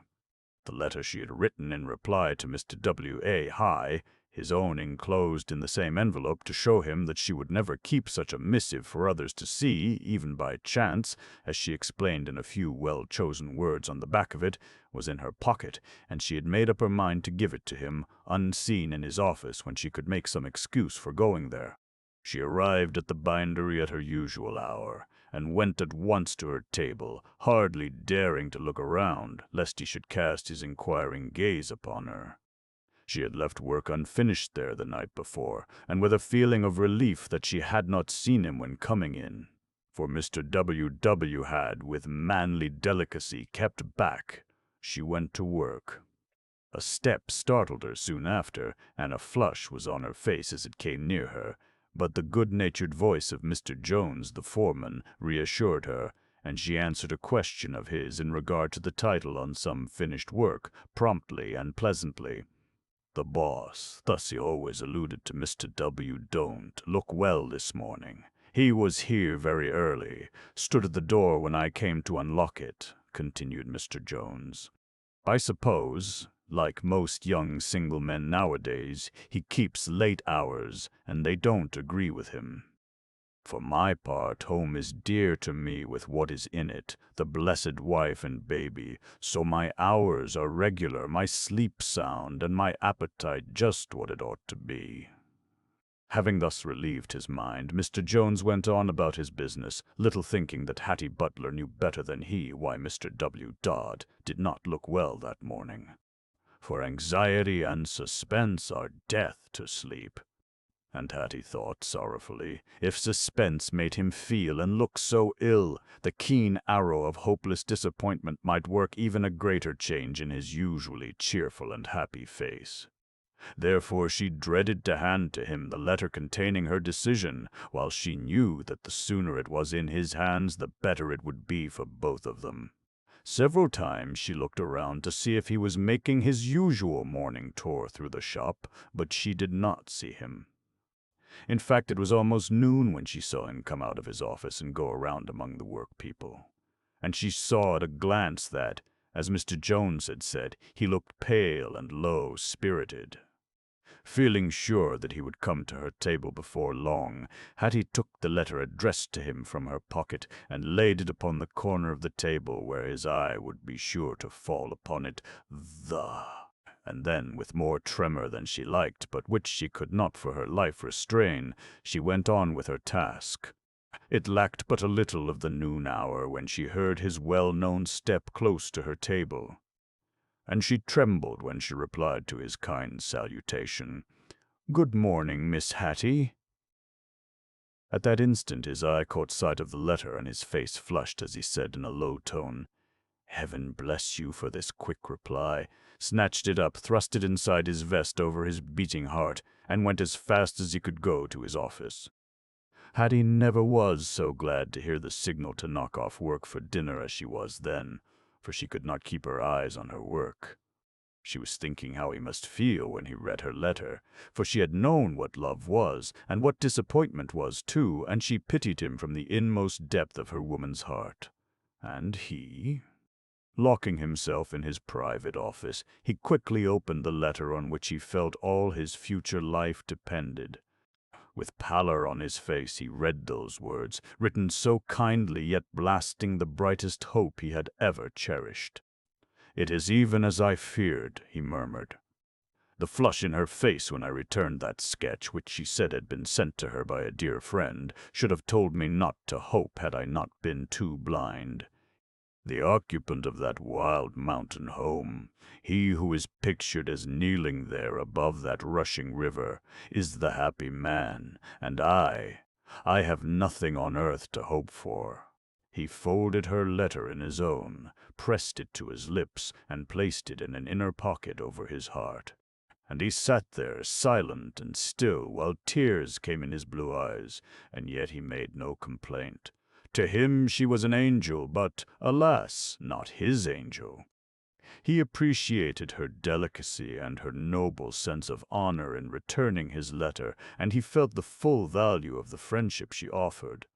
"But," he said, "how can I, loving her as I do and must, how can I see her here day after day and refrain from pushing a suit which, under the circumstances, would be almost an insult to her? I cannot do it. I will go away. Father has been anxious for me to establish a branch of our business in California, and I will do it. Perhaps absence and the excitement and novelty of travel will help me to bear my disappointment better if it does not heal the wound inflicted so unwillingly by the noblest hand on earth." For 2 hours or more he remained there in his office, laying his plans and thinking what to do, and trying to so tone down his feelings as not to pain her when he went out, by a look of sorrow, and he had regained entire command of himself when there came a hasty knock on his office door. He opened it to receive Frank and Lizzie Laguerre, who stood there smiling, and who entered his office when he as cheerfully saluted and asked them in. Chapter 27. "Aunt Larissa, we have come after Miss Hattie Butler, Mr. W.I.W.," said Lizzie after shaking hands with him. "Our dear Aunt Louisa is ever so much better today, and her first wish this morning was to see her. But the doctor thought she had better wait until afternoon, until she grew stronger, and so we waited till after lunch, and then we had to come. Our aunt would give us no rest." "That's so. Do you know, Mr. W., though she has not positively said so in so many words, I believe our good aunt means to give us a new cousin. I feel sure she means to adopt Miss Hattie as her daughter. Hardly against the will of the latter, who has a mind of her own, and few minds stronger or better balanced," said Mr. W.O.D. "But this morning," said Lizzie, "when I went early to her bedside, she was murmuring in her sleep, and I heard the words, 'My precious daughter,' distinctly. And when she awoke, I knew she had been thinking of Miss Butler, for she asked the very first thing if she was in the house." "That certainly bears out your idea," said Mr. W.I.D. "I will go and call Miss Hattie, and you can state your wishes to her. She will go with you, I know." "Lizzie, he is just one of the best fellows that ever lived," cried Frank. "Isn't it a pity he is only a bookbinder after all?" "I don't know as that sets him back in my estimation one bit," said Lizzie. "He is handsome, manly, and well-bred." Frank looked at his hitherto aristocratic sister with eyes of open wonder. What he would have said had not Mr. W. come in that moment with Hattie, we do not know, for his lips were open to utter a reply when the bookbinder and his fair employee entered the office. Then Frank had no eyes but for the latter, no thought, for the moment, of anyone else. "Dear Miss Hattie," was all that Lizzie said as she ran up to the poor bindery girl, threw her arms around her neck, and kissed her again and again. Frank would have given his team of fast horses, anything he had in the world, if he could have used those very words and given the same salute, more especially if he could have got the return his sister did. But he had to content himself by shaking her hand, which he pressed quite warmly as he said, "I am glad to see you looking so well today, Miss Hattie, after the fright our aunt gave you last night." "Thank you," said Hattie kindly. But Frank noted with some chagrin that she did not return the pressure of his hand. "We have come to carry you home with us to see Aunt Louisa," continued Lizzie. "She asked after you the first thing this morning, and the doctor said as she grew stronger today, it would do her real good to have a visit from you. Then, if Mr. WWWWWWWWW can spare me, I certainly cannot refuse to go," said Hattie with a smile. "You certainly can be spared for such a purpose, Miss Hattie," said Mr. W.I.G. "Your time could not be better spent than in comforting those who need comfort." Hattie saw the hidden meaning of those words, and she would have comforted him had it been in her power. But she had made a decision in his case which she could not change. Mr. W.O. now escorted his visitors and Hattie downstairs to the carriage which waited, and when the two girls sat side by side there, one resplendent in silk, laces, and diamonds, the other in her ever neat, well-fitting, and well-made shop-dress of 10-cent calico, without an ornament of any kind, he compared them in his mind, and his heart still told him the shop-girl, beautiful but poor, was superior to all others in the world, his heart's first and last choice above all others in the world. And he stood there and watched them and the carriage till it turned the corner, and then he went back with a weary sigh to his business. As the carriage rattled on over the paved streets, so Lizzie's tongue rattled too, while Frank's eyes only were busy studying out the marvelous beauty of the girl to whom his sister talked. "Do you know, dear Hattie," said she, "that I believe we are to be cousins, real cousins. For if Aunt Louisa adopts you as her daughter, you will be my cousin, my dear, dear cousin, will you not?" "I fear I shall never be more than a dear and true friend to you, Miss Lizzie," said Hattie kindly, yet gravely. "Your aunt, perhaps, wishes to be as good to me as you indicate, but I can never yield to her kind desire. But, Hattie, darling, you don't know her yet. She is so good. Never did a kinder heart throb than hers. She is the counterpart of my blessed mother, who died on earth but lives in heaven. She has seen many sorrows. We know not all, for she was abroad with her first husband for years, and we heard he was a bad man. She married him against the will of her parents and friends, but her last husband, whom she married because they all wanted her to after the first one died, was a very good man, and he left her over $1 million in her own right. We never talk with her about her first marriage. She does not like it, but she often speaks of Mr. Emery herself, and his praise never hurts her feelings. We all liked him very much. Hattie was a good listener. She never interrupted Lizzie's narrative with a single question. And a real good listener is a rarity, as Mr. Barnum said when he found the "What is it?" Now you will think it over, will you not, if Aunt Louisa proposes that you shall be her daughter, as I know she will, said Lizzie, stealing her arm coaxingly about Hattie's waist. Don't say no, dear, at least not at once. For her sake, soften a refusal, if it must come.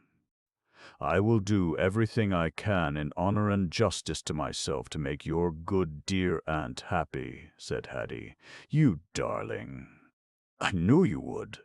And Lizzie, caring not a jot that they were driving up the Fifth Avenue, passing and meeting occupied carriages all the time, kissed Hattie over and over again.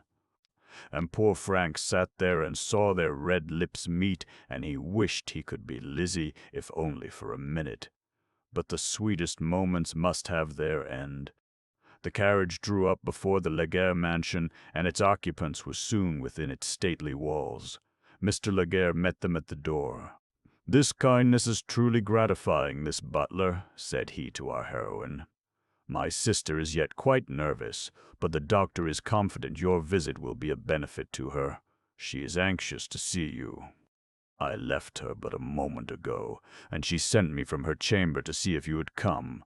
She wishes to see you alone for a little while. I can almost guess the cause of this wish, but I will not anticipate it to you." Then, as soon as Lizzie had taken her bonnet and shawl, Hattie went to the chamber of Mrs. Emery. Chapter 28. I am that child's mother. Eagerly those brown eyes looked up as Hattie entered Mrs. Emery's chamber, and in the yearning look, even in the features, Hattie recognized a resemblance to Jessie Albemarle. "Oh, thank you, Miss Butler. I am so glad you have come," said Mrs. Emery in a low, tremulous voice. "I have something to ask you, and then perhaps a long, strange story to tell you in all confidence. Your confidence, dear madam, shall not be misplaced, and I will answer any question you ask if it be in my power to do so." "Thank you, dear. I feel that it is so. Lock the door, please. I do not wish to be interrupted by anyone while we are together. Then come and sit here close by my side. Do not fear that I shall faint again. It was a sudden shock that caused it before, but now I am prepared and calm." Hattie locked the door and then seated herself, as desired, close to Mrs. Emery. "You spoke a name yesterday, a name very, very dear to me," said Mrs. Emery. "You see it here, engraved on a golden necklace which was once worn by a little child." Hattie started in spite of herself. Was that the necklace that Miss Scrimp had spoken of? For on it she saw the name of Jessie Albemarle engraved. "You start. Have you ever heard of this necklace or seen it before?" asked Mrs. Emery eagerly. "If it was once on the neck of an infant left at the orphan asylum by unknown parties, I have heard of it," said Hattie.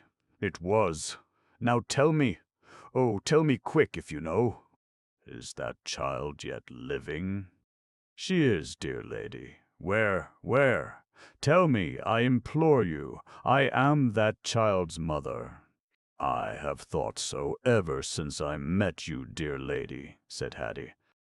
"This very morning I was looking in Jessie's brown eyes and studying her features, and I never saw a stronger resemblance than you bear to each other." "This morning?" "This morning you saw her?" gasped Mrs. Emery, trembling with excitement. "Yes, madam, and you can soon see her. But please be calm, or you will have another attack." "Oh, I will be calm. But the thought of seeing her, knowing she is alive, is almost too much happiness. Tell me, is she good, pure, like yourself?" "She is good and pure, Mrs. Emery. For 2 years and more I have seen her every day, and have had the good fortune to render her more than one kindness, and to protect her from the abuse of a cruel mistress. Our Father in heaven will reward you for it. Did you not nearly 2 years ago? I do not know exactly the time, however. Call at a house where this poor girl had been bound out, to inquire after her?" asked Hattie. "Yes, I had just found out, by a long-concealed paper, where my first husband, her father, had taken her when I was helplessly ill. To get rid of her care, he pretended she was dead, and so I mourned her, until at last, by accident, after his death, I found his confession, in which he stated where he had left her, also that on her neck he had left the necklace I had caused to be made when we named her. I went there to the asylum as soon as I could, and the matron gave me the address of the woman who had taken her. I went there, and the woman told me she had run away from her, and she knew not, cared not, where she was. My agony of disappointment threw me into a long fit of sickness, and I had almost given up a hope of ever seeing my child. The authorities at the asylum went to the woman, and her report to them was the same as to me. All I could get to identify my dear babe was this necklace and some clothes I had made for her to be christened in, which were on her when her unnatural father took her away and left her to the charity of strangers. Oh, how soon can I clasp her in my arms?" "If you were able to ride within the hour," said Hattie. "Oh, I am well, I am strong now. Let me order the carriage at once." Hattie saw that though she believed herself strong, she was yet very weak. Her pallor and tremulous action showed that, and Hattie had another fear. She knew Miss Scrimp would hide Jessie away rather than let her go if she could, or dared to do it. And she was at heart almost bad enough to do anything. And Hattie knew that there must be a regular way to force Miss Scrimp at once to yield up the poor girl, without Hattie herself using the hold she had upon her. "Can you ride with Mr. Laguerre and myself first to the asylum and get from the superintendent there an order for the child as her mother?" asked Hattie. "Oh, yes, that is the way. My brother-in-law knows the whole story, as I have told it to you, although, for reasons of our own, we have kept it from Frank and Lizzie. Then let me ring for Mr. Laguerre. The poor girl is at my boarding-house, and before the sun sets on this day, please heaven, she shall be in your arms. Heaven must reward you. I never, never can," sobbed Mrs. Emery. Hattie opened the door, called a servant, and in a few moments Mr. Laguerre was in the room. He wondered at the joyous light which shone in the eyes of his dear sister, but the happy story was soon told, and he now knew also that his sister had fainted the night before when told she was looking on the portrait of her lost child. "The ways of Providence are inscrutable, mysterious, but they ever lead aright," said Mr. Laguerre. "Who would have thought that my chance acquaintance with Miss Butler through those old books could lead to this happy result? My dear young lady, we owe you a debt of gratitude which it seems impossible to repay. Sister, take some refreshment to strengthen you, and soon we will be on our way to reclaim your long-lost loved one." And now Lizzie and Frank were sent in by their father, for the story was no longer a family secret. "You ought to have a real cousin now," said Hattie to Lizzie after the story was told. "But she'll not be like you." "I shall never love her half so well," sighed Lizzie. "She is a sweet girl and very smart for the chances she has had.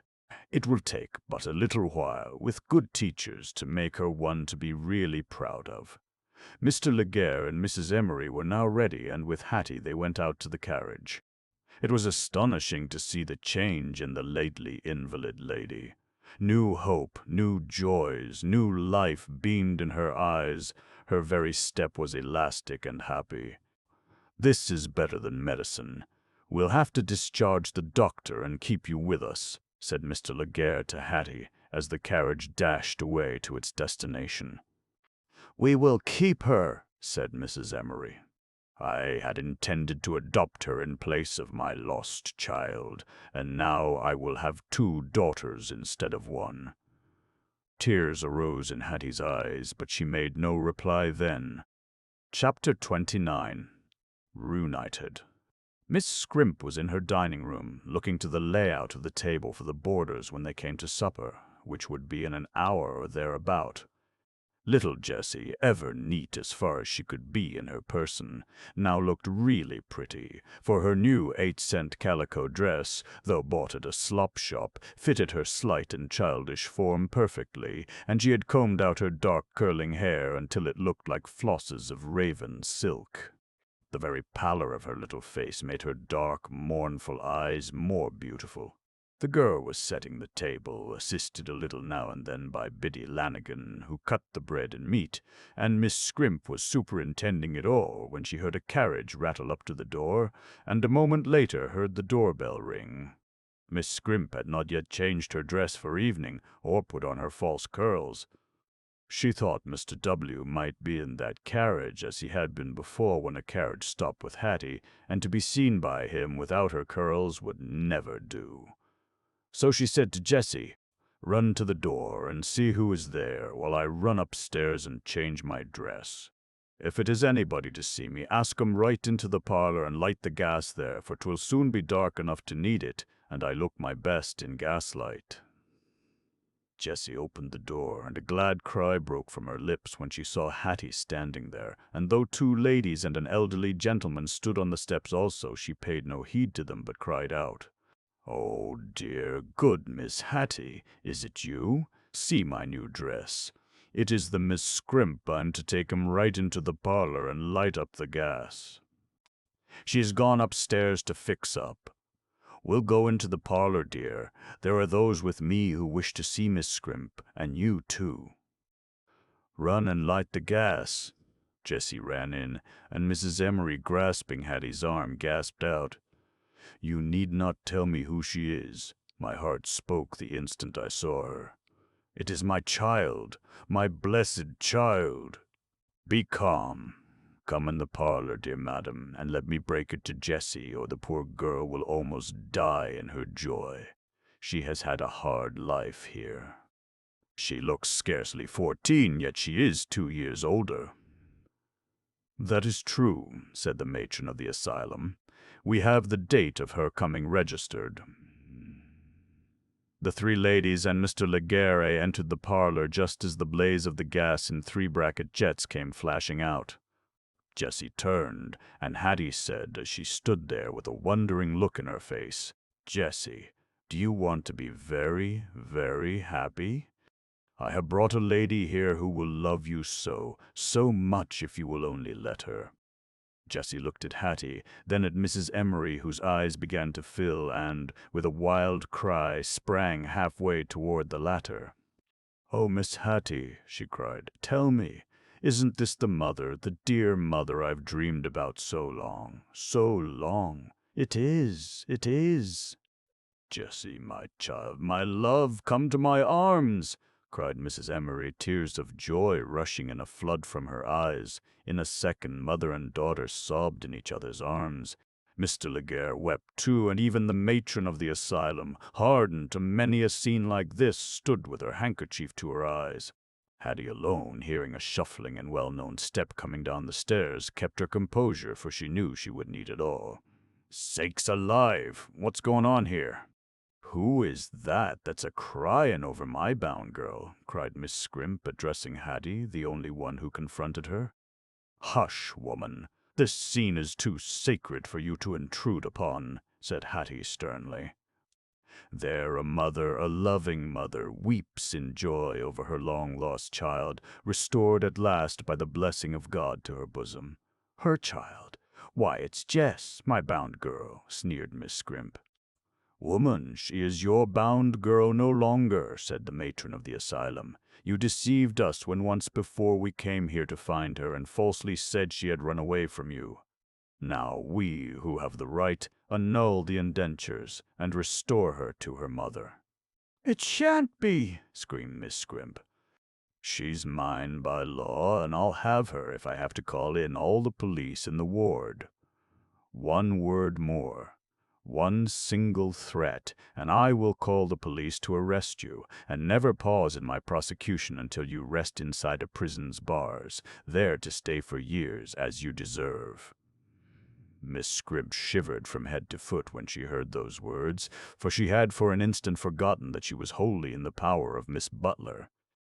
"Oh, oh," she sobbed, "this is the way my help is to be taken from me after I've clothed and fed her for years." "Starved and abused her, you mean? Say not fed and clothed. She has fed on scraps, slept on rags, and if I must be a witness, you will suffer now for what you've done to her," cried Hattie, too angry to care to shield the wretched spinster in the least. "Oh, hush! Don't tell her that!" gasped Miss Scrimp, for, as Mrs. Emery turned toward her, she recognized the lady she had sent away with a falsehood when that lady came asking for Jessie Albemarle. "Miss Butler, you dear blessed angel, will you come home with Jessie and me?" "Come, as her sister and my child," cried Mrs. Emery, taking no more notice of Miss Scrimp than she would have done of a plaster cast of some poor politician. "I cannot go with you tonight, Mrs. Emery, but tomorrow I will go to see you and your dear little daughter. Tonight you want her all to yourself, and I have some writing which I must do. Then, dear Miss Hattie, I will wait till tomorrow to say what I cannot say now to you, for my heart is too full. Come, Jessie, come, brother, let us go. The matron will go with us. We will leave her at the asylum as we go." Jessie ran and kissed Hattie over and over, and then turned and fixed a bitter look of hatred on Miss Scrimp. "You've whipped me for the last time, you toothless old brute. You can wait on the table now yourself. Come, Jessie, it is unworthy of you to notice her now. Come, my darling." And Mrs. Emery took her child by the hand and, followed by Mr. Legare and the matron, went out to the carriage, Jessie in just the clothes she had on when they met, without bonnet or shawl. And Miss Scrimp, speechless with impotent anger, helpless in her rage, stood and saw them go, and saw Hattie kiss Jessie and her mother in the carriage, and then saw it drive off, and many of the boarders just coming saw it too, but not yet did they understand it all. "I suppose I'm to thank you for all this," said Miss Scrimp, her cross eyes fairly green as she snapped her words short off, speaking to Hattie. "If you thank me for anything, thank me for the mercy which yet keeps you out of prison," said Hattie quietly. "I'd like to kill you," hissed the spinster. "No doubt you would if you dared. But there is an eye on you which protects me, so beware."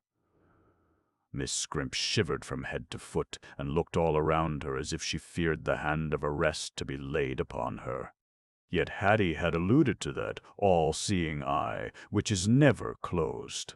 Chapter 30. Oh, I am so unhappy. Mr. W., when he came to the bindery next morning, knew all about the wonderful discovery, the romance in real life, in which Hattie Butler had borne such a prominent part. For the night before he had gone to his club to try to wear off the melancholy which he did not want noticed by his loving and keen-eyed sisters at home. And there he had met Frank Laguerre, who took him aside and told him all about it, giving Hattie all the praise of not only discovering but restoring the long-lost one to his aunt's loving arms. "She is a glorious girl," said Frank. "That Miss Hattie Butler, I mean." "She is, indeed," said Mr. W. "As good as she is beautiful," continued Frank. "You are right," said Mr. W., smiling at Frank's enthusiasm. "And do you know, Mr. W., continued Frank, "that I love that girl with all my heart and soul, and I mean to marry her?" "Whether she is willing or not?" asked Mr. W., still smiling, for he knew only too well what little chance there was for the young enthusiast. "Why, you don't think she would refuse me, the heir to millions? And I fancy I'm not bad-looking either. You had better ask her, not me." "She is the party most interested," said Mr. W. quietly. "Well, that's so. But some way, though she is only a poor girl, she has such a queenly way about her that I'm almost afraid of her. I can't talk to her, familiar and free, as I can to most girls of my acquaintance. But I know what I'll do. Lizzie and her are just like two sisters. I'll get Lizzie to court her for me." W.O. laughed heartily at this idea. He had heard of kings courting and marrying by proxy in Europe, but the idea of a young American sovereign following the example struck him as being very funny. And it was. Frank, rather annoyed at being laughed at, dropped the subject and turned to horses, where he was quite at home, heaping a team himself that could spin alongside of Vanderbilt any day. I hope I've got that term right. I heard some young men using it, I think. And so, as I said before, Mr. W. knew all about the happy event when he saw Hattie come into the bindery next morning. Yet he was astonished to see her looking unusually pale and sad, as if she had passed an unhappy, sleepless night. Could it be that he was the cause of it? It made him wretched to think that she might be worrying because she thought her refusal had made him unhappy. But he determined to be as cheerful as he could if such was the case. For he knew that she respected him truly, even if she could not love him, and he would not have lost that respect for the world. So he made his usual tour through the shop, trying to be as cheerful and kind to all his employees as ever, and finally he came to the table where Hattie bent assiduously over her task. "I was told last night, Miss Hattie, by young Laguerre, that you had discovered a cousin for him. He was full of praises of you. Yet it was not my act. I was but an instrument in the hands of Providence to bring a long-abused little girl to a loving mother. I feel thankful for it, for I have pitied the poor child so long, and until lately have hardly had a chance to befriend her as I wished to do. But now she is safe. It will be heaven on earth to her, this change." I should think so. By the way, would you not like to visit her this morning? No, sir, not till afternoon. Then, if you will spare me a little while, I would like to keep my promise and go to see both mother and child. Take the time, Miss Hattie, and any time you desire, with pleasure, with pleasure. I have instructed the foreman in consequence of the nature of your new work. You are to be entirely unrestricted, and no account of time kept with you, though your salary goes on. Oh, Mr. W., you are too kind. No, Miss Hattie, and do not consider me so.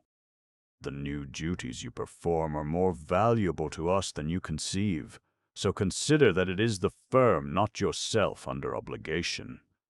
Hattie understood and felt the delicacy of his thoughts and words, and appreciated the true manliness of his heart, but she could only thank him.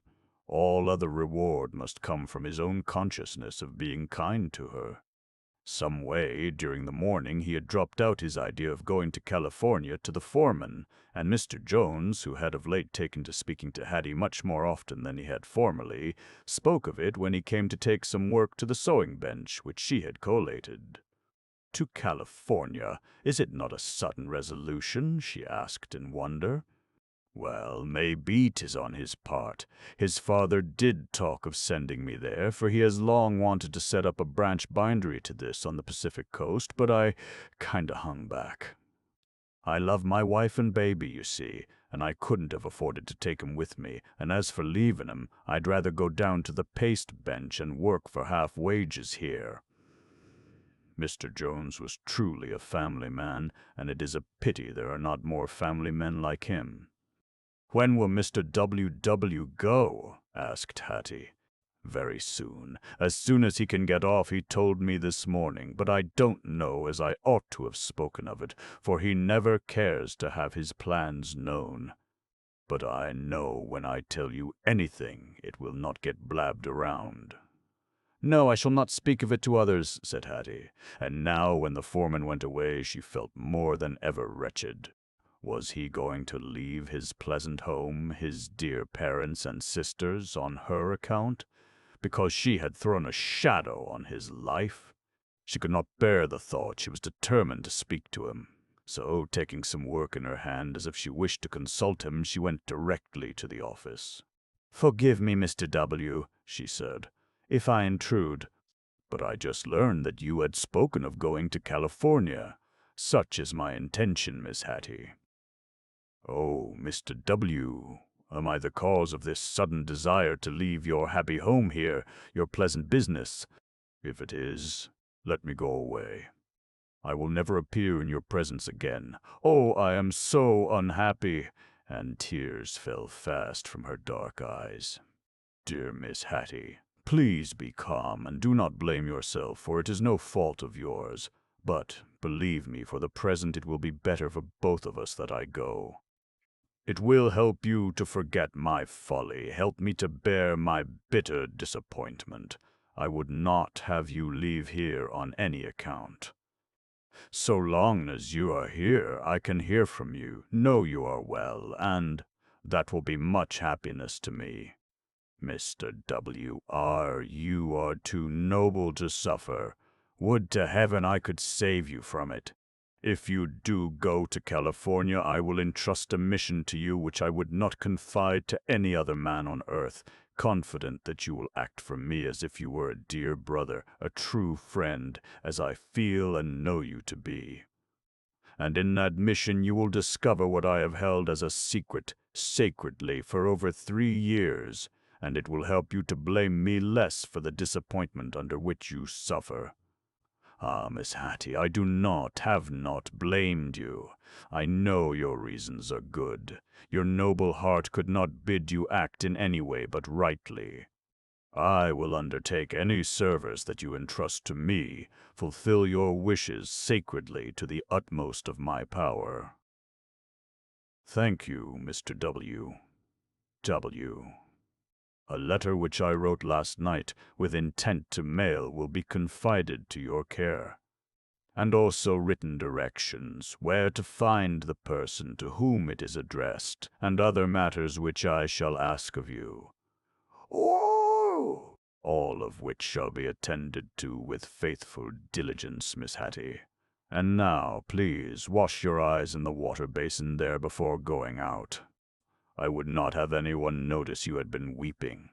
You are so good, Mr. W. Carr." Hattie's heart was too full to say more.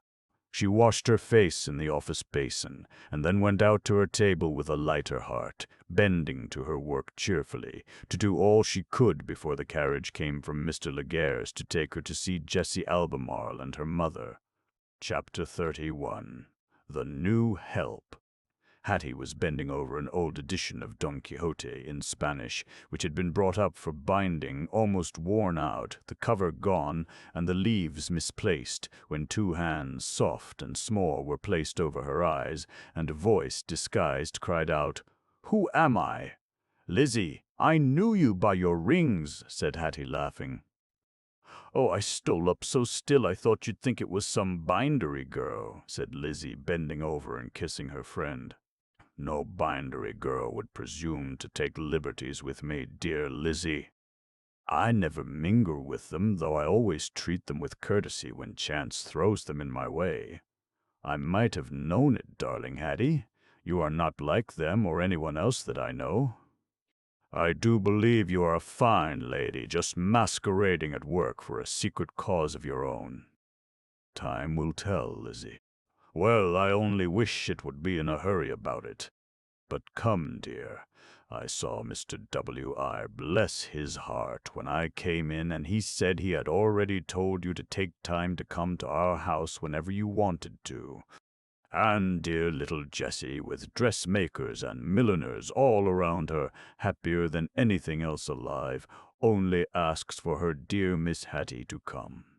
She has told us how you fed her when almost starved, and how you gave her clothes when she was in rags, and her mother says she'll pay you in love if she can do nothing else."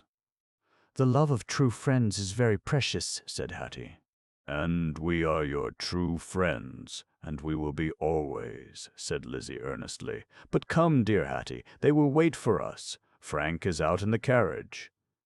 He would come along, but when he got here, the lazy fellow wanted to stay in the carriage instead of coming up. He said Mr. W. was laughing at him for something that happened last night at the club-room, but will not tell me what.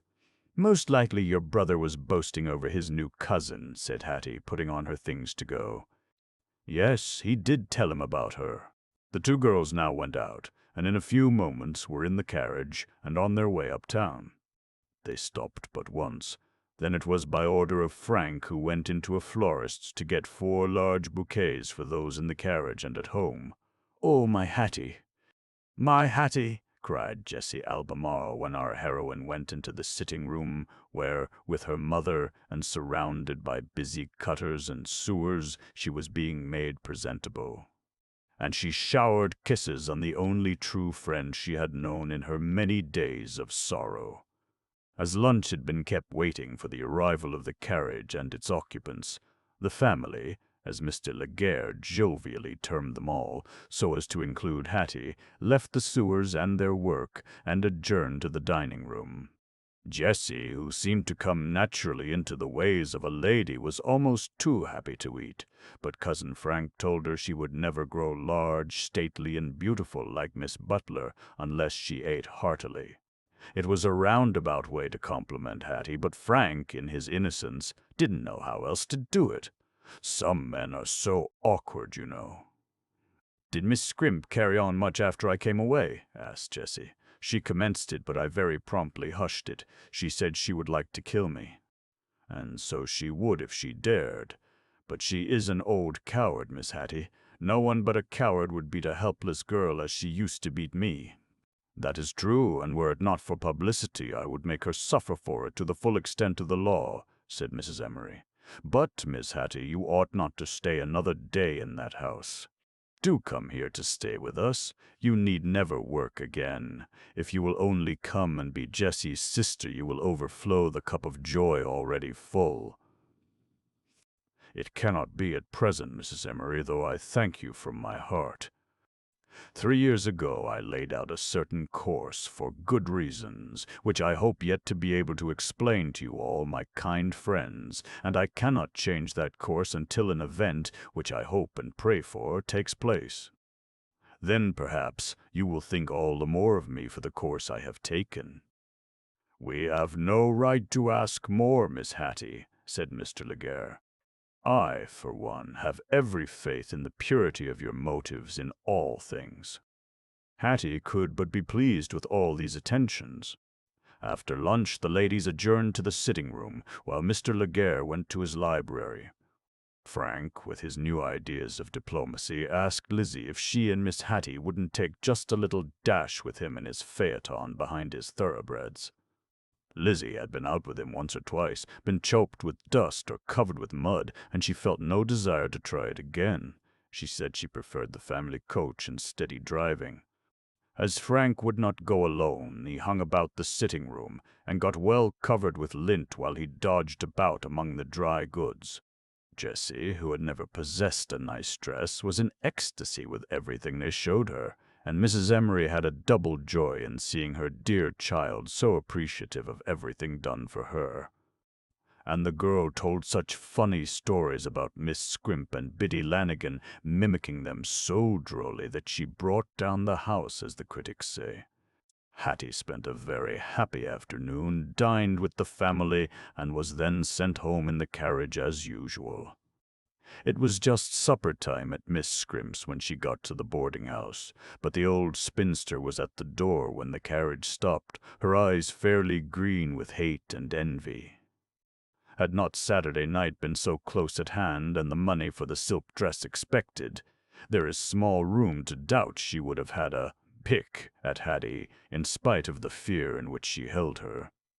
"As it was," she said, as Hattie passed her, "some folks ought to feel terrible proud to ride in other folks' carriages. For me, I'd rather go afoot when it's my own shoes I walk in." Hattie made no reply, but she paused to say a kind word to some of the girls who were coming in. At the same moment her eyes fell on the new servant whom Miss Scrimp had hired to replace Jessie, for she could not get another girl from the asylum. Her record was already against her there. This girl had just come over from the Faderland, far away. She was young and small, but stout-built, and she thundered around on wooden shoes, much to the amusement of the girls as they came in. She had not a very good idea of American ways, spoke no English, and Miss Scrimp and Biddy Lanigan had to manage her by signs. The secret of her employment was this: she was got from an intelligence office on a quarter of the going wages because she wanted to learn the English language and how to act as a waitress. Hattie, having dined so late, did not care for supper, so she did not stay to see Marguerite essay her first trials at carrying round tea to the boarders, nor did she know until after supper that the new girl, stumbling as she carried 2 cups of hot tea in her hands, deposited the contents of both down the scrawny neck and bosom of Miss Scrimp, who, screaming with pain, attempted to box her ears, but got the worst of it in the struggle, for the girl tore off all of Miss Scrimp's false hair, and left her almost bald-headed, besides damaging the arrangement of the pads, which made up the best part of her form. So Miss Scrimp learned that she had not poor, helpless Jessie Albemarle to deal with now, and as she had engaged this girl for a month, she dared not discharge her without paying her wages, so she drew off to her room to repair damages, and left the new girl and Biddy to wait on the table. And they managed better without her, for the girl was willing and good-natured, and, after her first mishap, was more careful. Biddy, who had got a hint from the girls that she was to have a dress out of the proceeds of the subscription, bustled around, and between her and Germany, as she called the new girl, the supper ended pleasantly. There was enough on the table, and the food was good. Miss Scrimp had got started in it, and did not dare to advance backward. Chapter 32. She is dying. Hattie was engaged that night until a late hour over her writing desk. A letter which she had already written, enveloped, sealed, and stamped ready for mailing was opened, a long postscript added, and then it was sealed with wax, and from a tiny seal in ivory an impression was made, an anchor and a cross, signifying hope and faith. Hattie wept over this letter, and, after she had sealed it, took up the mountain sketch we have alluded to, and looked at it long and tearfully. Then, with a swift, skillful hand, she copied this sketch on a smaller scale on the head of a large letter sheet. Then, taking 3 letters from envelopes which all bore the pierced hearts as a seal, of which we have spoken several times, she read them over and over, and taking one, copied a portion of it beneath the sketch which she had just completed. If he will undertake the mission by this, Mr. W. can be surely guided to that mountain home, and if all is found as I hope to our Father it may be, his mission will bring joy to a lonely heart, perhaps sweep away the clouds that have so long darkened my path, and then, absolved from my vow, I can throw off the veil that I abhor, and once more among my equals in the world take the place which belongs to me. Surely I deserve it if patience and long-suffering ever met a reward. It was after midnight, by the tokens of the city bells, when our heroine closed her writing desk. A brief time over her Bible, a little while at silent prayer, and then she lay down to rest on her coarse and humble bed, contented with her lot, and not for an instant regretting that she had refused a home of affluence and the fostering care of rich and loving friends. At early dawn, the loud, shrill calls of steam whistles, blown to wake the workers in great establishments, woke our heroine, and she was up and washed, ready to breakfast with the rest at the usual early hour. Miss Scrimp, with her lean neck bandaged where it had been scalded the night before, sat grim and silent at her post. But the steaks were good and well cooked, the bread soft and fresh, the coffee strong, and all still went on as it had done since Hattie held the finger of fear above the old maid's head. The meal soon over, the chattering girls wended their way to their various shops, and Hattie, within almost a minute of her usual time, went to her table in the old bookbindery, which seemed almost like a home to her. Mr. Jones met her with his usual pleasant good morning as she went to her place, and other hands, whom she knew slightly, bowed, but these were the only recognitions. She had never made any intimacy in all the long months she had worked there. Mr. W. came in later and went at once into his office.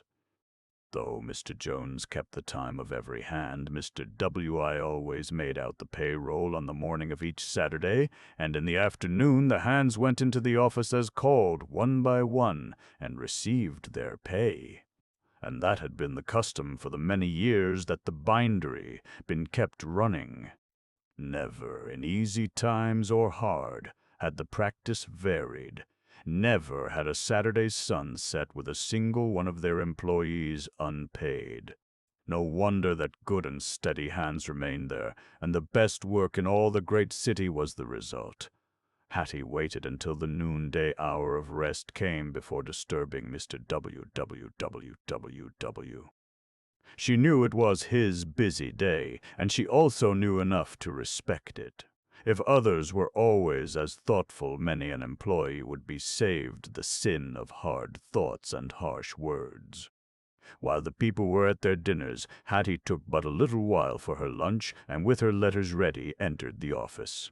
Mr. W. sat there looking weary and sad. "Do I disturb you, sir?" she asked gently. "No, Miss Hattie, you come like an angel of relief. I have been working over Jones's time book and making out the people's accounts. Permit me to pay you now, so you will not have to come again." "Thank you, sir." And she took the money she had earned and signed the receipt book as she had done for months and months when her turn came, but under far different circumstances.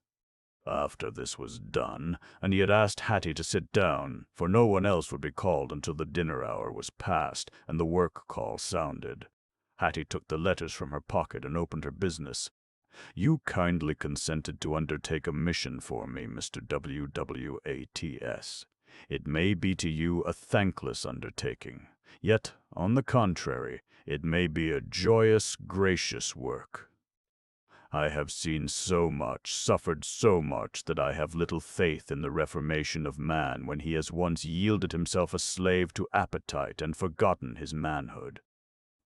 If you follow the directions laid down in a letter I have written to you, you will deliver another letter to a man whom I once believed to be the noblest of his race. He fell, thank heaven, before I was placed where his fall could drag me down. I would not utterly condemn and bid him go down, down, till he sank forever in the gulf of shame. I wept over him while I drove him from my side, and I prayed to him to go where no one would know him, and there to lead a new life. It was a terrible thing for me to do. I loved that man with my whole heart and soul. You may know sometime who and what I was when I thus sent him forth.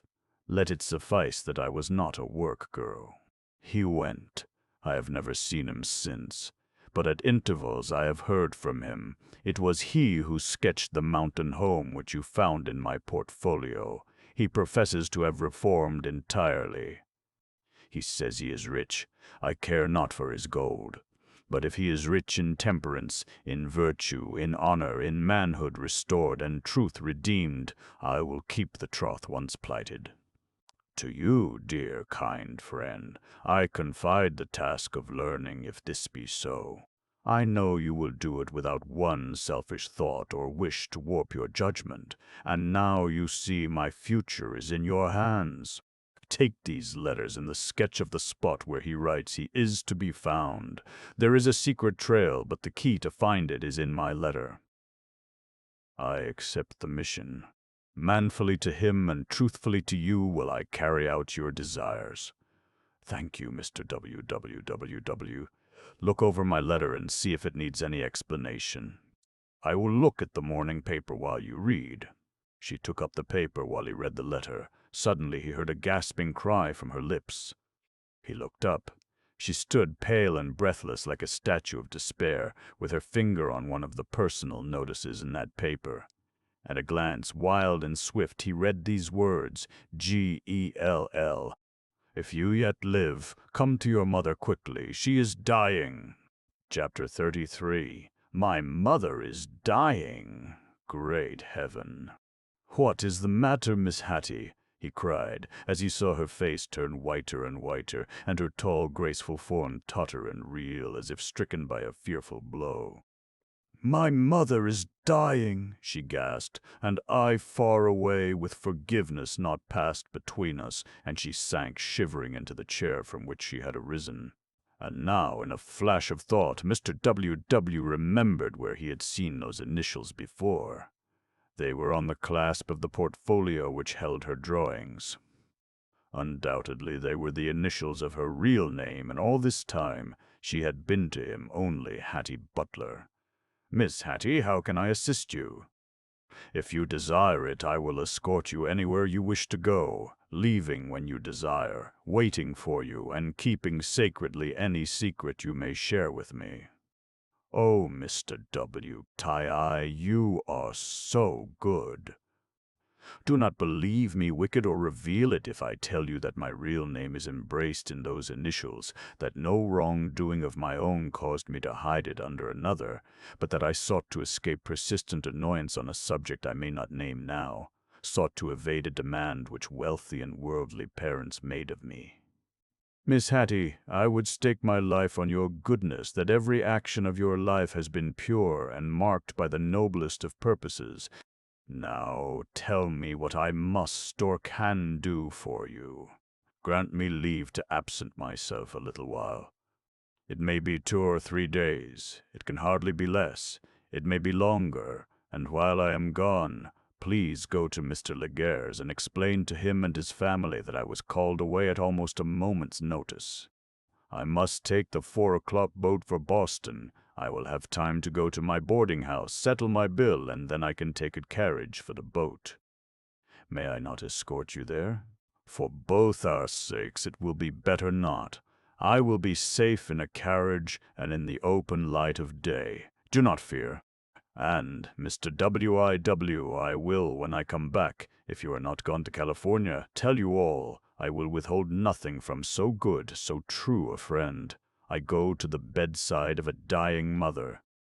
That is what that notice calls me to. I will not condemn that mother at this hour.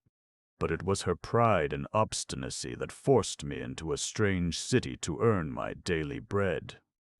Do you not need more money? Asked Mr. W.I.D. No, sir. I have enough in bills on my person, and some in bank if I needed more, and I hold Mr. Laguerre's munificent check for those drawings. I need nothing, Mr. W. Bott, but your belief in my honor and truth, your kind sympathy. You have both, dear Miss Hattie, both to the fullest extent. Go, and heaven shield and bless you. You will surely return? Yes, and take my place here no matter what occurs. Here will I stay until you return from California and the result of your mission is made known to me. Thank you, Miss Hattie. I will not detain you longer, for you will have but little time for preparation and to reach the boat. This evening I will go to Mr. Laguerre's and simply explain that you were called away by the sickness of a relative. Thank you, that will be enough. Tell them I will go to see them when I return. A grasp of the hand, a tearful goodbye, and the honest, noble man, the pure, truthful woman were apart, he standing gloomily alone in his office, she on her way, walking fast toward her boarding-house. Entering that, she found Biddy, Marguerite, and Miss Scrimp all in the kitchen. She handed Miss Scrimp the amount of her board for the week, then giving her the additional $1 for her silk dress, she said, I pay my part of the proposed subscription for the silk dress, Miss Scrimp. Then turning to Biddy Lanigan, she said, You have always been very good to me, Biddy. Here is a $5 bill for you to use as you choose. Long life and more power to ye, ye born angel, cried Biddy. Who could help being kind to the likes of you? Sure, there's not a lady in the land can hold her head higher than your own. Thank you, Biddy. Now, Miss Scrimp, I am going away for a few days, and shall lock up my room, for I leave my trunk, books, and everything except my little hand satchel there. Sakes alive! Where be you a-goin'? To visit a sick relative, and I shall return as soon as I can. Sakes alive!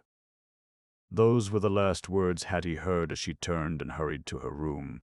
Half an hour later she came down dressed in a traveling suit of heavy brown pongee, with a bonnet and shawl literally worth more than the entire wardrobe of Miss Scrimp, her dress and her bearing that of a lady. Sakes alives! Who'd have thought she had such clothes here? Was Miss Scrimp's exclamation, as her cheapest boarder, as she had called her more than once, left the door. Chapter 34. Hattie's sex defended. I don't know why it is that the girls always read those personals in the paper, but I know they do. The very minute Mr. W.I. entered his father's, where he lived with his parents and sisters, his tallest and prettiest sister, Floaty, came running to him with the paper in her hand. "Brother Edward," said she, "don't you remember the initials on that portfolio of drawings you had the other night? I mean, the drawings made by that pretty bindery girl of yours." "Why, what of it?" he asked with well-assumed carelessness. "Why, they're here in this paper. Read this personal G.E.L. If you yet live, come to your mother quickly. She is dying." "That must mean your bindery girl." "Anna saw it first and brought it to me, and we had a great mind to send it down to you, marked, at the bindery. That would have been folly. There may be 1,000 people in the world with those very initials, and, moreover, the initials of the girl alluded to are H.B. Her name is Hattie Butler. That may be an assumed name. The initials on her portfolio were G.E.L., for we all saw it and spoke of it at the time you had it here." "Very likely. Is dinner ready? I'm hungry as an owl. And I've got to go out to make a call this evening." "What, in the fearful storm that is just beginning to rage?" "Yes." I do not like the storm. It must be terrible on the water, but I promised to make a call at Mr. Laguerre's, and I never break a promise." "At Mr. Laguerre's on Fifth Avenue? He who has a son in your club and a pretty blonde for a daughter." "Yes, Floaty." "Well, I wouldn't keep you from going there, storm or no storm. You can go in the carriage. I'd just go wild to have that girl for my sister-in-law. The Laguerres stand at the very head of New York society. But there's the dinner bell. Mercy, how the wind blows!" "This storm has come up very quickly, a regular northeaster," said the brother with a shiver, and there was a very anxious look on his face as he went to the dining room. His people always dined late, that they might have his company after the day's business was over. At the table, Edward W. Axe ate very little.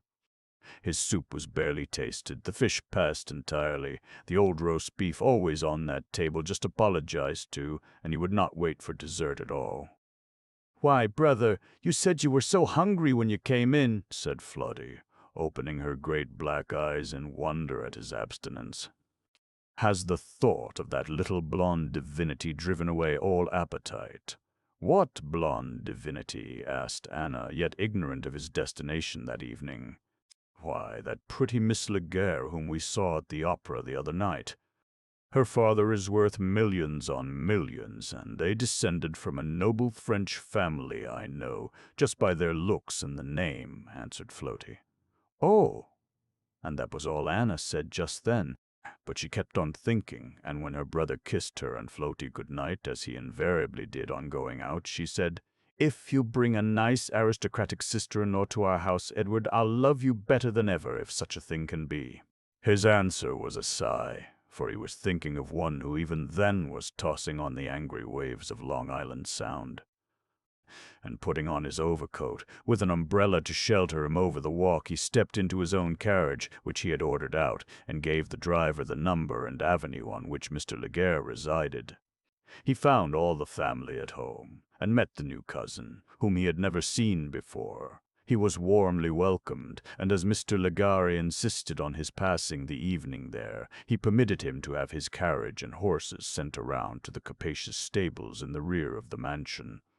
When he told them that he had been sent by Miss Hattie Butler to tell them she had been called away suddenly by the illness of a near relative, and that even then she was on her way to Boston by the night boat, every one of the family joined him in his expressed anxiety about the storm, a wild, sleety northeaster which could be heard in its fury even inside the marble walls of the grand mansion. "Alone without any escort, she'll be just scared to death," said Frank. "I wish I was there." "You'd be worse frightened than she'll be," said Lizzie. "She is brave, very brave, I know." "Pooh, she is only a woman, and all women are cowards when danger is around," said Frank in his important way. "Allow me to differ with you, Mr. Laguerre," said Mr. W.R. promptly. "I believe that the female sex, as a generality, have far more moral courage than men. And what is physical courage but that of the brute? 9 times out of 10, those who possess it hold it more on their ignorance of danger than anything else. There, Mr. Frank Laguerre, you're answered, and I hope you've got enough of it. Women cowards, indeed. That shows what you know about them." "Oh, I might know that you'd side with him," said Frank petulantly. "But that don't change my opinion a bit, Miss Lizzie. Frank! Frank!" "I really thought you were more gallant," said his father, laughing at the evident discomfiture of his son. "I might as well give it up since you're all against me," said Frank in a sulk. "Oh, I'm not against you, Cousin Frank," cried little Jessie, running up to him, "for I was the biggest coward in the world to let that vile wretch Miss Scrimp beat me as she often did when I might have turned on her and scratched her very eyes out." Frank laughed now. He had one on his side anyway, and that put him in good humor again. All this time Mrs. Emery had been sitting sad and silent, listening to the storm which raged without. For well-built though the house was, the fury of the gale dashing against the heavy plate glass of the windows gave a sign of what it must be out on the unsheltered sea. "Heaven be merciful," she said solemnly. "Heaven be merciful to those who are exposed on this fearful night on the raging deep. God help those who now are battling with the storm." "Amen," broke from every lip. Even Frank looked sad, and he was silent now. Chapter 35. Battling with the Storm. Battling with the storm. That was the very word. For while those loving friends sent up a prayer to heaven for her safety, Hattie Butler, unable to remain in her stateroom, not afraid, for she was truly brave but anxious, had thrown a waterproof mantle, which her satchel contained, over her head and shoulders and gone out on the deck near the pilot-house where, holding on to one of the great iron stays, she looked out on the wildly heaving waters, listened to the howl of the mad gale, and waited, with faith and hope, for the end, whatever it might be. By the light in the pilot-house, which shone on the pale faces of the two pilots who stood at the wheel, she also saw the calm but stern face of Captain Smith, the commander of the boat, a veteran in the navigation of the Sound, and she felt that he knew his peril and would do all that man could do to save the lives of those entrusted to his care. But it is not man who brings, or rules, or allays the storm. The winds are in the hands of the Almighty, and He is able to save when all else are powerless. She saw the mate pass her and go to the pilot-house door. The captain asked, "Is all right below, Mr. Glynn?" "Yes, sir, so far, but it is a fearful night." "I never knew the steamer to heave and strain so hard," replied the mate, a tall, fine-looking young man with a Bear accent, not a brogue to tell that he was a son of Erin's Isle. "Have you had the pump well sounded?" "Yes, sir. I have given orders to sound them every 15 minutes and to report instantly if there is any gain in the water below." "Good. You are the right man in the right place, Mr. Glynn. Tell Bishop, the engineer, to keep a full head of steam on. We need every pound we can carry to make head against this gale." "The train at Fall River will have to wait for our passengers or leave without them if this no-easter holds stiff till daylight." "I only hope we'll live it through," was what Hattie Butler heard the mate say to himself as he crept away toward the ladder to leeward, by which he descended toward the engine-room. And then she saw the captain go and look at the compass, and say to the pilots, "Keep her up 2 points more to windward. We ought to be near enough to Gardiner's Island to see the light. In this sleet with the spray dashing as high as the smokestacks, we'll never see anything till we are right on the top of it," growled out one of the pilots. Was it not a providence that made Hattie Butler peer out at that moment from the shelter which the pilot-house afforded her from the wind and rain, peer out into the gloom and darkness ahead? It must have been, for close, very close, she saw what she knew must be an artificial light, for through the inky clouds no star or moon could have been seen. Quick as thought, she sprang to the pilot-house door, flung it open, and screamed out, "Captain, there is a light very close to us on our left hand. I can see it out here plain." "On the port bow?" "Impossible," cried the captain, but he sprang out to sea. The next second he sprang to the pilot-house. "Hard up the helm," he shouted. "Ring the stopping bell, and then back the engine." All this did not take a second to say, and as quick as it could be done, every order was obeyed. And as the great steamer came around in water almost smooth, the captain came up and drew Hattie Butler into the pilot-house. "Young lady," said he, "you have saved this steamer and the lives of all on board. This night my wife would have been a widow and my children orphans but for you. 5 minutes more and we would have been head on to the rocks among the breakers. What is your name?" "Hattie Butler," gasped our heroine. "Are we safe now?" "Yes, I know just where we are, and can head my course and make Fall River in the morning, but perhaps too late for the train. If I was worth $1 million, I would give every cent to you, for death and ruin stood face to face to us. Captain, I have only done my duty as an instrument in the hands of God. It was He who sent me from the stateroom where I could not sleep, up here where I could see the lighthouse when I did." "Heaven be thanked with you," said the old captain reverently, and he bowed his head. "If all is safe now, I will go to my room," said Hattie. "It is. At breakfast I want you at my right hand at table. We will be in smooth water then, please heaven. I will steady you with my arm as you go below, for the steamer pitches heavily with her head off, as it is, from the wind." And gratefully the captain took Hattie down to her room and then went back to his post. Chapter 36. Safe in Port. "Cap'n, that was the closest call I've ever had on the Sound, and I've been on it, boy and man, for 55 years. That was what the chief pilot said to Captain Smith when he returned to the pilot house after he had seen Hattie Butler to her stateroom, and taken a turn to the engine room and forward deck below to see how things went there.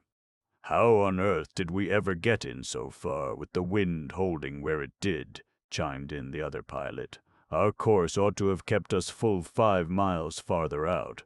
There was a stiff sou'wester all the night and day before, and with the tide at ebb it made a terrible current setting out by Montauk. I should have thought of it.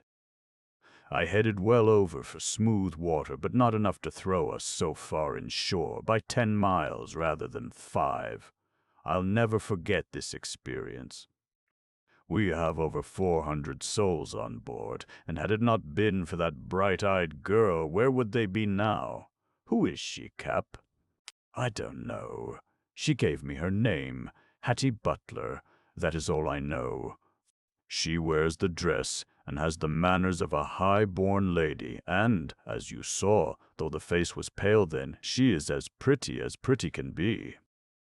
"I was too bad scared to look at her," said the chief pilot. "I'm hardly over it yet. The passengers will make up a purse for her when they hear of it. If they don't deserve the luck they've had." "She has begged me not to tell of it at all," replied the captain, "but I don't see how I can keep my mouth shut. And there are 3 or 4 newspaper men on board, and they'd never forgive me if I kept it from them. But I'll not speak of it at the breakfast table to all of 'em, as I meant to." The steamer was now heading her course, and the wind going down a little, while the rain, that fell heavier than ever, made the sea a great deal smoother. But the steamer was hours behind, and though Mr. Bishop, the chief engineer, drove the firemen to their work, the steamer could not make Fall River within 4 hours of the regular train time.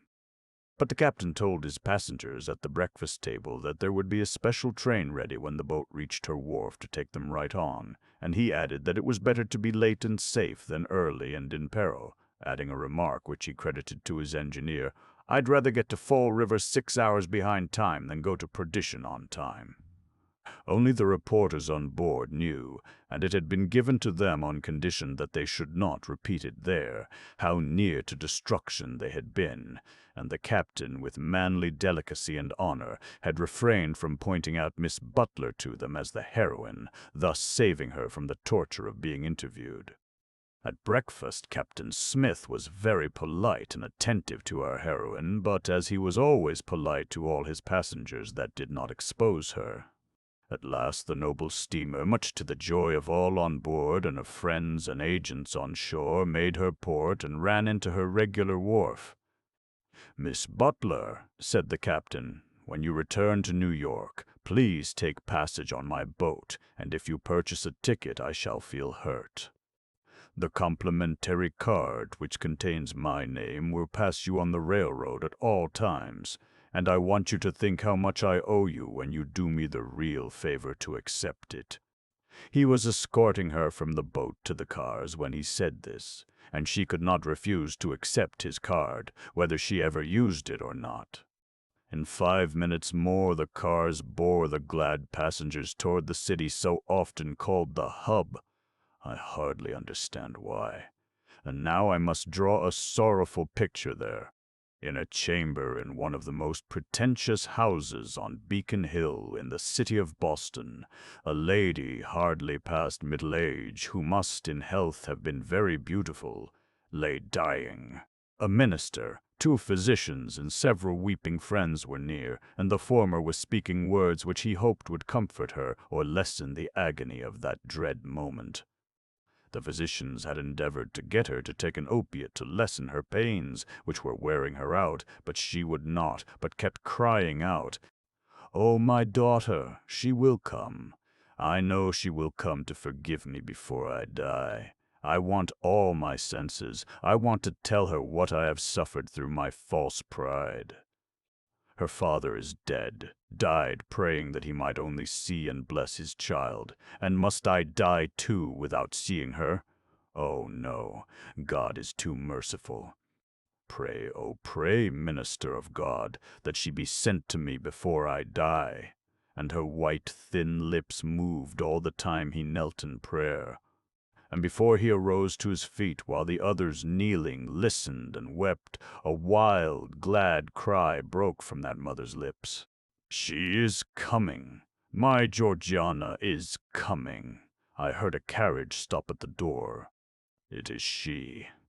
Thank heaven, it is my daughter." How a mother's ear, even when that mother was on her deathbed, could hear what no one else had heard, how she could feel so certain her child was near, is beyond our ken. But it was so. A minute, scarcely that, had elapsed when the door softly opened, and mother and child wept in each other's arms. It was a holy scene. No word of recrimination, no breath of the past, only this, mother, dear mother, my child, God bless my only child, my love. There was not a dry eye in the room. Those who had wept with grief before over a dying friend now wept with joy to think her eyes had not closed before that meeting, that reconciliation took place. But the physicians knew that the strength of Mrs. Lonsdale could not last, that the spark so near gone flashing up could last but little longer, and the change began almost before they expected it. We need not say that Georgiana Emmeline Lonsdale was the real name of our heroine, but that was the name of the dying lady's daughter, and that daughter was our heroine. "Raise me up. Let me look at you. Oh, Georgiana, my dear, dear child," gasped the mother. "I prayed but to live for this, and God has been good. My will, here, under my pillow all the time." The physicians pressed forward. With a moan of sorrow, Georgiana pressed that wan face to her beating heart. "Mother, mother, live for me," she sobbed. Blessed child, thank God. She lives forever in a brighter world," said the minister with touching solemnity.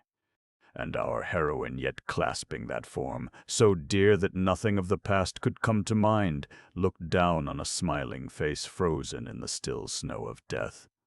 Gently the kind friends removed her clasp. Tenderly the good pastor said, "Blessed is he who gives, blessed is he who takes away." Long, long, the poor girl wept and would not be comforted. What to her was the costly mansion, furnished as few other houses in the city were adorned? What to her a bank account second to few in Boston? What to her horses, carriages, old family plate, jewels that had been owned generation after generation by her ancestors, now all her own? Her father, ever kind, her mother, with whom she had parted in anger when she chose a heart's idol, all too early cast down, were gone, forever gone from earth. It was well her sorrow found relief in tears. She wept until exhausted, and then herself needing a physician, she sank to sleep. She had not till then slept one moment since the night before she started from New York. Chapter 37. How the News Was Received. Mr. W. was up and out bright and early that Sunday morning, anxious to see the Sunday papers, daily and weekly, most of which he knew did not go to press till late in the night, or rather early in the morning, and he hoped from these to hear something about the storm on the Sound, something to assure him of the safety of the one who was first and foremost in his thoughts. All that he could find in these papers was that just as they were closing up their columns to go to press, a fearful gale was blowing from the northeast, and that disasters on the Sound and all along the Atlantic coast might be expected. But none had been heard from yet. All the Sound Line steamers left at their regular hour and must meet and face the gale en route. And this was all he could learn without telegraphic news came of sufficient importance to cause the issue of extras. Nervously he watched for these, and at last, not far from noon, a little after it, he heard a street Arab shouting, "'Ere is your extra!" "'Ere's news of the big storm." He rushed out into the street, tore a paper out of the hand of the yelling urchin, threw him a quarter, and then read the heading in startling capitals. "Terrible storm.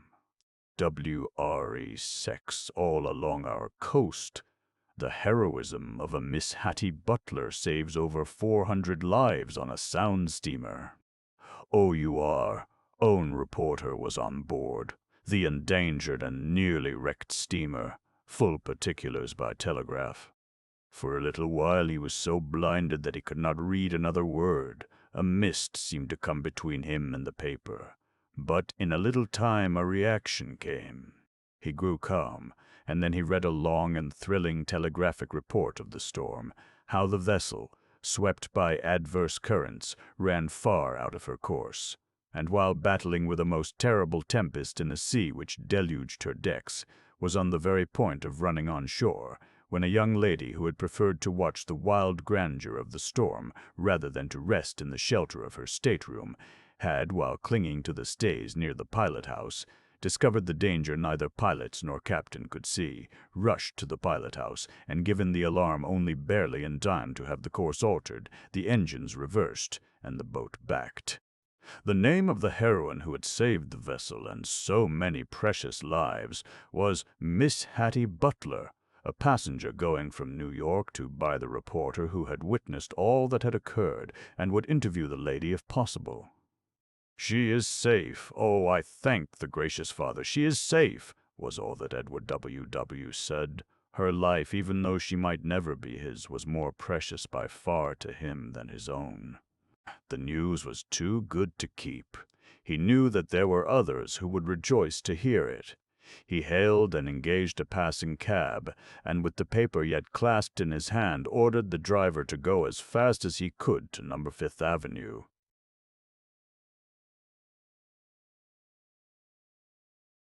Fifth Avenue. The more haste he made, the better he would be paid.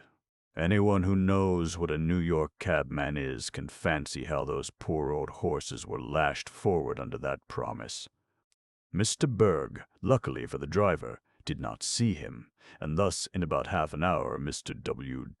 stood on the steps of the Laguerre mansion, and the cabman drove back at a slow walk with a $10 bill in his pocket, about 1/5 of which would reach his employer's hands that night when he rendered in his day's work.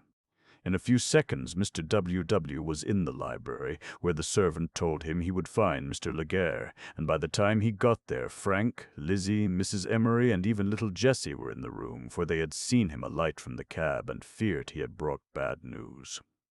"Have you heard from Miss Butler? Is she safe?" cried Mrs. Emery. "Don't speak if she's lost. Don't, screamed Lizzie, for, seeing how pale he looked, she feared the worst. "If she's dead, I'll die too," moaned Frank. "She is not only safe, but her heroism has made her immortal.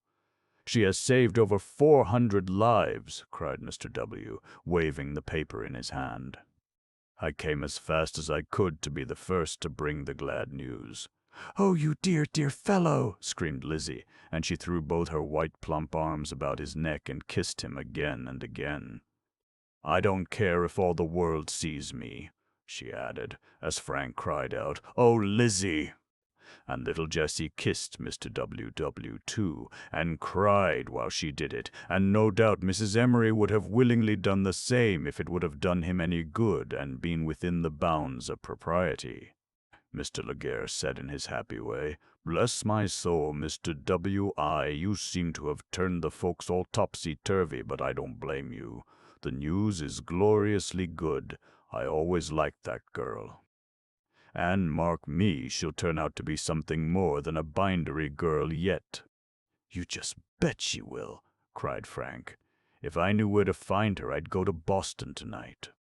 "What for, Frank?" asked his sister, now completely herself again. "To tell her you kissed Mr. W.W. right before us all," said Frank, determined to get even with Lizzie now if he could. "You might tell her, too, while you were about it, that I was only sorry he didn't kiss me back," said Lizzie, so saucily that the laugh was all on her side. "But really, Mr. W., she added, you must think I was very bold. But, to tell the truth, I thought at first you had come to tell us she was dead, and when I heard you say she was safe, I was so glad that I really didn't know what I was doing." "Oh, that is a likely story when you were cool enough to notice that he didn't kiss you back again," cried Frank. "An oversight for which I humbly beg pardon," said Mr. W. Frank was even now, and Mr. W.R. had helped him, for which the young man felt decidedly grateful. Lizzie acknowledged the victory, for she blushed and made no reply. Mr. W. now read the entire report aloud and said he had no doubt the fullest particulars would be had in the morning papers. "Dear me," sighed Frank when he heard this. "She will be made so much of now in Boston, where live heroines are scarce, that I'm afraid she'll never come back to see us." Mr. W. whispered something to Lizzie, who laughed heartily, and then said, "Frank, if she only knew you were just dying to see her. You, the heir to millions, and not so bad-looking either. She'd never sleep till she got here." "Oh, you traitor." "You told her just what I said to you at our club rooms," said Frank, shaking his finger at Mr. W.A.T.U. And so Lizzie had the laugh on her side now. Mr. Laguerre insisted on Mr. W. remaining to dinner, and then he would take him home in his own carriage. Lizzie, with an appealing look, joined in the invitation, and Mr. W.O. remained. Chapter 38. An Important Dispatch. When Edward W.W. got home that night, he found two angry girls up to meet him. His sisters, Floaty and Anna, their dark eyes flashing, each with an extra in her hand, met him as he entered the sitting room in his usual quiet way. So, Master Ned, you think you can keep a secret from us, don't you?" cried Floaty, shaking the paper in his face. "Yes, we asked you if the G.E.L., who was wanted to go to a dying mother, wasn't your Hattie Butler, and here she turns out a heroine on a time." "Yes, I'll wager a box of gloves you did," said Floaty. "Now, own up and we'll forgive you," said Anna in a coaxing tone. "What do you want me to own up, sis?" "That Gell and Hattie Butler are one and the same," said Floaty. "You needn't deny it, for we're sure of it. Well, if it will make you any happier, let it go so." "And that you knew she was going on that very boat," added Anna. "If that will set your mind any more at ease, I knew it." "Then why didn't you tell us last night?" said Floaty, and her big black eyes fairly snapped. "And why did you leave it just a chance for us to find it out?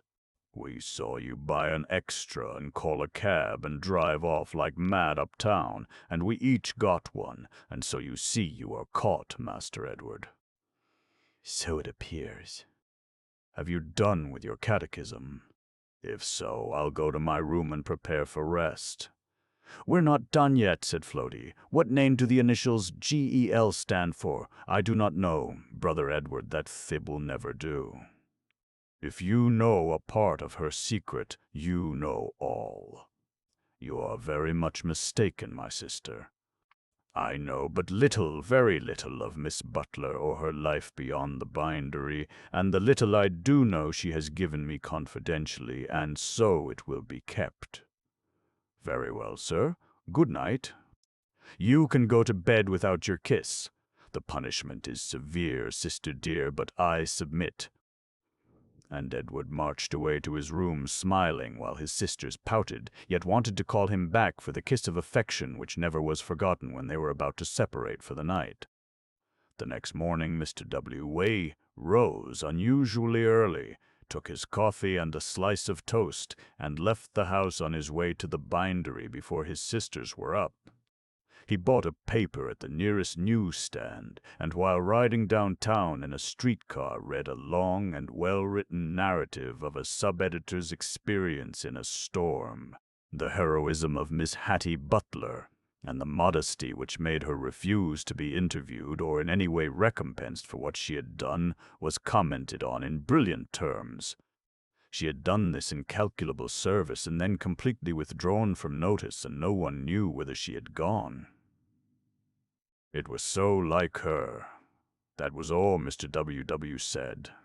But in it he paid her the highest compliment. He found, on his arrival at the bindery, all who had come, the foreman and a good part of the hands, in a great state of excitement. They had all seen either the extras of the day before or got the morning papers, and the question among them all was the Hattie Butler alluded to the one who worked in the bindery? None of them, not even the foreman, had known of her leaving town, for Mr. WWO on Saturday night had not thought it necessary to speak of it, and would not have done so now except to his foreman but for the questions of his work, people. But now, with a pride he had no wish to control, he told them it was their Hattie Butler, that she had been suddenly called away to the bedside of a sick relative in Boston, and that she was on the boat when she played the heroine so grandly. It was a wonder to see how proud those poor shop workers felt. That one of their own class, as they regarded her, should suddenly become so famous, seemed like an individual triumph to each of them. "Is Mr. Edward W. here?" cried a messenger boy, rushing up to the door. "Here's a dispatch from Boston, marked private and very important." Chapter 39. M. Master Jones promoted. "A dispatch for me?" cried Mr. W. "Yes, sir. Here it is, prepaid O.W. K. All hunky and so forth," cried the lad, and as Mr. W. took the dispatch, away he went on the run to deliver more. Mr. W.R., to the disappointment of Mr. Jones and the others, did not open and read his dispatch then and there, but, with a pale face and quick, nervous step, went with it, unopened in his hand, to his office and shut himself in. And there he read these strange and startling words: N.O., Beacon Street, Boston. "Kindest of friends, both my parents are dead. My mother, reconciled, died, blessing me. There is a very large estate to receive, and I alone can arrange for its care in my absence, for I shall return to my position and occupy it until you return, successful or not, from that mission to California. Pardon the suggestion that you go on immediately. You will find me at the bindery when you come back. Keep the confidence I bestowed upon you, especially as to what I send in this dispatch, even from the friends on Fifth Avenue. Only say to all I am well, and will soon return. Faithfully yours, G.E.L. Answer." "Wonderful! What a comprehensive dispatch," murmured Mr. W. as he folded it and placed it inside his pocketbook. And, writing this answer, he sealed and sent it at once to the telegraph office. G.E.L. No. Beacon Street, Boston. Your dispatch received. Every wish expressed shall be faithfully carried out. I will leave tomorrow for California, and return as soon as my mission is fulfilled. E.D. Ward. W.R. And when the dispatch was gone, Mr. W.R. went out to his foreman and said, "Mr. Jones, I have heard from Miss Butler. She is well. Her mother is dead. She will remain in Boston a few days and then return to her duties here. You are at liberty to say this to our people here. Tomorrow I shall leave for California to establish a branch bindery there. You will remain in charge here. Father will come down to see you once in a while, perhaps, but he will not interfere with the work. When Miss Butler returns, give her all the time she wishes out of the bindery, and make her duties easy and pleasant as you can. She is a noble girl." "That she is, Mr. W.I. I'm sorry you are going, but I will do my very best while you are gone and try to keep everything moving brisk and right. I know you will, Mr. Jones." I have every confidence in you. I also increase your wages on the payroll $10 a week in consequence of your increased responsibilities. Miss Butler had better come into the office with her work now, and she will help you with the payrolls. I shall leave checks to an amount which will keep you square with the hands, no matter what comes in. If more stock is wanted, Father will see to it. Oh, Mr. W.R., you are too good. $10 a week more will make the little woman at home feel as rich as a Vanderbilt. So much the better, Mr. Jones. Your baby is growing, and so will your expenses increase. Go on with everything. I have a great deal to do to get ready. Have to go home and uptown to see Mr. Laguerre and shall be out most of the day. I'll do my best, sir, and I think I'll please you, said the happy foreman as he turned and left the office. Within 10 minutes the news had spread all over the shop. There was a little buzz of excitement, but the discipline of the establishment was perfect, and the work went on as steadily and smoothly as ever. Mr. W. Tile spent an hour or more over his books and payrolls. Then he wrote and sealed a long letter, which was to be given to Miss Butler when she returned, and a separate open note asking her to take a table in the office when she came back, and to help Mr. Jones with his accounts and payrolls. This done, Mr. Jones was again called, the letters handed to him, all explanations made, and then Mr. W. left for his home to make preparations there, and have a small trunk packed with necessary clothing, and to go up to Fifth Avenue to carry the news, which he was permitted to reveal, from Miss Butler, as she was still to be known until she chose to throw off her incognito, and to tell them of his sudden intention to leave for California, to there extend his business. His own family, having often discussed this trip to California, were not at all surprised at his decision to start at once, for he was one of those prompt, decisive men in business who take things sharply and move without making any noise about it. His father gave him a little advice and an unlimited letter of credit.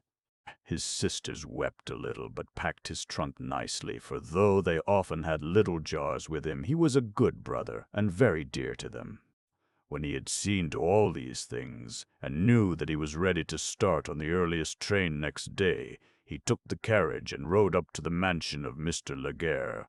All were at home, and his welcome, as usual, was cordial. "Any further news from my dear, dear friend?" was the first question that left the lips of Lizzie. "Of course he has.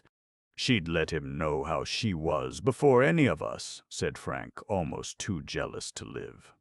"As her oldest acquaintance in the city, perhaps she thinks me the one that she ought to communicate with, especially as her business is with our firm," said Mr. W.I. gravely. "But in a dispatch that I received this morning announcing the death of her mother and asking a few days longer leave of absence in consequence, she begged me especially to come up here, tell her friends she was well, and would soon return to them." "Oh, thank you, Mr. W. I'll read the paper this morning. Frank says he don't know hardly how to begin, but he means to write a romance about it. He is going to call it The Angel of the Storm, or The Pilot's Timely Warning." "That will sound very grand," said Mr. W.L. with a smile. "It seems to me I saw a dime novel published by one of our city small fry called The Angel of the Washtub, a romance of soap, suds, and starch. It must have sold hugely." "There you are, laughing at me again," said Frank. "No, brother. He is only encouraging you in your first literary effort. Everyone must have a start, you know, even if it is downhill." Mrs. Emery came into the room now with Jessie, and the latter ran and shook hands with the friend of her dear Hattie. Mr. W. told Mrs. Emery that he had heard from Hattie. She was well and would soon return, and then, the elder Laguerre coming in, he broached the subject of his going to California. Frank's eyes flashed joyfully when he heard of it, for he was, in truth, fearfully jealous of Mr. W. and he thought if the latter was absent he might stand some chance to win the affections of Hattie, whom he thought he loved more than ever since her heroism had made her famous. Lizzie seemed sorry, and asked if his intention had not been formed suddenly, but he told her it had not. His father had long desired to have him go, and he had come to the conclusion that the sooner he went, the better. He spent but an hour there with those pleasant friends, and then, on the plea of preparing for his departure, bade them farewell. Chapter 40. Captain Smith. Hattie, or, as we should call her in her own home, Georgiana Lonsdale, with her force of character, knew that it was wrong to give way to unavailing grief, and with a strong effort she aroused herself to the action so necessary after her mother's death. The family physician and the attorney who had done her father's business for years before he died, both old and true friends, and the clergyman also, offered all the aid in their power, and the funeral ceremonies were arranged according to the desire of the deceased lady as expressed in her will, found where she had told her daughter it was, almost with her last breath. As we already know, Miss Lonsdale, under her own initials, telegraphed to Mr. W. the moment she was able to think what she could and should do. After her mother was buried by the side of her father in the family cemetery, Georgiana at once began to arrange everything for an absence again for a time from her home. She caused 2 bequests of her mother to charitable institutions to be paid, even before the legal steps of administration were complied with, so anxious was she to carry out her mother's desire. Leaving the care of the estate to the long-tried and faithful attorney, she arranged that with only servants to keep the house in order, and ready for her occupancy when she came, the old housekeeper should remain there. The carriages were stored in the carriage house, and the horses all sent off to be kept on a farm near Amherst, which belonged to the estate, the old family coachman going along to take care of them until he should be wanted again on Beacon Hill. Georgiana took sufficient time for all these details, for she felt at rest in her mind after she received the telegram from Mr. W.A.I. Now, when everything was arranged to suit her, dressed plainly but very neatly in her mourning garments, she made ready to return to her humble position and to carry out the plans which she had laid down. Captain Smith, standing by the gangway plank of his steamer, was surprised one day to see her come on board, and grasping her extended hand, he cried out, "Heaven bless you, young lady! There's a little woman who never goes to bed at night now without a thankful prayer on her lips for Miss Hattie Butler, who saved a loving husband for her. And a girl almost as old as you, but not half as handsome, and 4 other children who have your name on their lips, and who speak of nothing but the hope that they will some day meet you and be able to thank you for keeping a father on earth for them, through the mercy of the Father above." All this the captain was saying as he led our heroine to the best stateroom on the boat, and told her, too, that there was every promise of a beautiful night ahead and a fine run. "You found that my card took the place of tickets, didn't you?" he asked, as he called the chambermaid to wait on one whom he considered a guest rather than a passenger. "You'll forgive me, Captain, I know," she answered, "when I tell you I gave your card to a poor weeping widow woman whose pocket had been picked in the depot, and who had not even a ticket to come on with." Georgiana did not add that she gave the poor woman $50 in cash also. "It was just like you, and I can't blame you. I'd have helped her myself," said the good captain. "It's a kind of a Smith's failing to put their hands in their pockets when they see anyone in distress, and not to take their hands out of their pockets empty." And now, having his duties to perform, the captain excused himself, and our heroine made herself comfortable for the trip. When the steamer started, our heroine went upon the upper deck to enjoy the air and view, and having asked the captain as a favor not to speak of her being the person who had notified him of his danger on that stormy trip, she felt safe from undue notice. But she was recognized by both the pilots, who raised their hats when she approached the pilot-house, and presently, when the captain came up, he gave her a chair inside the house, whence she could look and enjoy herself without feeling the cold wind that blew in from seaward. Had not the captain and pilots, as requested, been cautious, our heroine would have been lionized, so to speak, on that trip, for there was an unusual number of passengers. There was only one passenger on board who did approach her, and that was the grateful widow whom she had relieved in her dire distress. Chapter 41. Hattie's Welcome. Sakes alive, here she is. We were just a-talkin' about you, me and Biddy here, for Germany can't talk no more'n a cat to us. That was the welcome Miss Scrimp gave to Hattie Butler as she opened the door on the morning of her arrival in New York. "Good morning, Miss Scrimp," said the latter in her ever-quiet, ladylike way. "I have returned, you see." "Yes'm, and I'm glad of it. I missed you so much." "The girls have all been wild over what the papers said about you saving so many lives on the steamer. Was it all so? I suppose it was, Miss Scrimp." "Sakes alive, have you been to breakfast?" "Yes, I took breakfast on the boat." "The captain insisted on it." "Well, it's lucky, for the girls did eat so hearty this morning there isn't much left, and it's all cold before this time." There comes Biddy. She's heard your voice. "Oh, you born angel!" cried Biddy, running up to Hattie and giving her a real warm Celtic hug. "I've got the new dress all made up, a real warm one for winter wear, d'ye see? The mistress has hers, but it's silk, and I'd rather have mine twice over. Shall I get yous a real nice cup of coffee? I can make it quick." "No, thank you, Biddy. I'll run up to my room a little while, and then I am going uptown on a visit. I shall not go to the bindery until tomorrow." "Why, you're in mourning." "Sakes alive, I didn't notice that till this minute. I was so glad to see you." "Who's dead, dear?" asked Miss Scrimp. "My mother," answered Hattie, choking down a sob as she started upstairs for her room. "Her mother, poor thing." "I'll be a mother to her now," said Miss Scrimp, thinking of that $1,000 check most likely. Hattie found everything in her room as she had left it. She had long before had the lock put on herself, and it was one which no other key in the house fitted, or Miss Scrimp might have explored her apartment in her absence.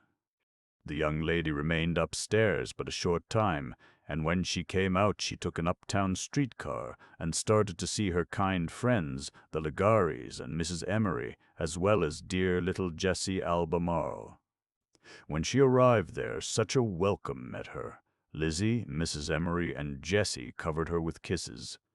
Mr. Laguerre pressed her hand warmly, and poor Frank stammered and blushed, and hardly knew what he said, though he tried to be very polite, and at the same time very ardent in his expressions of pleasure at seeing her once more.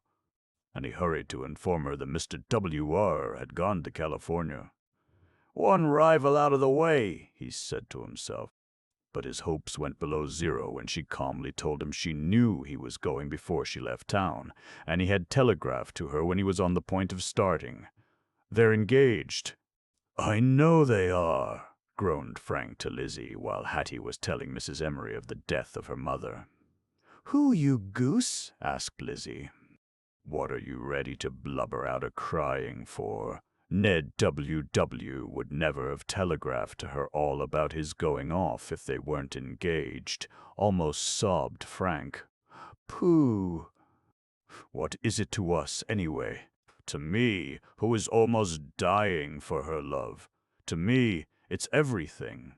I tell you plain, sister, if Hattie Butler will not have me, I'll go and enlist as a private soldier in the army and get killed by Indians, or I'll ship in a whaler and fall overboard and break my neck."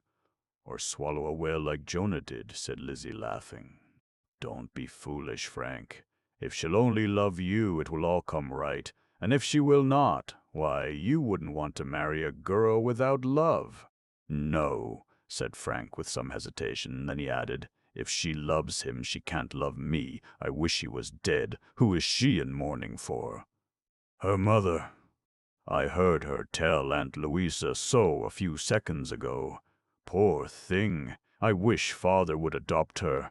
No, I don't either, for then she'd be my sister and I want her for my wife." Hattie now had 100 questions to answer about the storm and the steamer, which she did cheerfully. After dinner, Frank had the glory of escorting her home in the family carriage alone, Lizzie pleading a headache just to give the poor boy a chance to make love to Hattie if he could. But he never opened his mouth from the time he left home till he set her down at the door of her boarding house. He couldn't have done it to save his life. He had caught the love fever in dead earnest. Chapter 42. Found. Mr. W.R. stayed but 3 days in San Francisco. Advertising for a foreman and hands, he was soon overrun with applicants and had plenty to choose from. Good, sober, reliable men. Good materials, too, were plenty to begin with, and in just 3 days the great Occidental bookbindery of E.W.W. and Son was advertised in every paper in San Francisco, and the shop in full blast. And the same evening Mr. W.W. took the Sacramento boat and was speeding on his way to Oroville, where he was to meet the agent and banker of Wells, Fargo & Co. and take his final departure in search of the mountain home, which he had seen in the sketch spoken of long ago, and a copy of which was in the letter of instructions which he carried from our Hattie. From Sacramento by rail, Mr. W. dashed on toward Feather River, and before noon he was at the old National Hotel with a dozen Chinamen at hand ready to dust him off, wash his clothes, or pick his pockets if the chance came around. From the polite clerk he soon learned the location of Wells, Fargo & Co.'s office and bank, and in a short time he was in the private office of the latter. With his letter of introduction extended, he introduced his name and was met with that cordial, open-handed, open-hearted welcome which the stranger ever gets in California. To Mr. Morrison, the agent, a splendid young man, Mr. W. opened his business, asking if he knew a Mr. Harry Porchett, who was mining on the uppermost claim on Feather River. "I know all of him that anyone can know," said Mr. Morrison. "He is a very singular young man, ever sad and melancholy, strictly temperate, not even touching wine, using no tobacco, seeking no company. I tried to get him to stay a few days at my home, and once, when he came to deposit his gold, as he does every 3 months, induced him to take tea with me, where I thought my sister Annie, one of the most gifted girls on this coast, and a fine conversationalist, might draw him out of his melancholy mood. But it was no use. He was polite and gentlemanly, but he would not thaw, as we say out here. I must find him," said Mr. W.W. with a sigh, for he felt as if he was sealing his own fate as a single man forever, if he found this young man all that he was represented to be, and called him out from the shadow of his gloomy exile into the sunlight of Georgiana Lonsdale's presence. "I will get you mules and a guide, for there is no other means of travel when you get into the mountains up Feather River," said Mr. Morrison. "And as you cannot start with everything ready, camping fit out and all, before morning, take tea with me tonight." Mr. W. Tyre consented, and when that evening he met the sister of the young banker and express agent, saw and viewed her wonderful beauty, and heard her sing songs of her own composition, accompanied on piano and guitar, he thought that if young Porchet could be so blind to those attractions, he was indeed true to the love he left behind him. The next morning Mr. W. asked, with an old mountain man for a guide on a sure-footed mule, with 2 others in the train carrying provisions and stores, started on the perilous journey. All day creeping slowly along narrow trails, now on a ledge barely wide enough for the mule path, overhanging the wild rushing river 1,000 feet below, then pressing through chaparral so thick the animals could just get ahead, now shivering just below the snow range on a wind-swept ridge, then pitching down into a mining gulch full of busy men all grimy with yellow dirt. On they went the entire day long, halting but an hour at noon to give the mules a little barley and themselves a scanty lunch. That night they camped in a grove of tall sugar pines, a little way back from the river, and over the campfire Mr. W. listened to thrilling stories of what California life was in '49, when everyone who came was mad with the greed for gold, when vice and crime ran hand in hand, life only held by the pistol grip or knife point, and property held more by might than right. Early next day they were on the move upstream, now obliged to follow the river bank as near as possible, for the snowy range of the Sierra Nevada rose high above their heads. At noon they came to a lonely little valley, not 2 acres in extent, shaded at one end by half a dozen trees and a huge overhanging precipice. Here 2 fat, sleek mules fed undisturbed, and as they rode up near them, the guide pointed to a pack and riding saddle hanging side by side under the cliff. Here we camp. The man I seek is within a mile of this place, but no one outside of him ever went over the trail that reaches his claim, so far as I can learn," said Mr. W., carefully looking over his map, sketch, and letter of instruction. "I will lunch, and then, leaving you here, try to find him." The guide assented. He had never been up the river quite so far before, and, old hand as he was in the mountains, he did not want to go any farther. Half an hour later Mr. W. left, heading for a black patch of chaparral that seemed to hang on the side of a fearful cliff. He was gone over 2 hours, and he came back in a fearful stage of agitation. "My friend is found," he said, "but I fear that the joy of the news I carried him has killed him. I found him sick, very low. Thinking it would revive him, I broke my news too suddenly. I left him in a death-like swoon, and I could not revive him. Come with me quickly." "I will pay you treble our agreement if we can only get him out safe where I can get medical aid." The guide did not hesitate a second. He was rough, but all heart. His name was Hal Westcott.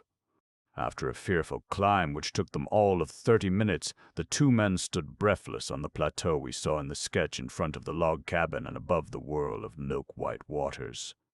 "I almost dread to go in lest he be dead," said Mr. W.S.T.U.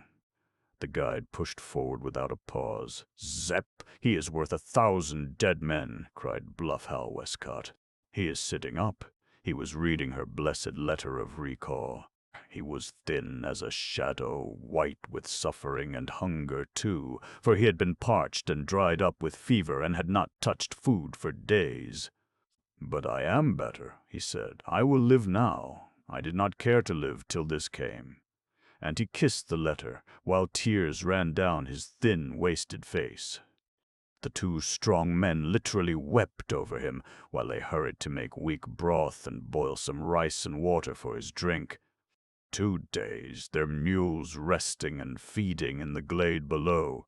They tended and nursed him, and watched over him with such care as few suffering men ever got in a bleak place like that. Then, handling him almost as they would have done an infant, they got him down to the other camp, and they took the gold in his arms and packed them down also, so as to be ready to start for the outside world on the 3rd day. It would be a long, perhaps a dry story to tell in detail were I to describe that journey out. It had taken W. and his guide but a day and a half to come in. Yet it was 4 days after their start when poor Portiat was laid upon a nice cool bed in Belle Vista Cottage, as Mr. Morrison called his home. And within an hour after, Mr. W. telegraphed to Miss Hattie Butler, "I have found him. He is all right, a noble and a true man. I love him as I would a brother. He has been sick, is weak yet, but we will start east in 2 or 3 days by the fastest trains. Your ever unchanging and unforgetting friend, Edward." He told Harry Portrait what he had done, and the latter said, "You are only too good. Heaven will reward you for it all and make you happy." Oh, how little did he realize that Edward W. was sacrificing all his hopes of happiness in carrying back to her. He loved the man whom she only could love. tenderly cared for and attended by the best physician in Oroville with good, kind nursing, it was no wonder that the invalid was so soon ready to start out for the East. Edward W. went down to San Francisco for a single day to see that all things went well in the Occidental bindery, and then returned ready to start eastward. The very next morning he telegraphed again. "We are coming. We leave Sacramento on the 10,003 train. All well." Chapter 44. Thin Forever. In front of the finest mansion on Beacon Hill, though the chill of autumn was in the air and a northeast wind came cold from over the bay, an arch of hothouse flowers was erected, covering the entrance to the walk, which led up through a yard ornamented with choice works in marble, to the carved door of the house. On this arch, in crimson flowers, the word "Welcome" was visible. Inside, servants well, even richly, dressed seemed to flit to and fro, and a lady, young and beautiful, robed for that day as richly as a royal queen, moved to and fro, seeing in person that everything was ready to receive the guests for whom the welcome was meant. The minister, who had been in that house on a sad, sad day, now stood by this young lady's side, looking dignified but happy. The old lawyer and many other friends were there, and more came along as the day wore on, in grand carriages, the elite of the aristocratic old city. And now the hour, 4 o'clock, was close at hand. Her carriages had gone to the train to meet the guests who had been invited to come from, and she, who had been all this time flushed and excited, now stood pale and nervous near the door. For a roll and rattle of wheels was heard, and a moment later a whole column of coaches dashed up in front of the house. From the first stepped two men, and, arm in arm, they came under the arch, and never knight of Crimson Cross looked so happy as did the younger, paler of the two, when he looked up and saw those words. But they could not pause. Others were hurrying on behind and in front. He saw her at the door, and with a wild, glad cry, he was in her arms. "Georgiana, mine at last. Yes, yes, my Harry, thine forever." A moment's sobs of joy broke on the air, but then, arm in arm they went on, while an unseen orchestra played a brilliant march of joy and triumph. And then, in the great parlor, darkened outside, but blazing with light within, without waiting for more than a few words and whispered greetings, before the friends of bright days and the true friends of darker hours, Georgiana Lonsdale was married to the returned exile, to the man for whom she had dared her parents' anger, whom she had so nearly lost by his own fault, and who had come back to her redeemed. Edward W.C. stood at his right hand, Lizzie Legare stood by her dear friend, and the ceremony, brief but impressive, was performed.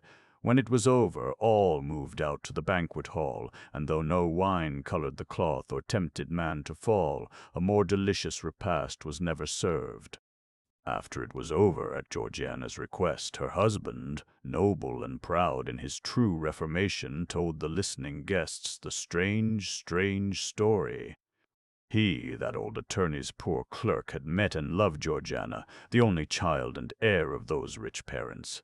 They had scorned him, for they had higher views for her, drove him from their door. She, in her love and pride, had vowed to be his, and together they fled to forgot his manhood, and when they should have been ready to stand up before the minister was too intoxicated to stand. Crushed and indignant, she waited until he was sober enough to realize what he had done, and then she told him to go forth and never, never to return until his manhood was redeemed and he could stand a free man before his God, sworn and proven true in the full fruits of temperance. He went. She would not go back to the home she had left, but at once sought employment in the humblest line. There, dear reader, we found her. You have had the story. It is a strange one, but to a very great extent it is true, and, as a young writer, I can only hope it will do the good I wish it should do. That it will give courage to the weak, hope to the hopeless, for no one is so lost or fallen, but that a higher, better life may be reached. I suppose I may as well tell you, Mr. Edward W. Tarine is now trying to forget his first disappointment in the smiles of sweet Lizzie Laguerre, and Frank has gone west. The end. The Southworth novels in the Southworth Library. If there is anyone that says we Americans have no literature of our own, let him read the books of Mrs. E.D.E.N. Southworth. This author may be said to have written truly great American novels. The scenes of all of her stories are laid in America, are about American people, and deal with the mode of living peculiar to the American. Most of Mrs. Southworth's books are pen pictures of the hopes and fears, the joys and sorrows of good old-fashioned folk, but do not think on that account that they are old-fashioned.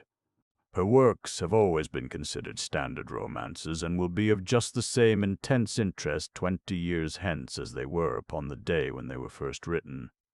We would like to send you a complete catalogue of Mrs. Southworth's books, but if you want to see just what this author has done, buy copies of M and M's Husband, published as Southworth Library Nos.